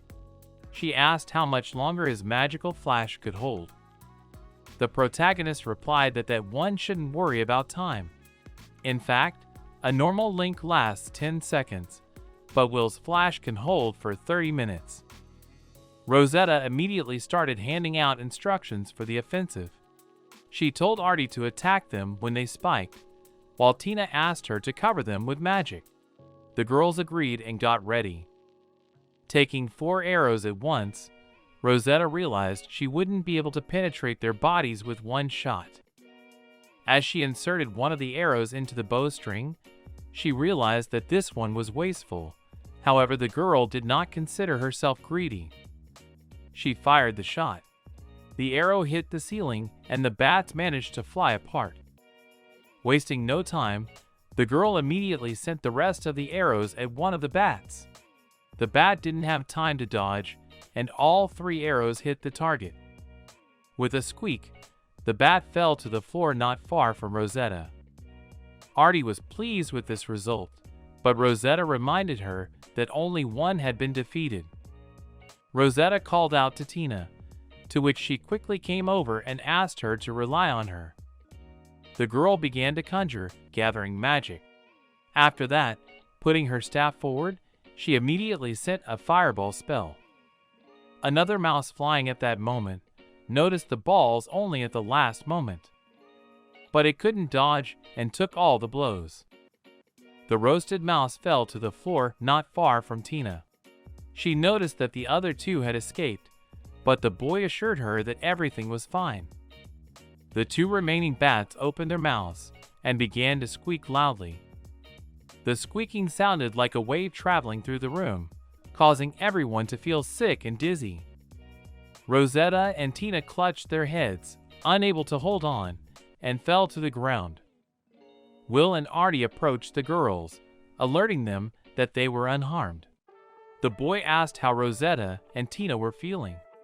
At that, everyone held their heads as the bat attack continued unabated. The girls admitted that they were in pain, but still thought they were okay. Rosetta realized that it was the same attack they had talked about earlier. With difficulty, but the girl found the strength to aim and shoot from the bow. The arrow was past the mice, but the girl knew she could tell the target by the amount of glare. Looking carefully, Rosetta saw and immediately sent an arrow at the target. The bat cheered at the miss, but then noticed the arrow in its side. The girl realized that she was able to hit, but one arrow wouldn't be enough. Meanwhile, Tina noticed Rosetta shooting and realized that if you duck down, you start to get a better aim.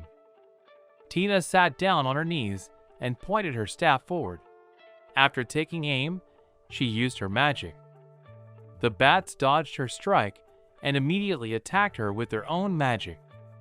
Since the girl was sitting on her knees, she didn't have time to dodge these attacks in any way. She just froze in panic, but in the next second she was shocked. She managed to be picked up in Artie's arms and run away from the place where the enemy's blow had hit. The startled Tina mouthed words of thanks to the girl. Artie grudgingly told the one that sitting on her knees in battle was very dangerous. Tina promised that she wouldn't do that again. The boy asked Tina and Artie if they were okay, and they answered in the affirmative. Meanwhile, the defeated bats stirred, and they jumped up and attacked the unsuspecting Will and Rosetta from behind. The girl deflected the blow with her bow, and the boy managed to deftly jump over the enemy. Rosetta covered herself with her bow, but the bow could not withstand the pressure of the enemy and broke. The girl froze in place, not knowing what to do next. Will noticed this and rushed to help her, but tripped and fell to the floor. Everyone stared at him in surprise. Even the bats had gotten his attention. Rosetta stared in amazement at the fallen boy, and the bat in front of her realized something. And the enemy dropped the girl, heading for Will. The second bat followed her example and was also already approaching to attack the boy. And the protagonist had already managed to get to his feet as the opponents rushed at him from both sides. The protagonist smiled slyly. Taking out his knife, the boy turned to the bat, which was going to attack from the back, and surprised it. He swiftly ran underneath it, stabbing it with his knife. Finishing his attack, the boy turned around behind the defeated enemy. The second bat stared perplexed at the whole thing. The boy called Rosetta by name. The girl understood and leaped high over the enemy, striking it with her dagger. Rosetta, who was breathing heavily, noticed that the fireball had done a lot of damage to him, so she was able to defeat him with her dagger. The boy looked at everything contentedly, realizing that there were only two left to extract. Meanwhile, behind them, Tina and Artie were running towards them. And again the magic followed, causing everyone to clutch their heads. Rosetta grudgingly noticed that they were using that magic again. Will suggested that by doing so they thought they were increasing their chances of winning by keeping those in a state of vertigo. Artie asked what they were going to do with such weakness. Rosetta said with difficulty that it should be over with sooner than later. They suggested that magic might not work in such a position. Rosetta asked the boy hopefully if he had any ideas. Will began to think things over. The protagonist realized that he and Artie could quickly defeat the remaining opponents. But this is a test for Rosetta, so it is necessary to give her the opportunity to find the answer herself. Will decided to ask leading questions. He asked if she remembered the training and real battles, if she had noticed something there. The boy's words made the girl think. Rosetta began to remember and think about using Tin's magic, but she realized that high-range magic could increase the rest of the dizziness, or even taking a fireball, like on a camping trip. The girl dismissed the idea, realizing that the range of magic would be large, which could hurt them too. She remembered when the cult had used something like that, and Will had been hurt.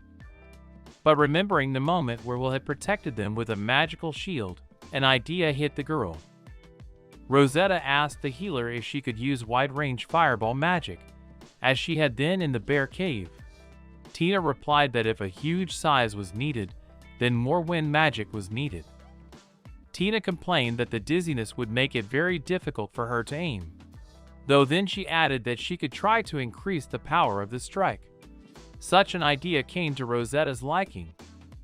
The girl turned to the boy, and he immediately replied that he approved of the idea. He understood. Dizziness interferes, but if you hit with all your might, it should be easy. Rosetta was pleased with the answer, so she informed him to get started. Tina clarified that it was okay to start already, to which Rosetta confidently agreed. She wanted everyone to put their efforts in.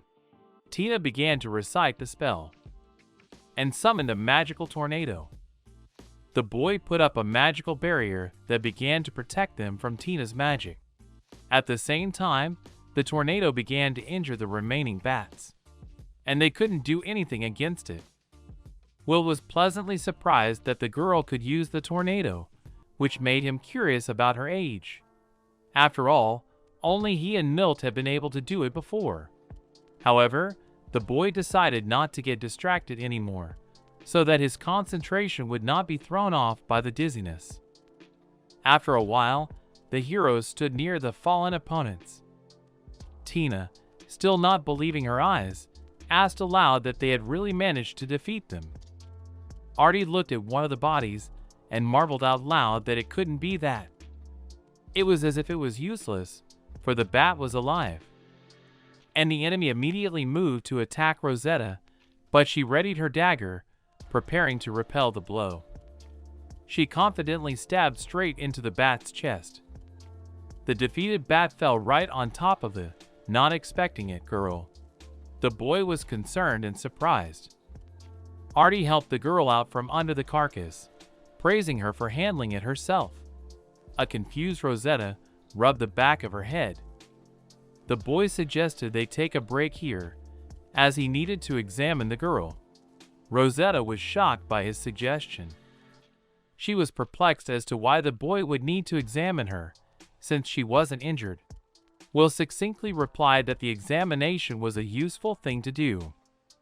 But still the boy explained the reason by saying that huge bats carry the plague. Therefore, he suggested, the girl herself might not be wounded, but might be infected through their blood. Rosetta even froze in place from shock. The rest of the girls, hearing this, cautiously moved away from Rosetta. The girl panicked, realizing that she was covered in blood. Will saw this himself, so he wanted to examine the girl, but like the others he moved further away from her. The panicked girl didn't understand why he was moving away. The main character used water magic to wash a girl. This water would disappear if he stopped using magic. After that, he used magic to get rid of poisons, diseases, and cures. Tina watched the boy in amazement, for he used 3 kinds of recovery at once, when it was even very difficult for others to use too. She also remembered the occasion when he had used a large-scale cure when they had first met, which made her wonder who he was. Will confusedly began to tell the one that with her abilities, and she will be able to as well. just need a lot of training. The girl looked at him puzzled, clarifying that it was true.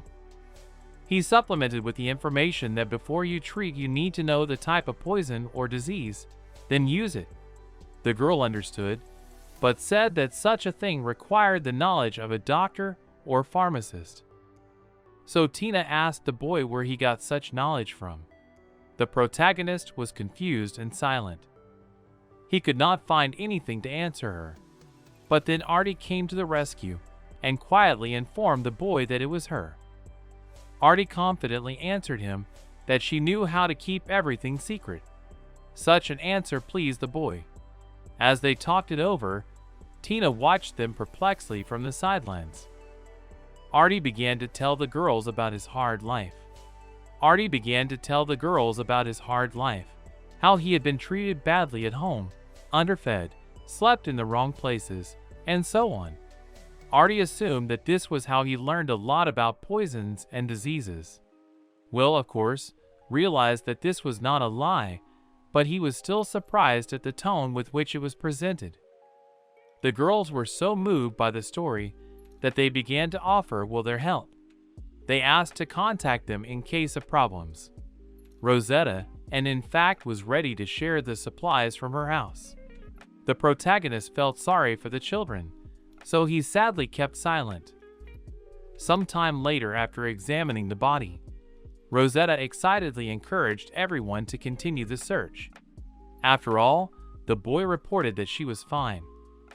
However, the girl looked sadly at the broken weapon. The boy noticed this and promised that he would replace everything. They just had to wait. Rosetta didn't understand how he was going to do it without having the materials. The protagonist said he would and put his hand on the broken bow. The girl was surprised, because a couple moments later, she already had a whole and invisible new bow in her hands, which she was glad about. She amazedly began to try to use her new weapon. The boy hastened to point out that, since he was doing it in a hurry, there might be some problems.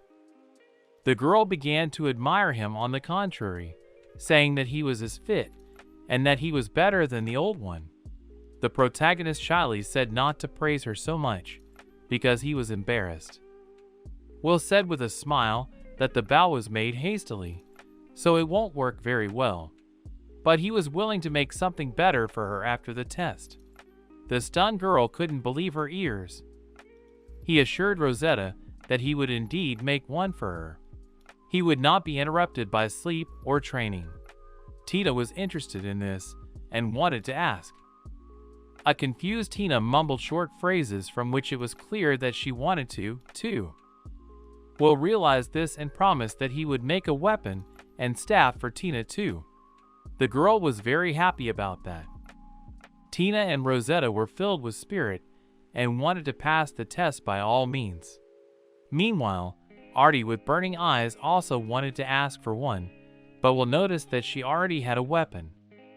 Will and his team were ready to continue their journey into the dungeon, and Rosetta couldn't wait to see the bow in action. Sometime later, they were walking down the hallway, Rosetta leading them. But suddenly, she stopped and told everyone to wait. There were magical seals drawn on the floor. Tina also noticed that there was writing on the wall. Above each seal was written who it was for, namely a swordsman, a scout, and a healer. But the last seal had the boy's name written on it, which surprised him, for the others had not. Rosetta asked Will and Tina if they could recognize what the magic seals were. They didn't mind trying and finding out. Tina was confused and couldn't make it out, but the boy hurriedly explained to her how the seals should be read properly. He suggested she separate into component parts, showing her by example that that part indicated location information. The girl was able to understand it. Tina then suggested that maybe the seals in front of them were seals for transfer. Will agreed with her, thinking the same thing. Tina was surprised, as this was the first time she had seen such a seal. Rosetta repeated that she had two. Rosetta thoughtfully asked aloud that if that was the case, where it could lead them. They found out that the magical seals were for each of them. The boy informed them that they should follow Regan's instructions and move on their seals. Rosetta said thoughtfully that they could ignore the inscriptions and just move on. But as she did, she also thought it best to follow what was said. The boy listened tensely to the girl, imagining Regan's reaction. Rosetta thoughtfully told everyone that once they entered the seals, there would be an individual test waiting for everyone. Tina admitted that she was a little scared, but she promised to try harder. Rosetta asked if everyone was ready. Tina said yes and said that she would see you afterward, whereupon she stepped onto the seal. Everyone was already standing on their seal, as Will thought about these individual trials. The protagonist closed his eyes. He wondered what was going to happen there. And when the level opened his eyes, he saw only pitch blackness. The boy noticed while reading the seal that his location was different from the others. He thinks the transference magic was done on purpose to separate him from the team. He should have mentioned it when he noticed it himself. However, it would have seemed odd if he had let everyone know about it. Will pulled out his knife and began to glow as he infused the one with his magic. He wanted to look around. The protagonist found himself in a small room. He noticed that there was no magic seal, which meant that he had no other way but to go forward. Before moving, Will decided to use detection magic. This is the kind of magic that releases radiation around the area, allowing it to be explored like sonar. He used the magic to sense that he was not alone in the room. Will asked loudly who was here. A small darkness was thickening near one of the walls. The protagonist was perplexed, for magical light illuminates everything. But if it's still dark in this place, then it's either absorbing magic or preventing it from working. Will wondered if Regina had thus purposely made it so that he couldn't use detection magic. The boy still couldn't figure out what it was or where it came from. The darkness suddenly spoke, asking the boy what he was doing here. Will looked at it tensely. He introduced himself to the darkness as Will Worms, then notified the unknown man that he had come here to take a test from Regan. The darkness repeated the boy's name, but it was hard for the protagonist to make out what it was saying. The boy decided to ask the name of the person he was talking to. The darkness replied that he didn't have a name, and the darkness added that he had a purpose. The unknown man said that his goal was Will Worms and his destruction. The boy tensed at these words. Suddenly, a claw burst out of the darkness toward the boy. He managed to dodge the unexpected attack. Tense Will couldn't understand the nature of this attack, as his detection magic wasn't working. The protagonist decided that he must first figure out what kind of magic he was dealing with. The boy summoned an earth hand and pulled a torch himself from his magic bag.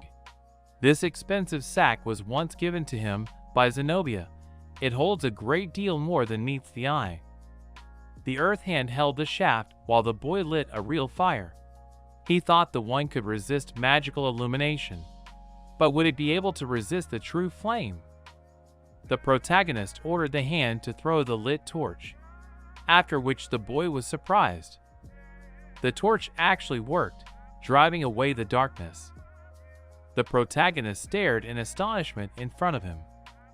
After all, there was a huge dragon in front of him. The dragon immediately attacked the boy with fire. The protagonist didn't have time to react to put up a magic shield. The dragon proudly held its head high and roared. The fire seemed to envelope him. The boy could hardly resist the attack. It was very hot, but he could see everything. The boy marveled at the power of dragons. Without wasting time, the protagonist jumped with all his might. Even the floor beneath him cracked. Will, putting his foot forward, hit the dragon right in the jaw. This unexpected blow knocked the dragon back, and it fell. The boy was jubilant that a blow amplified by magic had such an effect. He jumped again. The boy was about to kick the one right in the head while there was still time. But the dragon was already seriously watching the boy's actions. That's why he managed to grab him by the leg, not letting him finish what he started. This surprised the protagonist very much. The boy panicked and felt déjà vu. After all, it was exactly the same with the demon. Holding the boy's leg, the dragon released a pillar of fire at him. Managing to put up a magical shield at the last second, the boy wondered why the dragon wanted to sizzle him with his limb. In the next instant, he didn't have time to react, as the dragon's tail flung him aside. The protagonist hit the wall, raising a pile of dust and rock fragments.